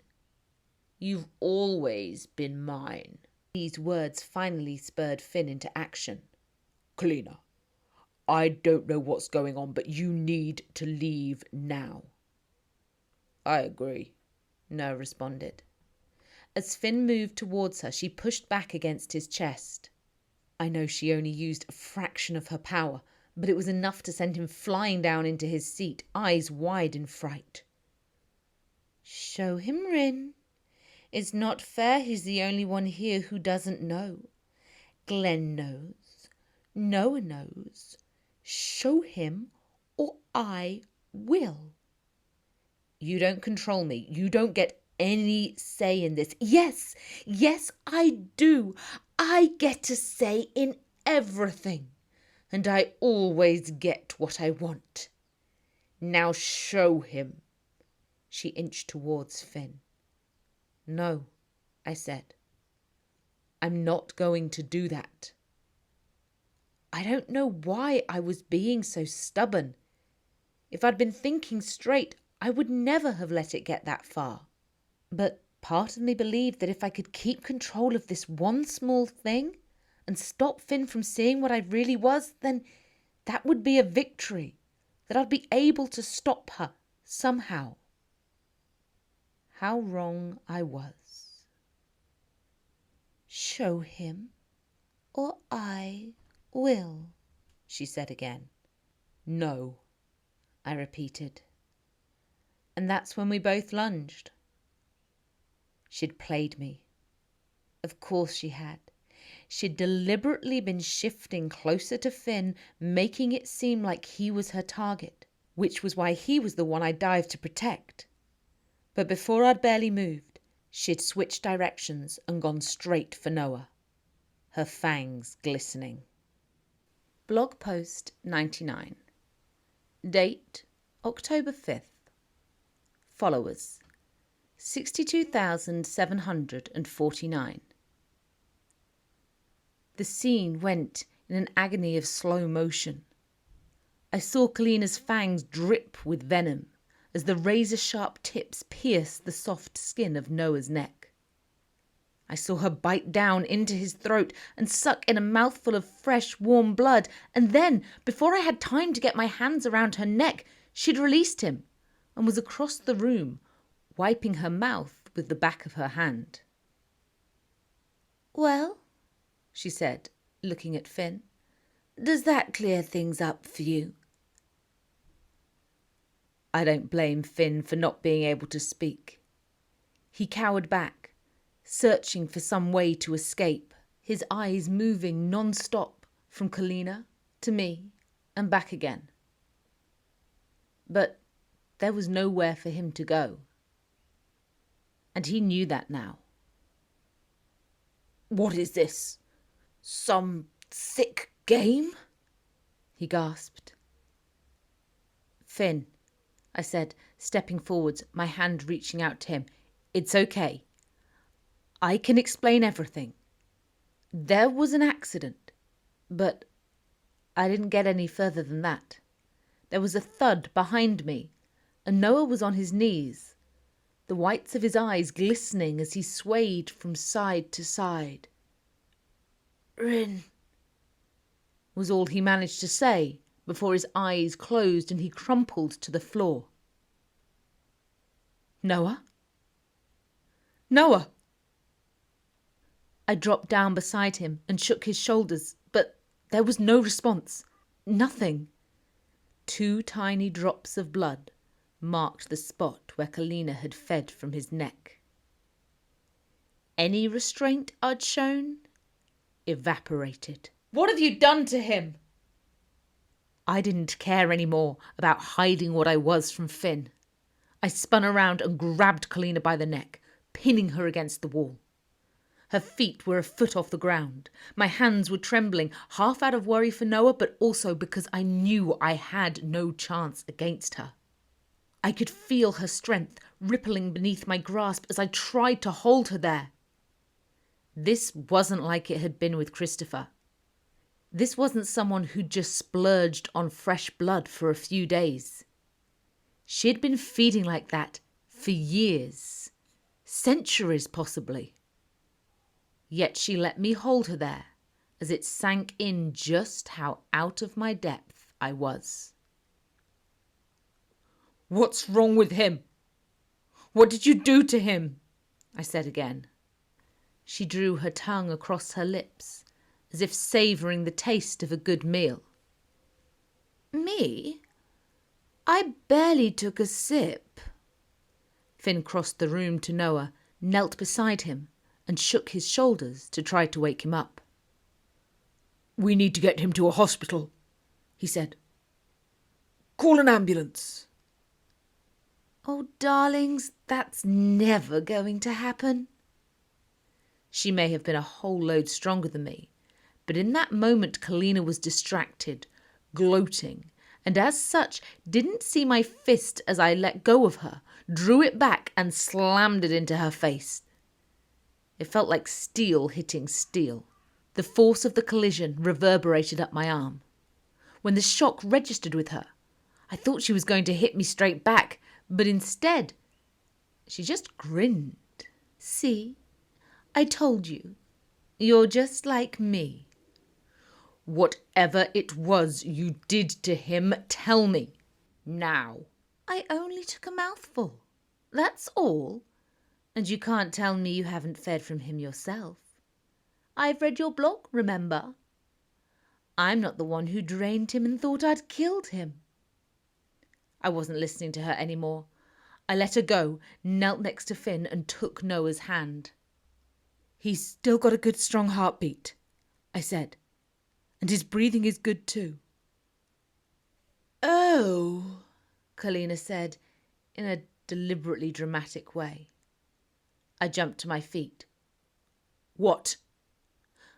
I told you I haven't done anything, but is there any chance you've been lying in your blog about enjoying a snack now and then? I don't feed from him, I snapped back. It was only the once. Yes, I read about that, and I'm so sorry to hear about your father. I never met the man, but your mother spoke so kindly of him. Of course, she was saying things to distract me again. She wanted me to ask about how she and my mother had met and plotted together, if she was indeed the person who had changed me. But I knew that was her ploy. I haven't fed from Noah again, I repeated, so it has to be something else. Something to do with you. Her eyebrows rose. There is one other possibility.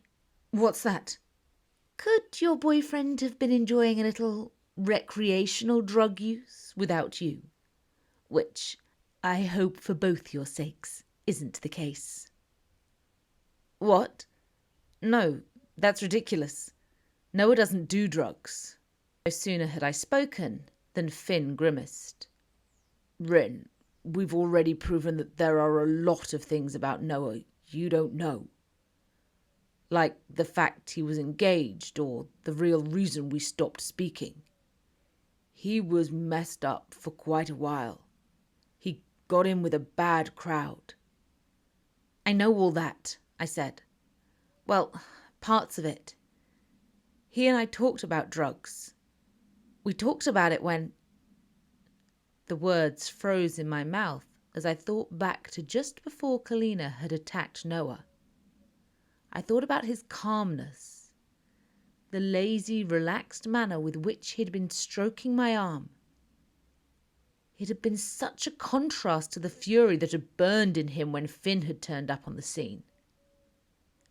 And then I remembered how I'd sent him to put the blood away in the fridge, just to give him time to cool down. When he'd come back downstairs, all of that anger, all of that adrenaline had vanished. I bolted up the stairs, not bothering to unlock the door. I just smashed straight through it. Glen was there, armed with a trank, and immediately lunged for me. If he hadn't been on the ball and seen that it was me, not Kalina, I would have ended up unconscious on the floor. Rin, what's happening? Is she still here? What does she want? I'm so sorry I didn't believe you when you said there was something up with her. I didn't have time to answer his questions or accept his apology. I went to the fridge and ripped off the padlock. There inside were my bags of blood and 2 vials of V. I pulled them out and waved them at Glen. Where's the other one? Have you taken it? There were 3. He shook his head, shrinking back. Rin, tell me! It's important! For the first time in years, Glen looked genuinely scared of me.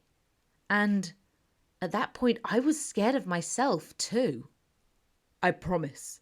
I didn't take it. I haven't taken any again. I didn't even know you still had it. I thought you'd thrown it away. You told me you had. I knew straight away he was telling the truth. But for the first time, I wanted him to be lying. Because otherwise... Well, back then I didn't know what the alternative could be. Now I do. Without a further word, I started ransacking my room, throwing bedclothes to the floor and wrenching open drawers as I searched for the 3rd tube. I was about to empty my wardrobe when Kalina's voice came sing-songing up the stairs. Yoo-hoo! Merrewyn? Stay here, I said to Glen, then leapt back down the stairs, taking the entire flight in one jump. Is this what you're looking for? She asked, standing directly above Noah, holding up a glass vial. Hubby found it in his pocket. Didn't you, dearest? I grabbed it from her and turned to Finn, who nodded. He was deathly pale, and his skin had taken on a decidedly green tinge, but given all he'd seen in the last half hour, that wasn't surprising. I took a deep breath in. It's okay, I told him. It's safe. Glen took it. He was out for a while, but he came back around just fine. It's going to be all right. Finn's relief was palpable, and in that moment I saw just how much he still loved his brother. I even thought that maybe all this could turn out to be a good thing. Something to kick the pair into reconciling. But then Kalina's throat cleared. I'm afraid it might not be that straightforward, she said. I twisted around to face her. What do you mean?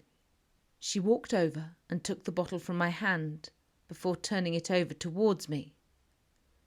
On the bottom was the tiniest purple dot, so small that I hadn't noticed it before. A fake grimace crossed her face. This is actually vampire venom.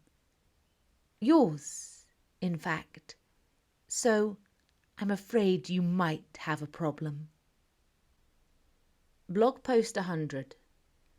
Date October 5th.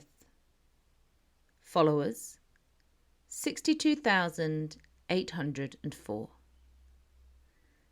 Thank you for all the messages you've been sending, but I've had to turn notifications off again. It's just getting too much to deal with. I had a lot more to add to the last post, but all the pinging became too distracting. It's hard enough to think straight as it is right now. Anyway, like I said, notifications are off for now, so I shouldn't get disturbed as I finish this part of the story for you. I didn't know what kind of game Kalina was playing, saying that it was my venom in those bottles of V that had arrived here with Glen. But I was certain it was a game, because how the hell could it not be? Besides, I might not have known loads about Kalina, but the fact she was a liar was indisputable. Then, slowly, without her needing to say anything more, the dots began to join up. Mum used to drain my venom, I said. Kalina did that incredibly annoying thing of clasping her hands in an overzealous glee at my discovery. What do you mean? Finn asked. I pulled in a deep lungful of air, ready to give him an unexpected crash course on vampires. Mum regularly drained the venom from my lungs when I lived at home. She used it in her experiments. Binned the rest, or so I thought. Some say that having less venom makes us less bloodthirsty too, Kalina added as she sat down on the sofa and pulled out a packet of cigarettes and a lighter. But I think that's bullshit. You can't smoke in here, I said, only half listening to what she was saying. Are you worried it's going to affect my health? Sweet. She shrugged and put the cigarettes away again. I'd lost count of the number of times I'd had to remind myself that I couldn't just slap her or throw her out the window. Kalina, why was my mother sending you my venom? Yes, that's where we were. So we made a deal. It took quite a lot of negotiating. She actually drew up paperwork. Not that it meant a thing to me, but it made her feel happy, and so I adhered to it. 100%. I want you to know that. She was the one who broke the terms of our agreement first. What were the terms? What deal did you make? That I turn you, but in payment she would milk your venom and send it to me. I didn't even know until that blog of yours that she was keeping some aside for her little experiments. But it makes sense now. You never produced very much, or so she said. I guess I know why now. Anywho, we agreed that as long as I was receiving these regular donations, I would stay out of your life. Although there was that infuriating close call at the party. Party? Levisa's, wasn't it? Her engagement party? Quite the bash, I believe. Not that I was invited. I guess you could say it was fate, being in the building and catching a whiff of Noah. And then, what do you know, 24 hours later, I'm reading all about you being there too. I mean, if I'd known at the time, I would definitely have come up and introduced myself. More and more dots were joining, though with my mind still fixed on Noah, it was taking longer than it should have. That night, when I was at Levisa's, an old lady was killed in the same building. Kalina shrugged. Guilty. But how? I was failing to make sense of it all. Just a dumb coincidence, she replied. When you've been around as long as I have, you realise they're not all that uncommon. Marrying my ex-boyfriend. Was that a dumb coincidence too? Well, okay, I admit when your mother mentioned how you were still pining after him, I may have tracked him down just to see what all the fuss was about. Cute and everything. Worth being so damn sad about? Debatable. It was a level of insanity beyond anything I could have possibly imagined. Then, of course, there was that whole falling out with your mother. And I wasn't getting my payments anymore. So, going after Glen and doing this to Noah, this is your way of getting back at me? I said. I didn't do anything to Noah, she said, her tone suddenly harder. I had no idea he'd act to multiple venoms in that manner. And I'd hardly call this coming after you and Glen. If that's what I'd wanted, I would have had you both.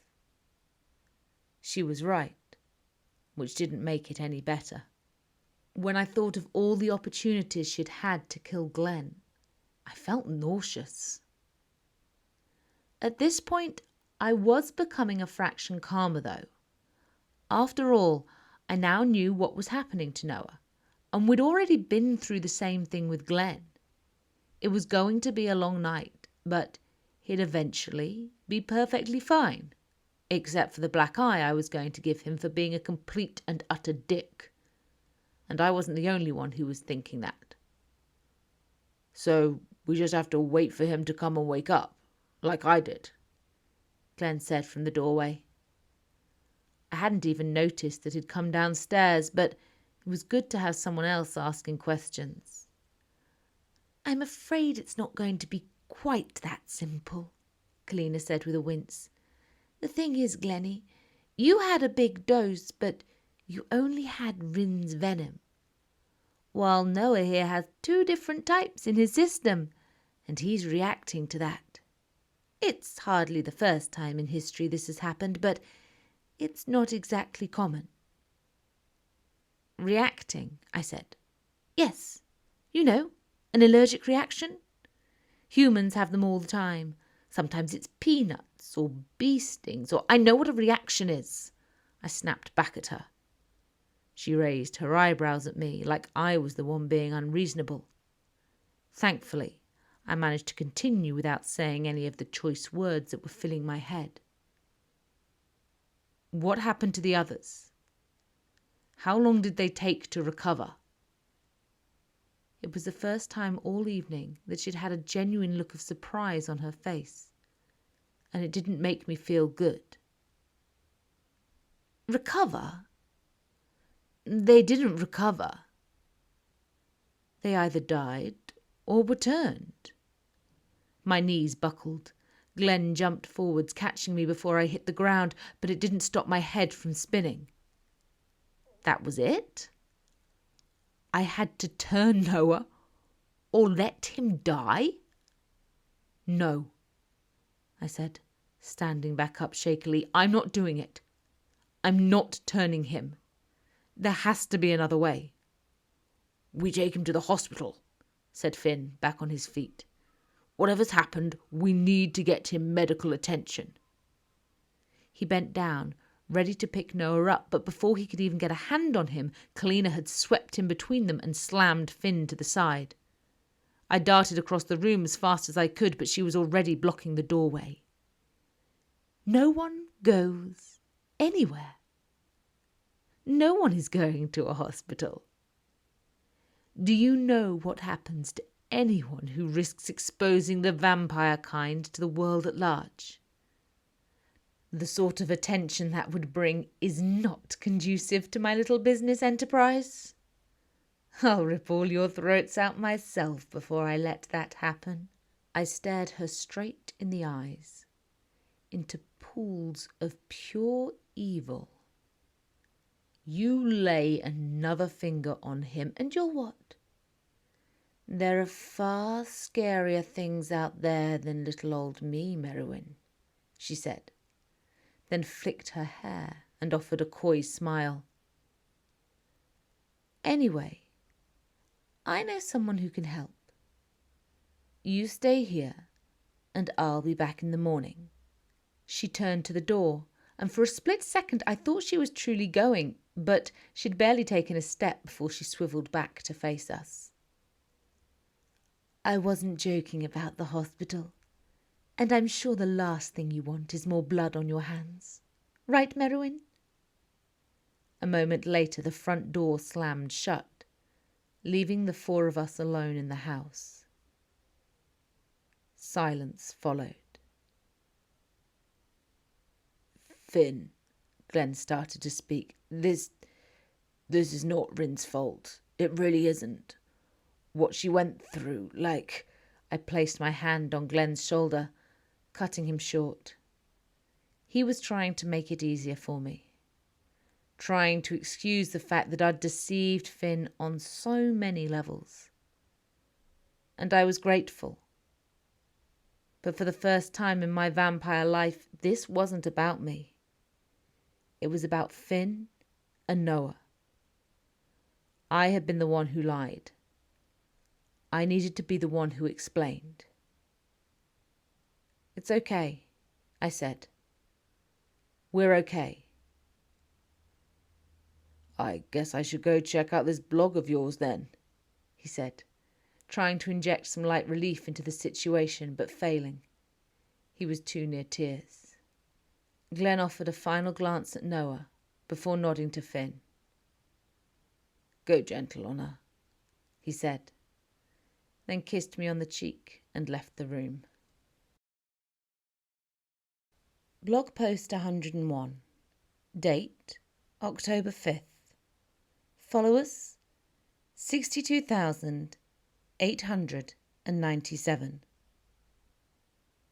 The truth is, I didn't know where to begin, so I helped Finn lift Noah onto the sofa. He knelt down and moved his fingertips against his brother's neck until he found a pulse. His heart beat strong, I confirmed. It's slow, but it's there. I don't know what's real anymore. None of this makes sense, Finn said, without looking up. Even now, my heart hurts when I think about the hopelessness he was obviously feeling. Don't get me wrong, I felt desperate, but at least I knew what was going on. To some extent. I understood the world we were living in, but Finn's grasp on reality had been shattered in the cruelest way possible. It gets easier, I said, only half believing myself. When Glen had taken V, he had woken up by now. That was the thought that kept running through my head. He'd stirred after only a few minutes, but Noah hadn't. This was different, exactly as Kalina had said. I stared at the hands which had earlier been holding me as we lay in bed together when we believed we had all the time in the world ahead of us. As tears started to fill my eyes, I shook this thought away as quickly as I could. We were already in too much of a blood crisis for me to waste water crying. The sound of the street filtered into the room as I waited for Finn to say more. Having removed his fingers from Noah's neck, He seemed unsure what to do with his hands. He placed them briefly on his knees, then changed position and dug them into his pockets, all without saying a word. He would have been perfectly within his rights to yell at me, and not just about the whole vampire thing, or the fact I was seeing his brother. He could probably have listed 20 reasons as to why I was in the wrong, and I waited to hear them all. But in the end, what he said was, "Does it? Or do you just get numb to it?" In my head, I'd imagined this scene 100 times. Probably more like 1,000. After all, the reason I'd ended up siring Christopher had been because I'd gone to see Finn, to tell him the truth about what I was. It had played like a movie in my mind, but now I couldn't think of a single thing to say. "I'm sorry," was all I could manage. To my surprise, when Finn looked up, his forehead was wrinkled in confusion. "What for? You didn't ask for this." "I might not know much, but I can see that. You didn't ask to be whatever you are." "I'm a vampire," I said. Believe me, I know how ridiculous that sounds, but it's true. "Like she is." I didn't need any clarification to know who she was. The comparison between myself and Kalina irked me more than I would have believed, as did the fact that Finn's thoughts went almost straight to her. But then, he must have had strong feelings for her at some point. Strong enough to marry her. "No, I am not like her," I replied curtly. "She is a monster. I'm me. I'm the same as I always was, just with a few physical changes. That's all." "Like the fact you drink blood. You drank Noah's blood, didn't you? Isn't that what she said?" I nodded, unable to find a more suitable response. "There are so many things I need to explain to you. I don't really know where to begin. Maybe it would be easiest if you asked me questions? Perhaps that would work?"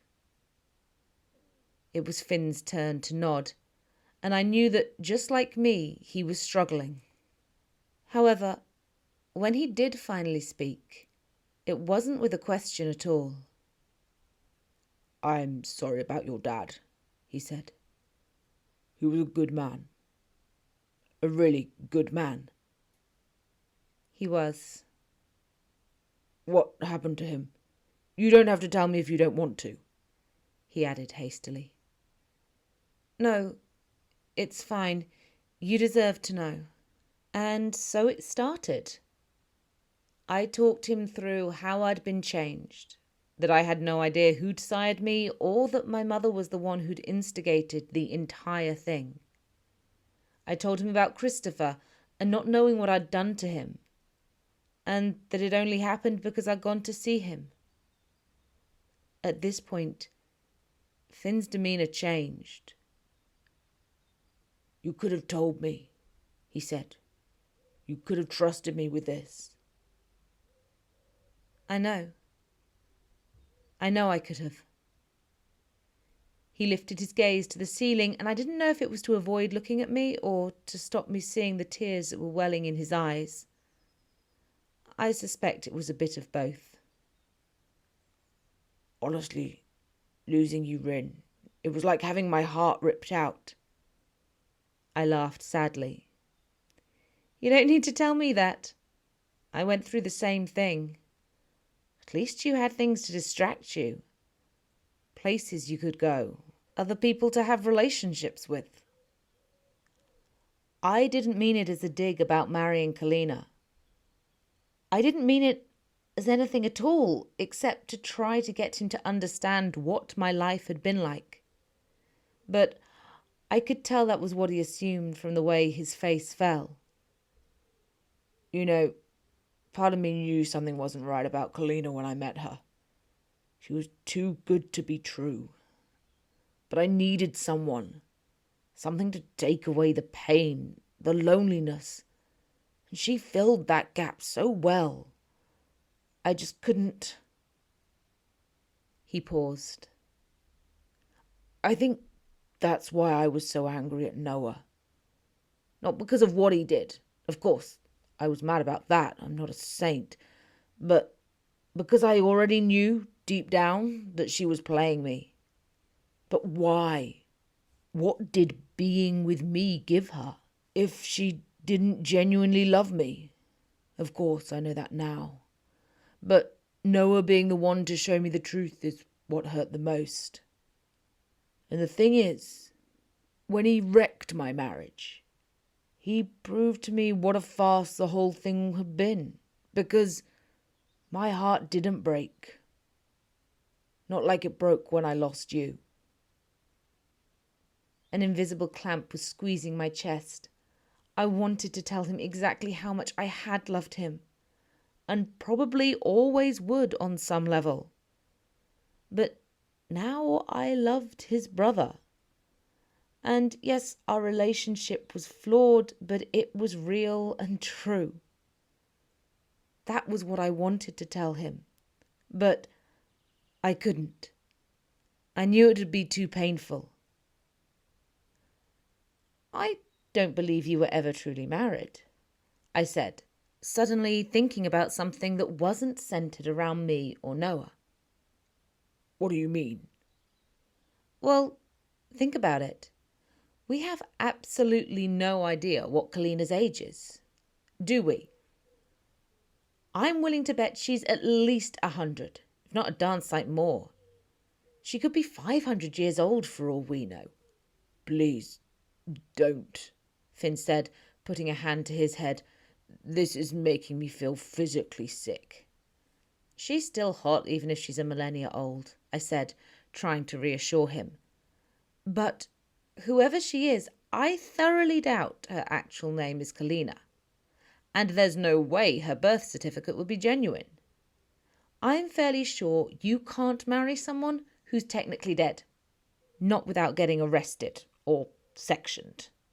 Finn took a moment, chewing down on his bottom lip as he thought about it. So you're saying I could go to court and ask to have my marriage annulled on the basis that my ex-wife was dead at the time? That's exactly what I'm saying. I'm not sure that's going to work.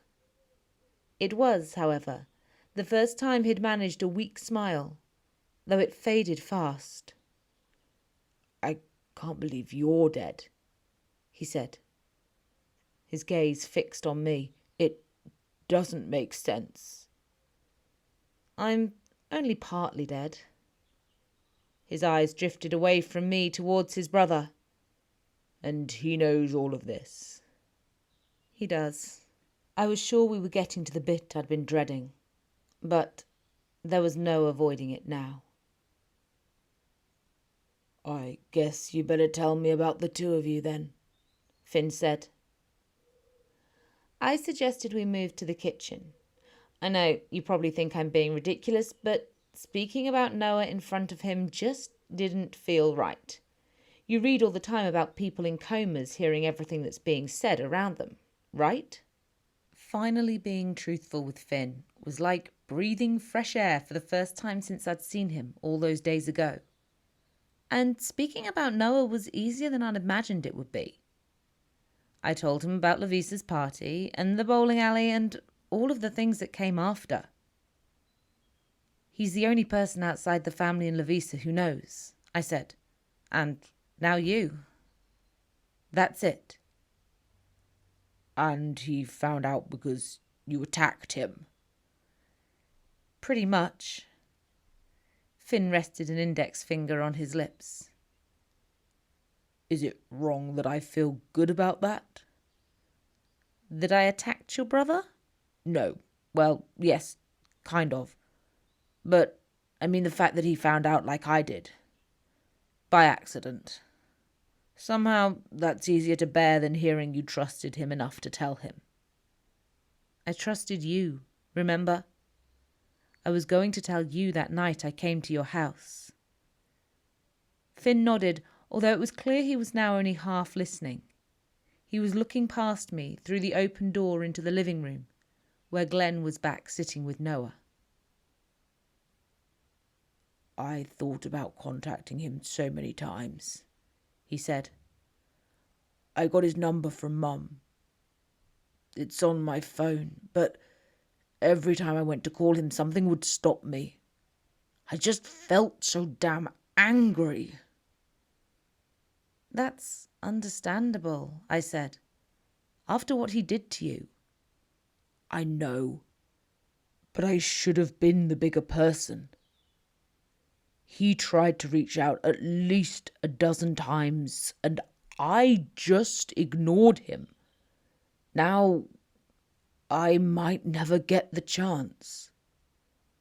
Refusing to let Finn's negativity seep into me, I snatched his hand from across the table, tugging just hard enough to bring his attention back to me. Don't think like that, I said. Kalina will find an answer. She owes you that much. I'm not sure he believed that Kalina would do the right thing any more than I did.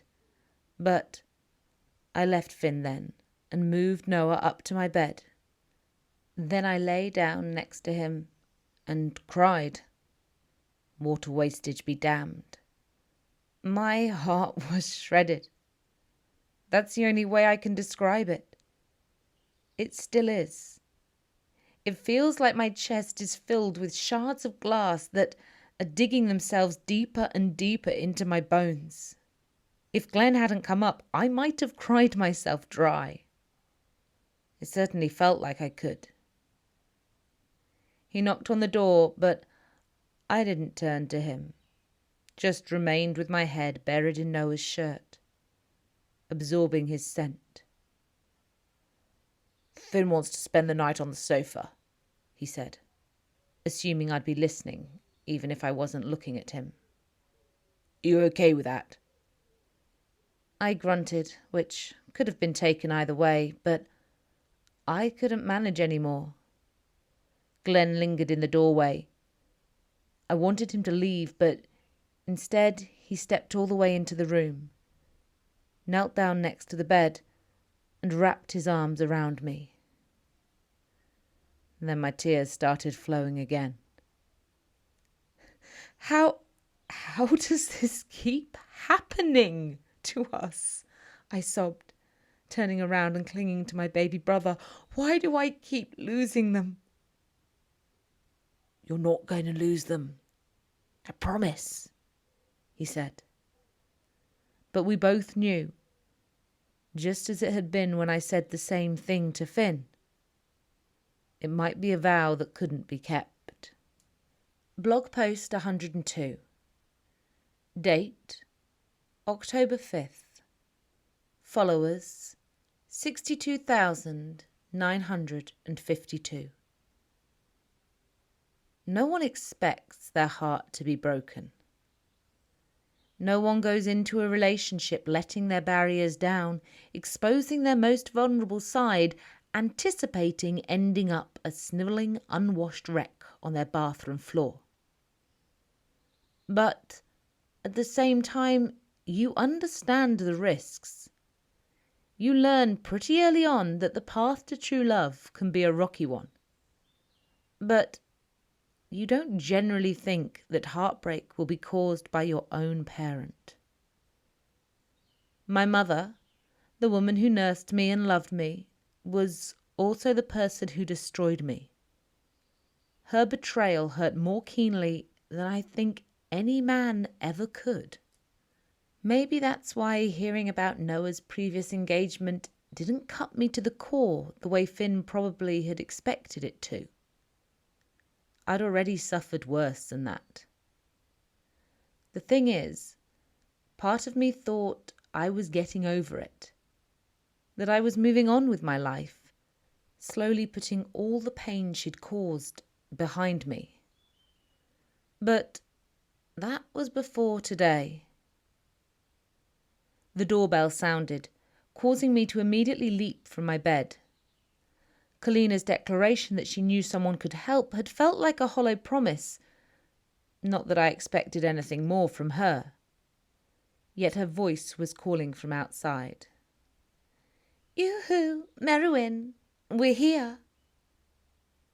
Had all my faculties been in working order, I would have taken my usual precautionary sniff, which would have prepared me for what was to come, to some extent. But instead, I rushed down and swung open the front door. The air caught in my throat. "You have to be joking," I said. "What?" Kalina asked innocently, before barging past me, the dog under her arm. "A doctor with experience in vampire genetics. Who could be better?"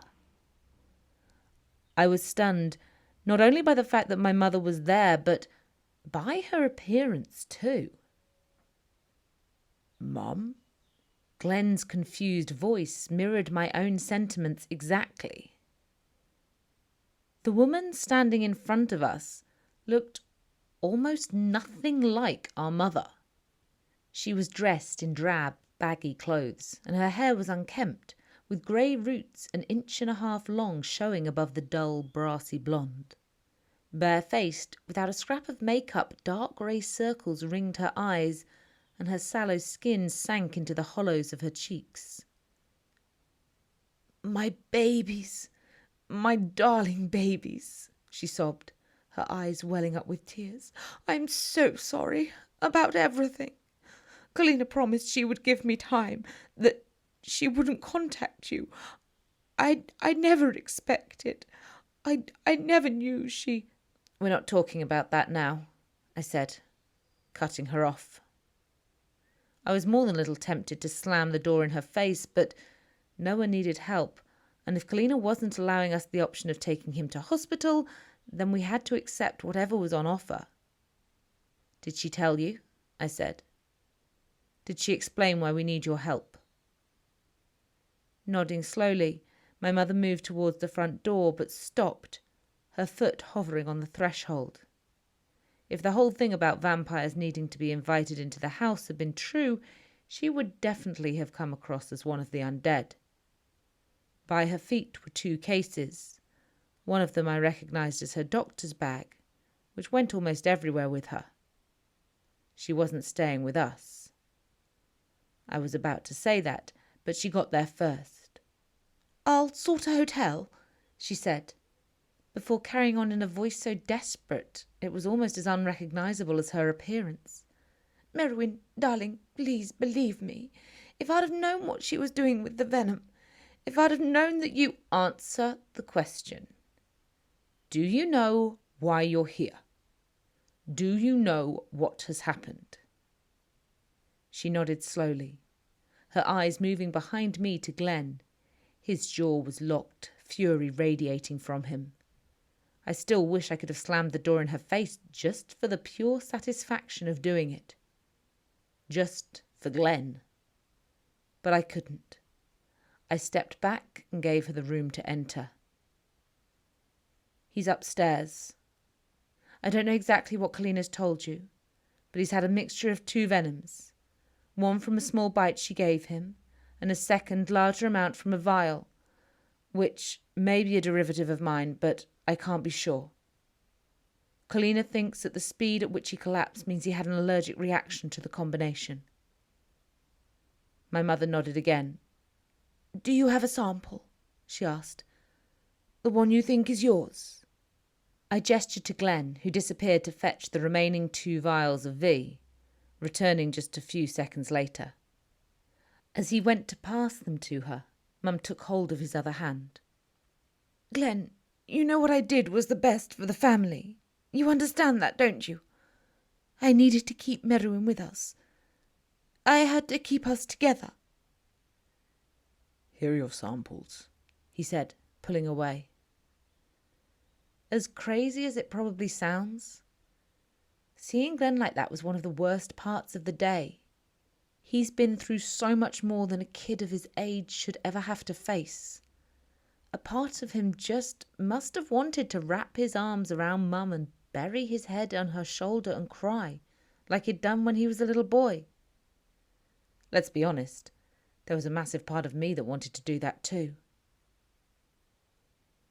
Okay, let's take a look at what we've got here then, Mum said, tucking the vials into her pocket. Upstairs? Strangely, Glen's rejection seemed to have had a positive effect on her, as she snapped out of her previous mood and gained a modicum of her old focus. She grabbed her medical bag and followed me upstairs. I pointed towards my bedroom. The first part of her examination appeared standard.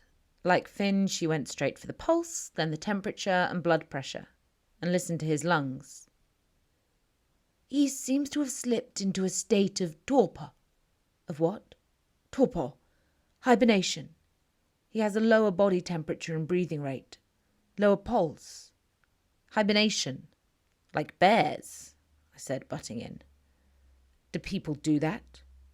No, she said, reaching in her case and pulling out a series of surgical bags containing tubes, needles and a syringe. Placing them on the bedside table, she took a rubber strap and started to tighten it around Noah's upper arm. What are you going to do?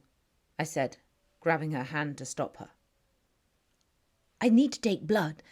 Glen is sorting out somewhere for me to do tests. For today, at least. Why do you need to do that? Merrewyn, honey, I've never seen this before. I've only ever worked with your venom, remember? If I can take some samples from Noah, then I can run some tests. I promise I only want to help him. And will he come out of this hibernation? I said. She paused. I don't know. Normally it occurs in animals when their temperature drops sufficiently. They come out of it when it gets warmer. Can we try heating him up? I suggested. Maybe, but I can't be sure yet. It could just as easily cause him to overheat. But he seems stable for now. So if I can do some blood work, I can hopefully understand why the venom caused him to be in this suspended animation. I still didn't let go of her. Finn, who I'd forgotten was staying the night, was standing in the doorway, and I found myself staring at him. After all, I might have been Noah's girlfriend, but Finn was family. When it came to serious decisions like this, I knew he had to be the one to make the call. I managed to convey that to him without even speaking. If she thinks he can help him, then let her, he said. Mum looked around and her eyes widened. Finley, she said, I didn't realise. How have you been? He's been better, Mum, I said curtly. Now can we get on with this? My mother turned back, peeled off the sterile wrappings and fixed a needle into the syringe. A moment later, the tube was filling with Noah's blood. I couldn't help but wonder if those endorphins were still floating around in there somewhere. Just a hint of the happiness remaining. Or had all that disappeared the moment Finn had entered the house? I thought of the blood in my fridge. Was that to be my final taste of Noah? Quite possibly. Now what? Glen asked, as Mum sealed the tube and dropped it in her bag. Now what are you going to do? Now I'm going to see if there's a way out of this, she replied. Blog post 103. Date, October 5th. Followers, 62,977. I hate it. I hate them. I hate the fact they're together, and I hate that I don't know what they're doing. Just thinking about the pair of them sets me on edge. Kalina marched into the bedroom a few moments after my mother had drawn blood from Noah. All done, Angela, darling, she said, cocking her head to the side. My mum's gaze flitted to me before she audibly swallowed. I know there's so much to talk about, Kalina continued, feigning ignorance of the awkwardness in the situation. Although we really should get going now. important science business to do. Right, Angela? She hooked her arm through my mother's like they were old friends, practically skipping as she guided her down the stairs. I've organised everything. The university medical department is letting us have one of their labs on short-term loan. I just hope it's up to your standard. If not, let me know. I'm very efficient when it comes to resolving issues. Mum turned and looked at me again as she was half dragged out of the house, looking suitably terrified by this new best buddy act. I didn't feel any sympathy. She had made her bed. She could lie in it. We'll be in touch if we need you, Kalina chirped, waving a hand. Don't get into any more trouble while we're away. A second later, they were gone and we were left standing there. Do you think one of us should have gone with them? Glen said, the first to find his voice since their sudden exit. You know, monitor what they're doing? I didn't want to say it, but even his superior intellect probably wasn't going to be of any help to Mum. Besides, she always preferred working on her own. From now on, I don't want either of you alone with Kalina, I said, changing the subject. Do you understand? She's dangerous. Finn and Glen exchanged a puzzled look, almost a mirror image of one another.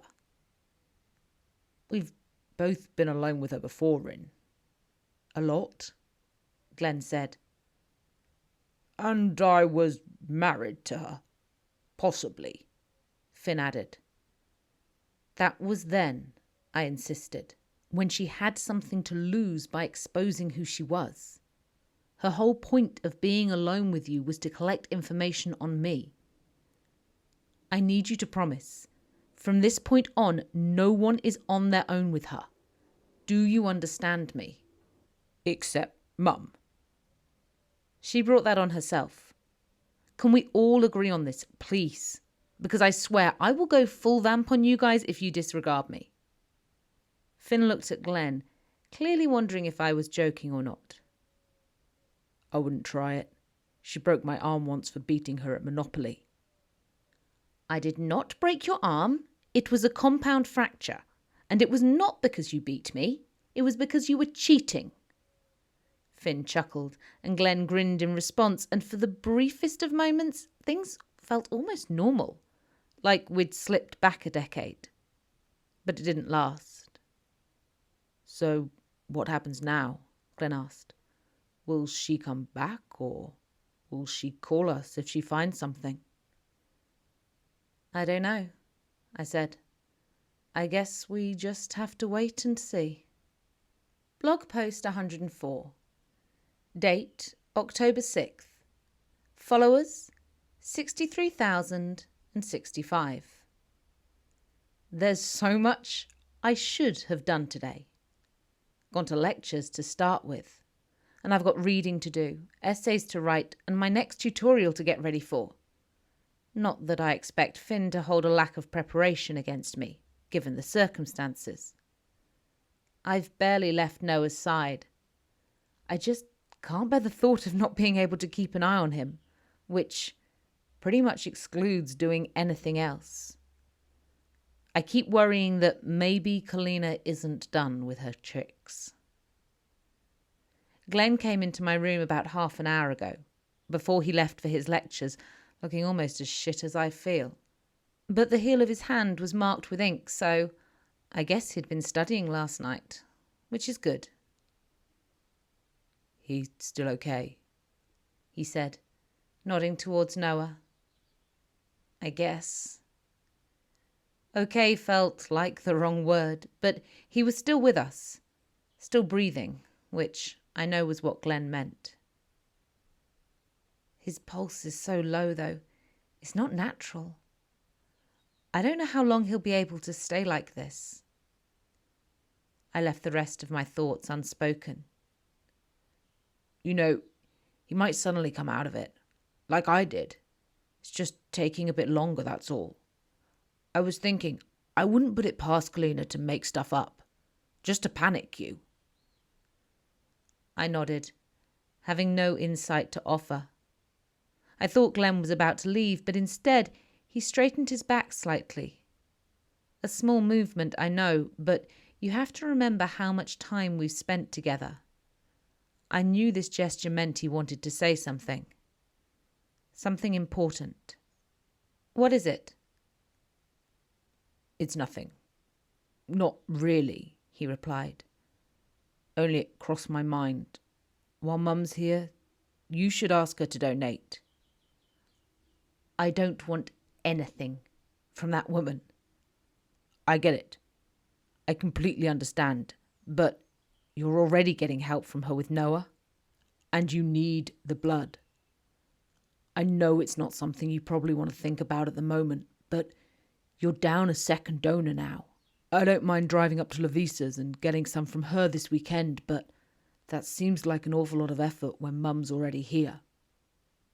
He paused, and I knew what he was going to say next.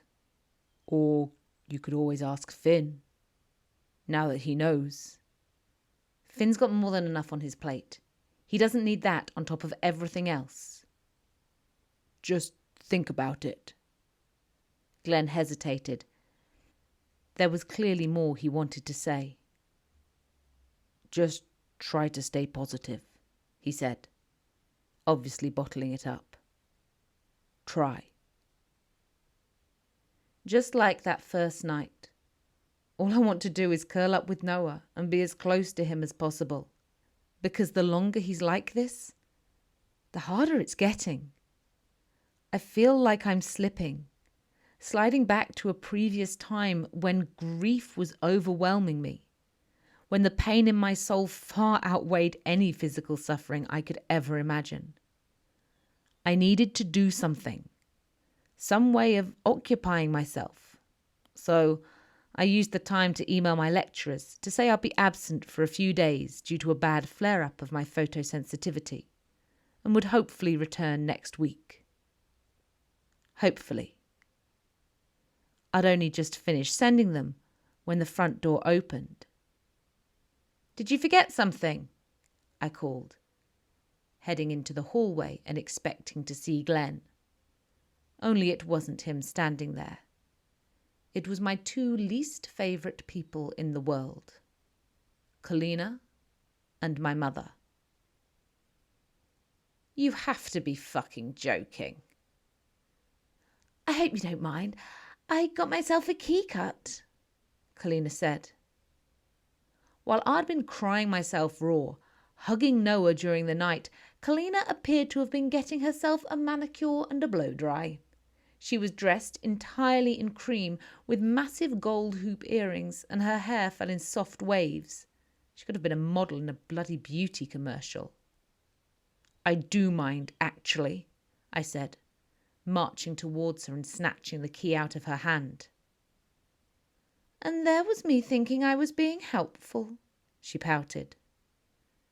Behind her, my mother looked shamefaced.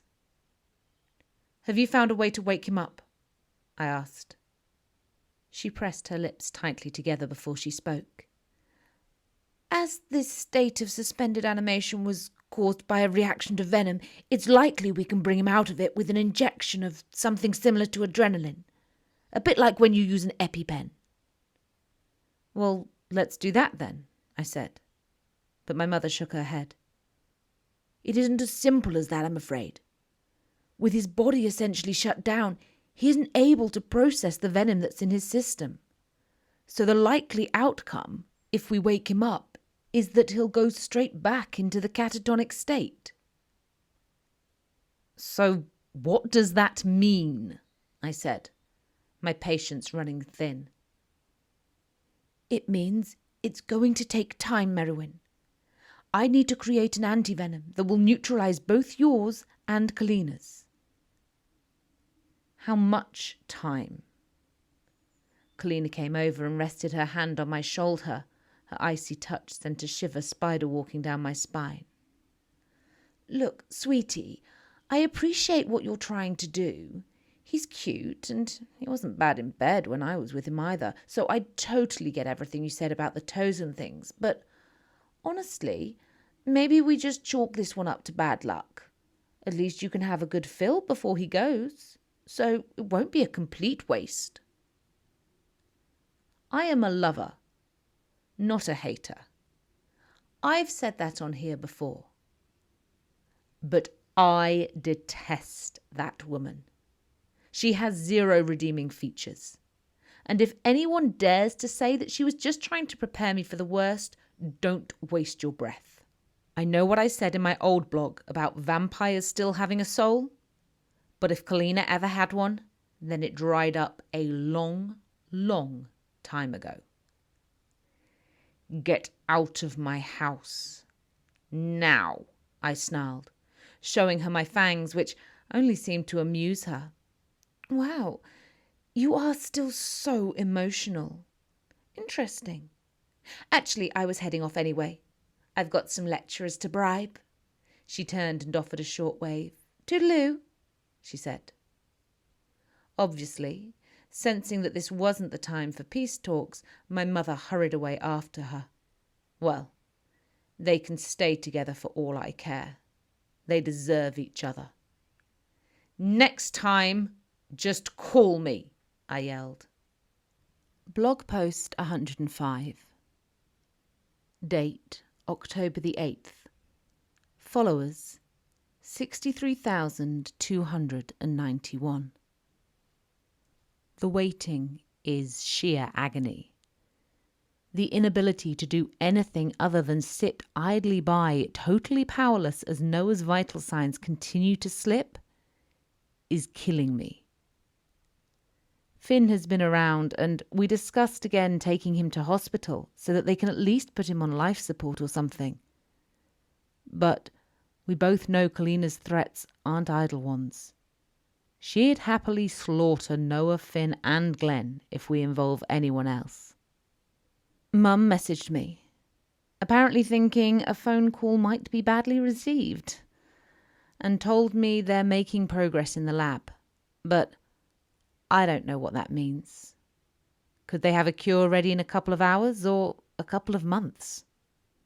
There's no point me asking. She'll be evasive, just like always. This really is torture. Blog post 106. Date, October 9th. Followers, 63,504. Mum came over this morning, about half an hour after Glen left for lectures. I hate being alone in the house with Noah when he's in this state. When Glen left the house yesterday briefly, Finn was here, and even though we didn't talk much, it helped. But it's just me now. Noah and me. At one point, I found the quiet so overwhelming I almost called Finn to ask him to come back and stay with me. But I didn't. So I guess you could say I was almost glad when Mum showed up. But that would probably be an exaggeration. "May I come in?" she asked when I opened the front door to her. She didn't look any better than the day before and clearly hadn't slept much over the weekend either. The late nights had left her eyes bloodshot and with an extra set of crow's feet. "Have you found anything?" I said. She swallowed, visibly and audibly. I hadn't put any sunscreen on and shards of sunlight were breaking through the clouds. The last thing I wanted to add was sunburn to a list of shitty things that were going on in my life. So I turned and walked to the kitchen, leaving her to follow me. "Merrewyn, tell me about Noah," I interrupted before she could start trying to wheedle her way back into my life. "Have you managed to develop an antivenom yet?" "It's not that simple. We have to allow the rats we've injected to build up antibodies." "I don't care about the science, Mother. I just want an answer." "I need more time. Please, Merrewyn, we have lots to talk about." I spun around, anticipating what was about to come and ready to nip it in the bud. "That's where you're wrong. We have nothing to talk about. You did what you did. Nothing can change that. I have nothing to say to you on the matter. And quite frankly, I don't believe a single thing that comes out of your mouth." She dipped her chin and stared at the tiled floor. Kalina was my only option to save you, she said. Did you not hear me? I said I don't want to know. All I want to hear from you is how close you are to curing Noah. My mother's appearance may have changed substantially, but her stubbornness remained just as strong. She opened her mouth to object again. Thankfully, the doorbell interrupted her. For a split second, I thought Kalina had returned, but a single sniff told me otherwise. I pushed past her and opened the door to Finn. What about your lectures? I said, with no greeting or niceties. Without waiting for an invitation, he stepped inside, slipped off his coat, and hung it on the hook by the door. I've already done my first one this morning. I don't have another until 1:30, so I thought I'd come and check how he's doing, he said, almost hopefully. Nothing's changed, I'm afraid, other than continuing to get weaker, I said. I don't think he's going to wake up, Finn. Not like Glen did. His disappointment was palpable. Nothing from your end? He asked my mother, noticing her in the kitchen doorway. Not yet, I said, before she could get a word out. She says she needs time to grow the anti-venom or some shit. That's not exactly what I said. I cut her off with a glare, and Finn sighed. So, how much longer can he continue to get weaker before he left the question hanging in the air. Glen says the deterioration's very slow, but he can't stay like this forever. I looked to Mum and she gave a tiny nod of agreement. I could feel Finn's frustration. It was somewhat cramped with the three of us in the hallway, so I moved through to the living room, assuming they would follow, which they did, although no one took a seat. What now? Finn asked my mother. And this time I didn't interrupt. After all, I wanted to know the answer as much as he did. There's nothing we can do for a while. I could really do with a shower, though, and some rest, she said. She pulled nervously on her fingers and looked at me. I was hoping I might be able to catch a nap on your sofa. I know I said I'd find somewhere, but hotels are expensive and it doesn't seem worth it for just a couple of hours. I spent last night in the lab. To be honest, money is tight. I haven't been working much since your dad passed away. This declaration totally surprised me. I'd expected that she'd thrown herself into whatever job she could find as a distraction. But I remained as stony-faced and impassive as I could. I'm sure Glen and I can scrape together enough money for a hotel for you, I said. That won't be necessary, Finn cut in. I've got a place 5 minutes walk from here. University accommodation. It's nothing fancy, but it's got a spare bed and a hot shower. It was a generous offer, and one he really didn't have to make, but I was grateful he did. Are you sure? I don't want to impose, my mother replied. You won't. I'll be heading straight back to university. This was just a quick drop-in. I've got my first batch of student essays due in today. Shit, I said, that's today. He offered me a brief smile. Don't worry. I'm pretty sure there's an extension available for you on this one. Thank you, I sighed. I wished he hadn't had to leave so quickly. I wanted to speak to him some more, to tell him how grateful I was, not just for helping out with my mum, but for everything. Not that I'd ever doubted him. I'll see you later, he said to me, absent-mindedly brushing a strand of hair behind my ear. Try to get some rest. And that was it. Now I'm on my own, yet again, waiting. Blog post 107. Date, October the 11th. Followers, 64,108. So much has happened over the last 48 hours. I need to fill you in, so sorry if there are typos. I'm just trying to get all this down as fast as possible. So here goes. And apologies, it's going to be a long one. Like I said, There's a lot to fit in. While Mum worked at the lab, Finn spent the nights at mine, next to Noah, talking to him, recalling events from their childhood, and occasionally nodding off, only to come to again with a start. Glen carried on normally, or as normal as he could, going to lectures and trying to study in the evening. While I basically tried to get my head around everything that had happened. I couldn't even face coming on here with no news to tell you. I'm sorry, because I'm sure some of you wanted updates, but there simply hadn't been any to report.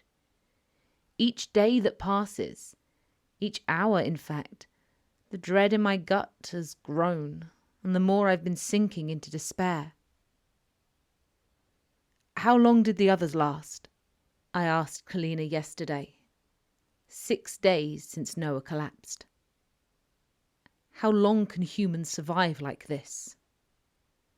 She didn't have a key to let herself in anymore, but she has an uncanny knack of turning up any time I want to have an important discussion with Glen or Finn. I'm convinced she lurks somewhere, listening in, or has placed bugs around the place. She replied with a shrug and a lazy sigh. Well, normally we would have drained them long before this, so that doesn't help us much, does it? It might be a week, a year. You put way too much importance on time, you know. You're immortal now. You shouldn't let it stress you out so much. So, with a time frame of somewhere between a week and a year, I was no better off. But when Mum started hammering on the door this afternoon, yelling my name, all that changed. Merrewyn! Merrewyn! The first thing I picked up on when I let her in was how she looked more like her old self. Some of that old energy and colour had returned to her cheeks, and she was beaming from ear to ear, almost literally. Where's Finn? She said, barging past me. He needs to hear this. I knew, without needing to message Finn, that he was in a lecture, because that's where I should have been too. I rang him all the same, hoping that he'd have his mobile on silent somewhere he could see, so that he'd notice I was calling and wrap it all up quickly. Can't you just tell me now? I said, as the phone continued to ring. And tell Finn as soon as he gets here. It's not just what I need to tell him, it's what I think I can do, Merrewyn. Don't worry, an hour more isn't going to change things. But Finn should definitely be here. She was practically bouncing on her toes, which was making me massively nervous, but at the same time caused a glimmer of hope to return. Can't you just let me know if it's good news? I begged. She paused, pressing her lips together before her cheeks rose into a massive grin. It's definitely good news. Hearing that felt like someone had lifted a 10-ton weight from my chest. I kept ringing Finn on redial, but each time the call went straight to voicemail. Thankfully, 20 minutes later, he was standing outside my front door. I'm so sorry. I left my phone in the office. Really stupid of me. Has something happened? Has his condition changed? No, I said, shaking my head. He's the same as he was, but Mum's here and she says she's got good news. At this point, I didn't know exactly how good her good news was, but I couldn't stop myself from being excited. I grabbed Finn's hand, squeezing it tightly as I led him into the living room, where Mum was sitting in the armchair. Our hands were still clasped together as we took a seat opposite her on the sofa. It reminded me of all those appointments I went to as a child after the cancer had struck. The separation between the doctor and my parents and me. But those times had always been tainted with trepidation. News of what treatment would be tried next, how much worse it was likely to get before it got better. But sitting there, with my knee pressed against Finn's, feeling his pulse flowing through me, the excitement was tangible. Okay, go, I said to Mum. I swear the intake of breath she took must have lasted a good 5 seconds. Longer even. Finally, she started to speak. As I told you before, I had to produce the antibodies using the rats. That actually took less time than I thought it would, which was a real bonus. It was something to do with having 2 venoms in the system, maybe. Or perhaps it was just because... What are you saying, Mum? We don't need the preamble. We just want to know what you found out. She nodded quickly, and her heart rate increased. The antivenom is ready, she said. I induced hibernation in 3 similar rats, then injected them with it. And they woke up. Silence followed. I couldn't believe I'd heard her correctly. Say that again, I said. I said, Merrewyn, they woke up. They woke up and started running around. My heart soared. After preparing myself for the worst, here I was getting the best possible news. And they're all okay? Finn asked. The rats that came out of the hibernation, they're all right? Slightly elevated heart rates, she replied, but that could easily be because they were running around for the first time in 2 days. Their glucose levels were low, but again, that was likely due to a lack of food. They've also been drinking more than average, but considering their previous state, that's no surprise. I was in complete shock. Her words weren't sinking in, and once again it fell to Finn to ask the question. So, what happens now? He said. My mother's look of elation was replaced by a serious expression, and butterflies started flying around my stomach at such a pace I thought I was going to vomit. This is why I need you here, Finn, she said. To get your permission. My permission? She reached into her bag and pulled out a small vial of liquid. To be honest, 1 tube of clear liquid looks basically the same as another to me, but I could tell from the way she was holding it that this one was special. It's up to you now, what we do next. Now, unless you live under a rock, you'll be aware that a fair amount of time goes into research and development for anything drug-related, not to mention countless trials and reports. You can maybe achieve that in a handful of years when you've got a population of millions to choose guinea pigs from. We had 1 guy and a few rodents. Not to mention my mother had been using a lab sourced through the dodgy dealings of a psychotic vampire. What do you think? Is it safe? Finn asked my mother, who'd now placed the vial on the arm of her chair from where it commanded my attention. Her answer, as I could have anticipated, was evasive. No drug is 100% safe. None. And if I had my way, I'd do a lot more testing before I even considered giving the antivenom to Noah, but... But what, Mother? It felt like she'd let something slip. All the rats I gave the venom to became catatonic and were dead within 24 hours. The 3 that received the antivenom were the only ones that had survived. She had had ample time to tell me this when we'd spoken previously, so this was somewhat unexpected news. Then again, this was the same woman who turned me into a vampire, so I don't know why I was surprised. I know you're probably angry I didn't tell you earlier, she said, before I could launch into another tirade, but there was nothing to gain from you knowing when we couldn't do anything about it. You still should have said something, I replied. Possibly. We had a right to know. He could have died at any moment. The volume of my voice was rising. I suspect I might have completely snapped, but Finn rested his hand on my knee and squeezed it ever so lightly. When I turned to look at him, he stared directly into my eyes, as if he had all the answers, and I'd be safe as long as he was there. It had been a long time since that had happened.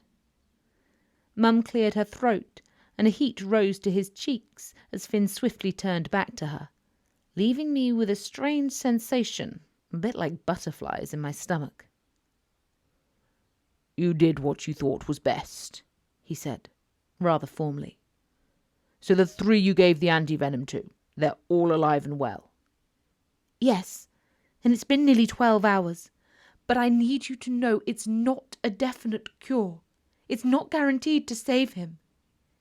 If you want certainty, there's only one thing you can do, Merrewyn. You have to turn him." "But then he'd be a vampire," Finn said, stating the obvious. He would. I was so glad that he was there. I'm not sure I could have made the call myself. How doctors and surgeons can make these life-changing decisions on a daily basis is beyond me. "Whatever you decide," I said to Finn, "I'll be okay with it." Silence descended as he pondered this awful choice. Deep down, I knew which way he'd go.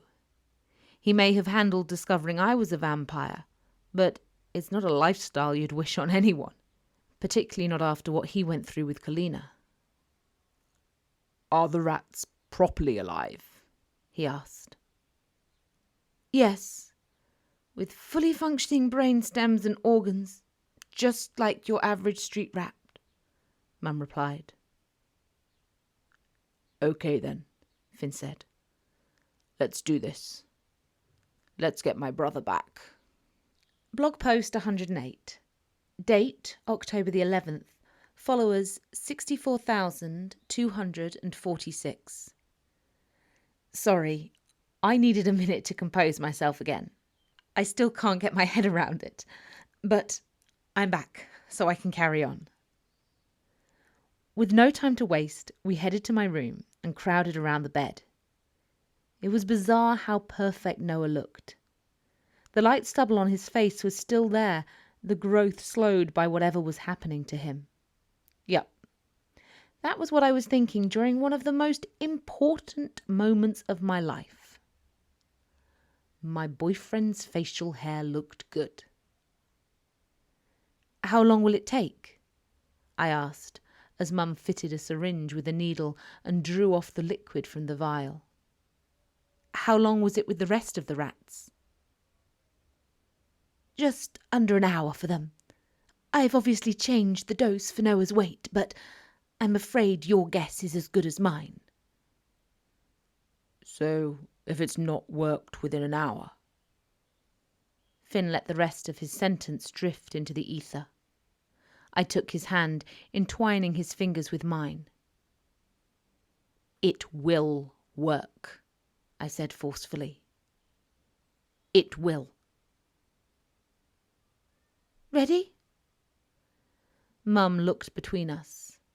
At this point, I was squeezing Finn's hand so tight, I'm surprised one of his bones didn't crack.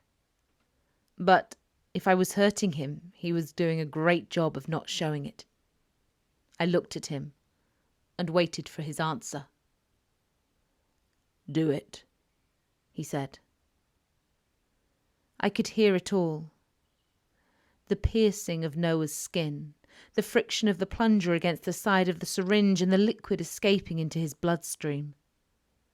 When it was all gone, Mum withdrew the needle and packed everything away in her bag. "Should I?" she said, indicating the door. I hadn't thought about afterwards. I'd assumed she'd stay until Noah was awake. Isn't that what a doctor would normally do? But now she'd suggested otherwise, I realised I actually wanted her there. Whether for her medical knowledge or her moral support, I wasn't sure.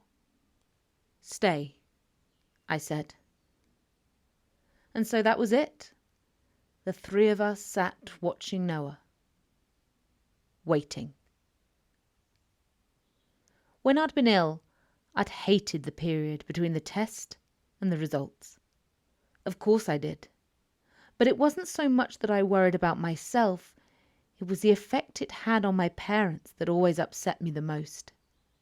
Tension would fill the house in the days leading up to seeing the specialists, and my parents' conversation became clipped exchanges, because anything more than that might lead to them talking about me and their fears. Today, I was the one being weighed down by all those fears. In the outside world, life was continuing as it normally did.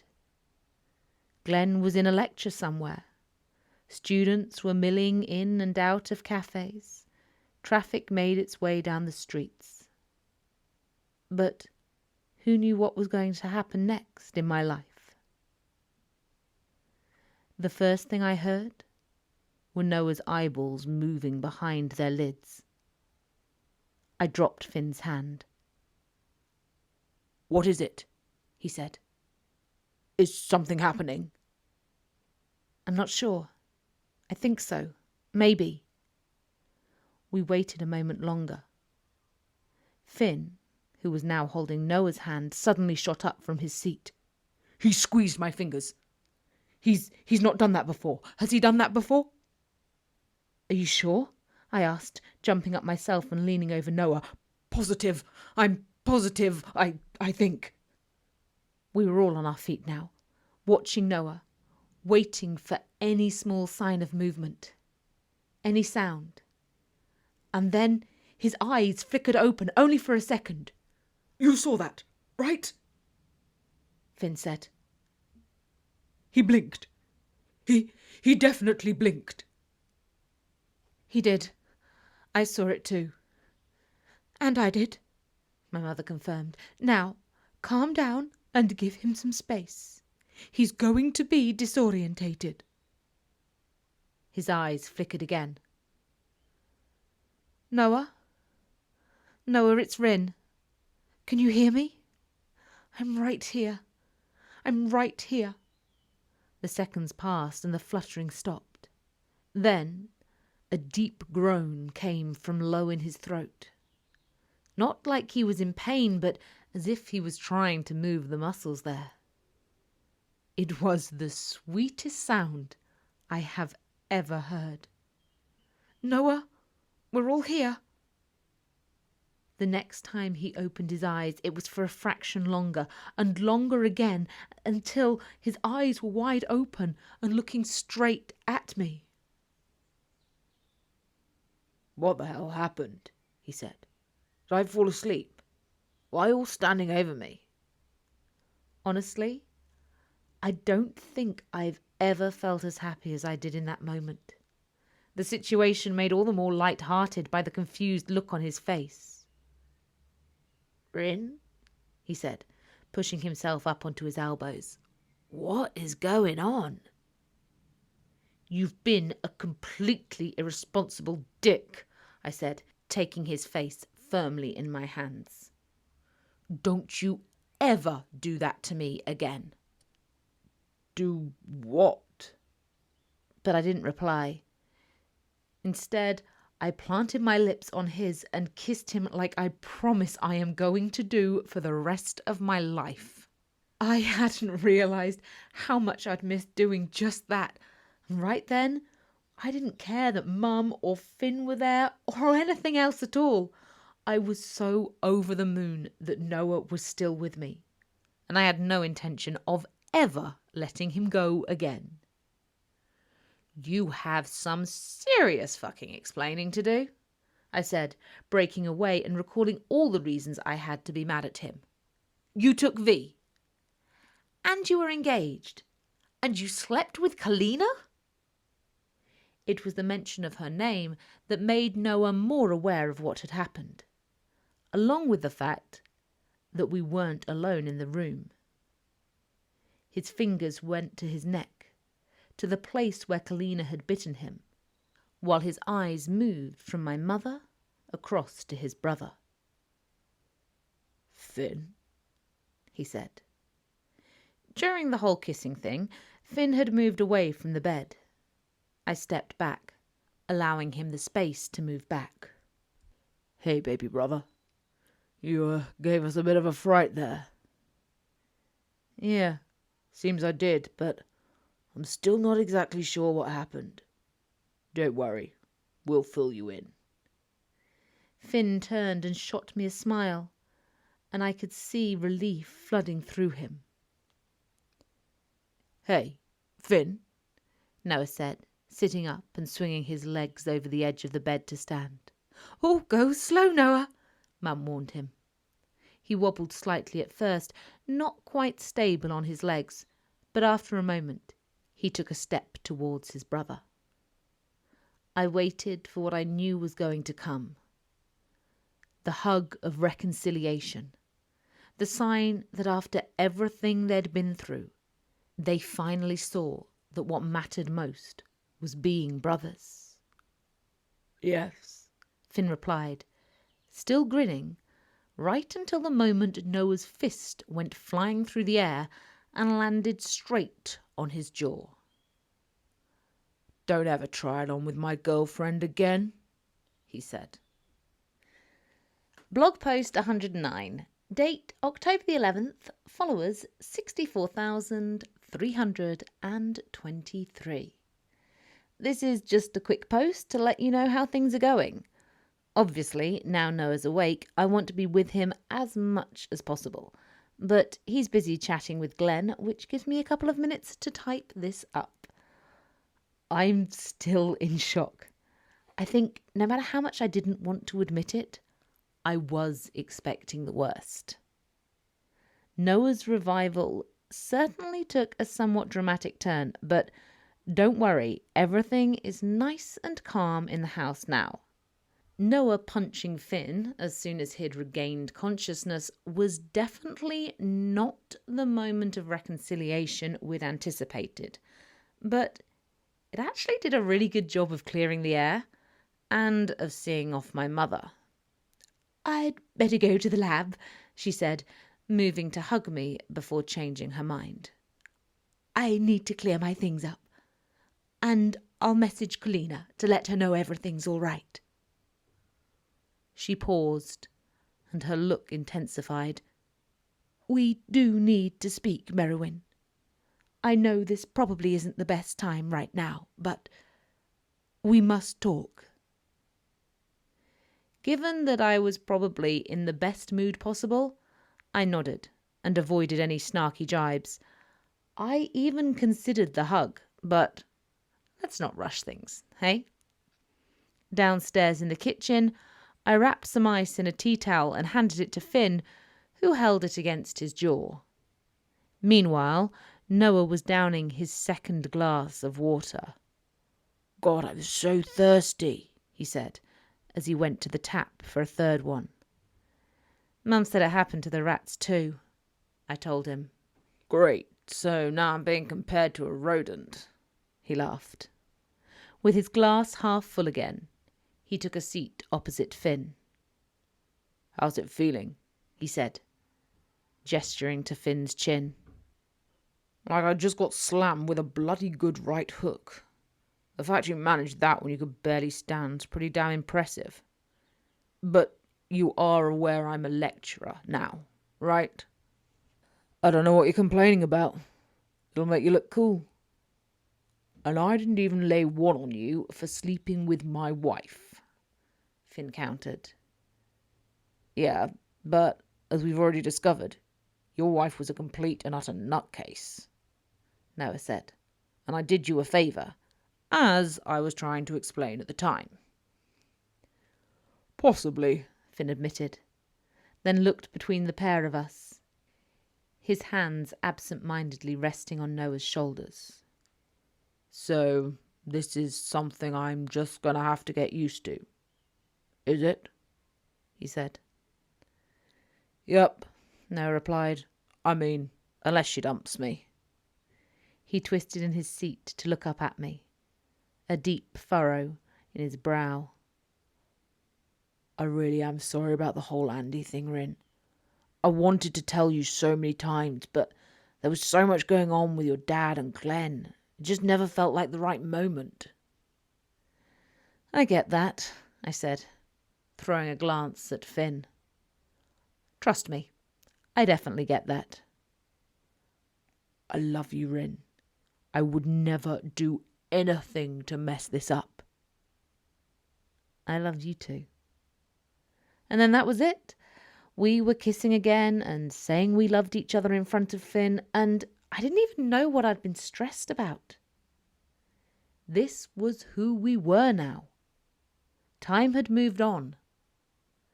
I say that, but Finn ended up clearing his throat when we got a bit too carried away. Well, I'm going to leave you guys to it. But do you think we could meet up soon? He said to Noah. We've got a lot to catch up on. I'd like that, Noah said, reaching out his hand and shaking his brother's.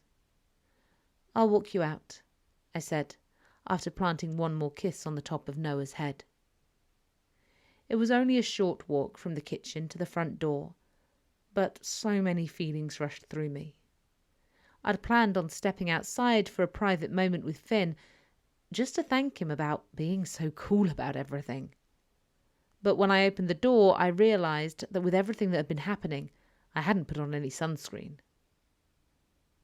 Thank you, I said to him. Thank you for the last couple of days. I don't think I would have made it through without you. I could say the same, he replied.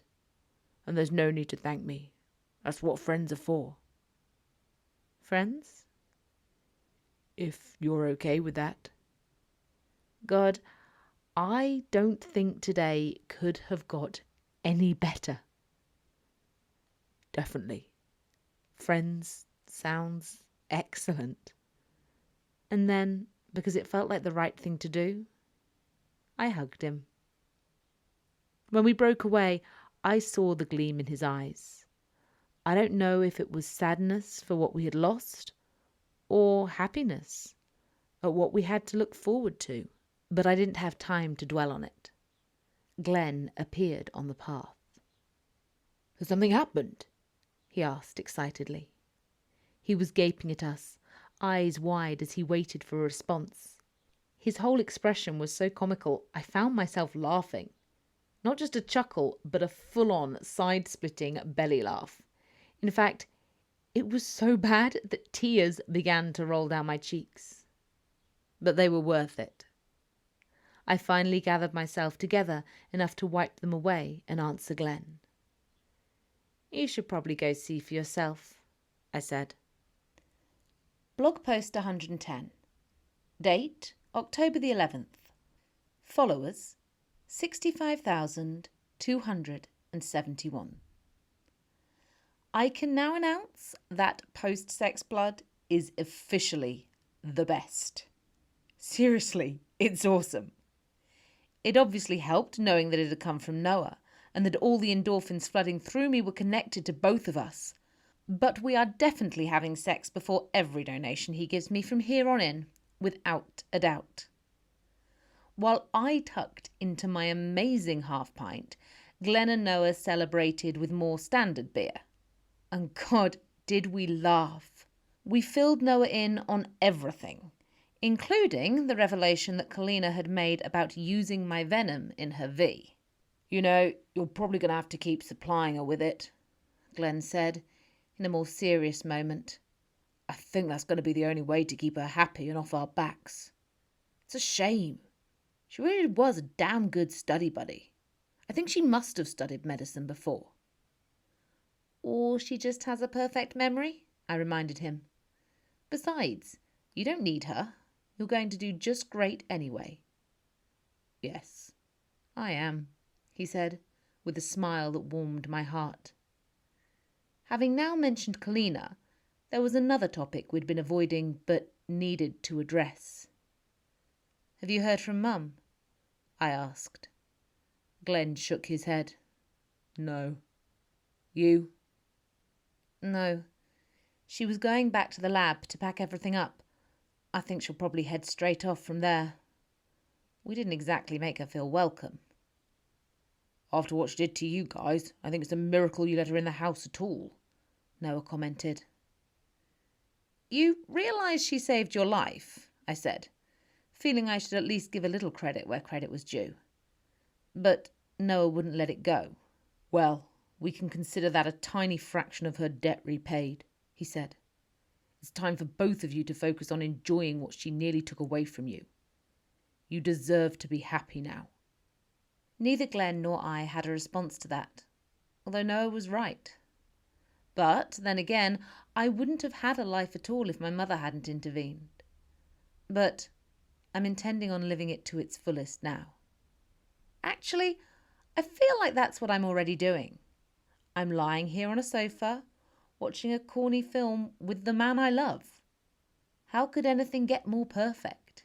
Maybe this'll turn into one of those blogs where they make you repeat positive affirmations and tell you which crystals will heal the various energy blockages in your life.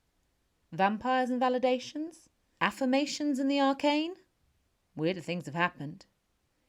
Anyway, I'll check in with you guys later. For now, Noah and I have got some serious making up to do, so don't hold your breath. Take care and watch out for things that go bump in the night. Blog post 111. Date October 23rd. Followers 72,739. I almost didn't write this post.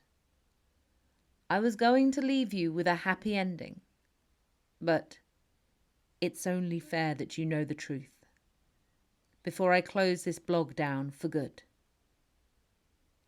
In one of my English classes, a teacher once said that the key to a good story was the protagonist having to choose between two really good options or two really terrible options. I wonder if that's why there are so many of you following this now. It feels like all I do is choose between one shit option and another. Like there's never a way out that doesn't involve heartbreak.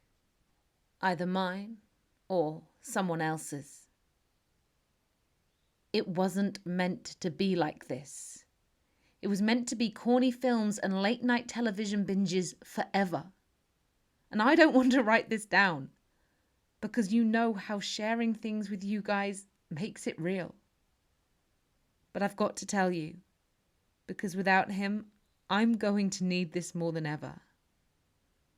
I'm going to need to find a way through this. Fucking hell. It's taken me over 2 weeks to be able to tell you what happened next. And I remember it like it was yesterday. I was lying next to Noah, feeling the happiest I'd been, possibly ever. This was it, I remember thinking. This was the start of the new beginning. Sure, we still had stuff to deal with, like Glen finding medical school tough, and Noah and I had our own issues to work through. But what couples don't? Things felt good, and I was so convinced it was going to stay that way.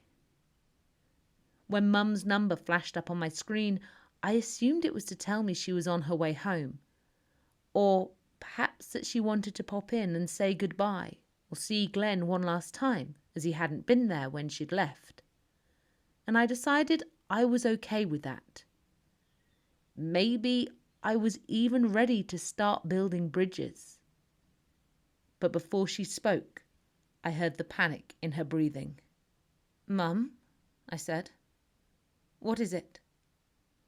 "I'm so sorry, Merrewyn. I'm so sorry." I had no idea what was going on. What did she have to be sorry about now? She'd done the right thing for once. "Is it Kalina?" I asked, my mind leaping to what I believed was the worst case scenario. "What has she done? Have you made another deal with her?" I was already on my feet. Beside me, Noah had pressed pause on the film. "It's not her. It's not Kalina. I'm sorry, Merrewyn. It didn't work. They're dying. They're all dying." "What? Who? I don't understand." But then I did. Then I realized exactly what she was saying. It was only the first one when I came back to the lab. The other two were fine, running around, drinking lots of water, but still okay. I thought perhaps it was an anomaly. I didn't want to ring you and worry you, but now another one is dead, and it happened so fast. There was no warning." I was trying to keep myself steady and my voice calm so that Noah didn't catch on to what we were talking about. I looked at the coffee table, to where the pint glass he'd refilled with water only a couple of minutes earlier stood empty.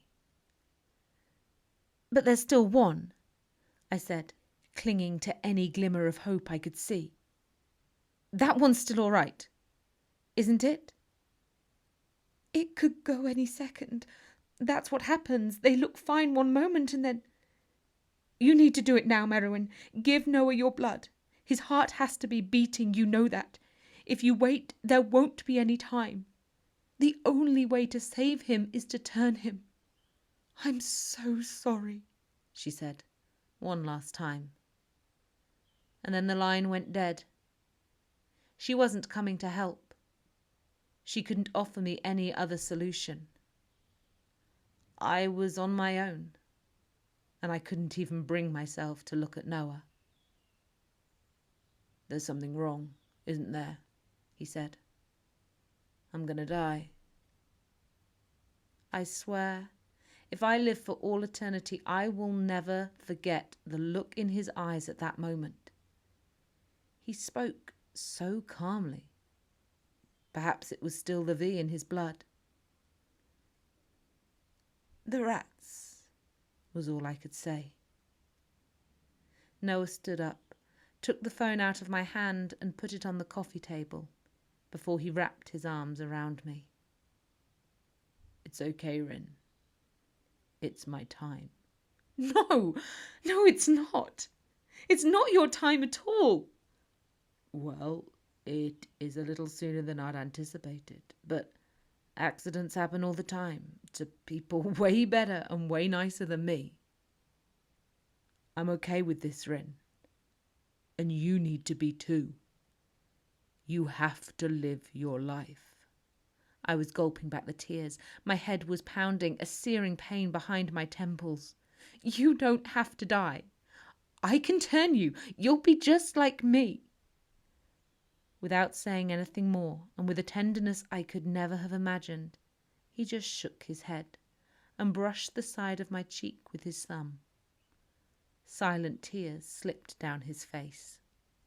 But I wasn't about to comfort him. I wouldn't have it. "I'll change you. I'm changing you right now." He shook his head again. "Amazing as you are, I don't think I'm cut out to be a vampire, Rin. Eternity, even with you, it's just a little too much for me to fathom." I pushed his hand away and stepped back. "You have to. Look at me. I'm fine. And we would be together forever. Surely that would be better than dying. You can't want to leave me. You can't leave me now." "I don't want to leave you," he said, his voice catching in his throat as he attempted to smile. "Trust me, no part of me wants to leave you at all. But you don't hear many stories about kind-hearted vampires, Rin. And after what happened to your dad, and knowing Galena, I think maybe there's a reason for that. You're special, Rin. A one-off. I've known that from the first moment I met you. I can't take that risk, and you don't want to be burdened with what I might become. One normal lifetime is a struggle for most couples." "I don't care," I sobbed, clinging to him.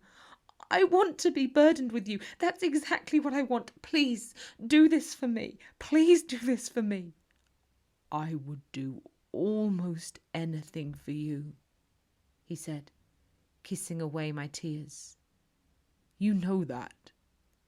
Which is why I'm telling you it's okay for you to move on and be happy without me." That was when I heard it. The first missed heartbeat. And I knew it was the beginning of the end. Any second, I was going to lose him. This is okay, Rin. Really, it is. Just remember I love you. Remember I didn't give him a chance to finish, and I sure as hell wasn't going to waste another second saying it back to him. In that moment, I decided to do the only thing I could. Flicking out my fangs, I slashed them across my wrist, then pressed it to his lips, filling his mouth with my blood as I gripped the back of his head with my other hand. His cries were muffled as he struggled against me, but he was never going to win. And I was never going to let him go. With my blood now in his body, I bit down on his neck, and my venom coursed into his veins. A second later, his heart stopped. You have been listening to Bloodsucker's blog Book 2, Love Bites. Written by Ella Stone, narrated by Hannah Lynn, and produced by Papercat Publishing. I hope you have enjoyed this second book of the Bloodsucker's blog trilogy. If you have done so, please click that like button below. And don't forget to hit subscribe so you're notified as soon as the first post for Bloodsucker's blog Book 3, Lost Soul, appears online.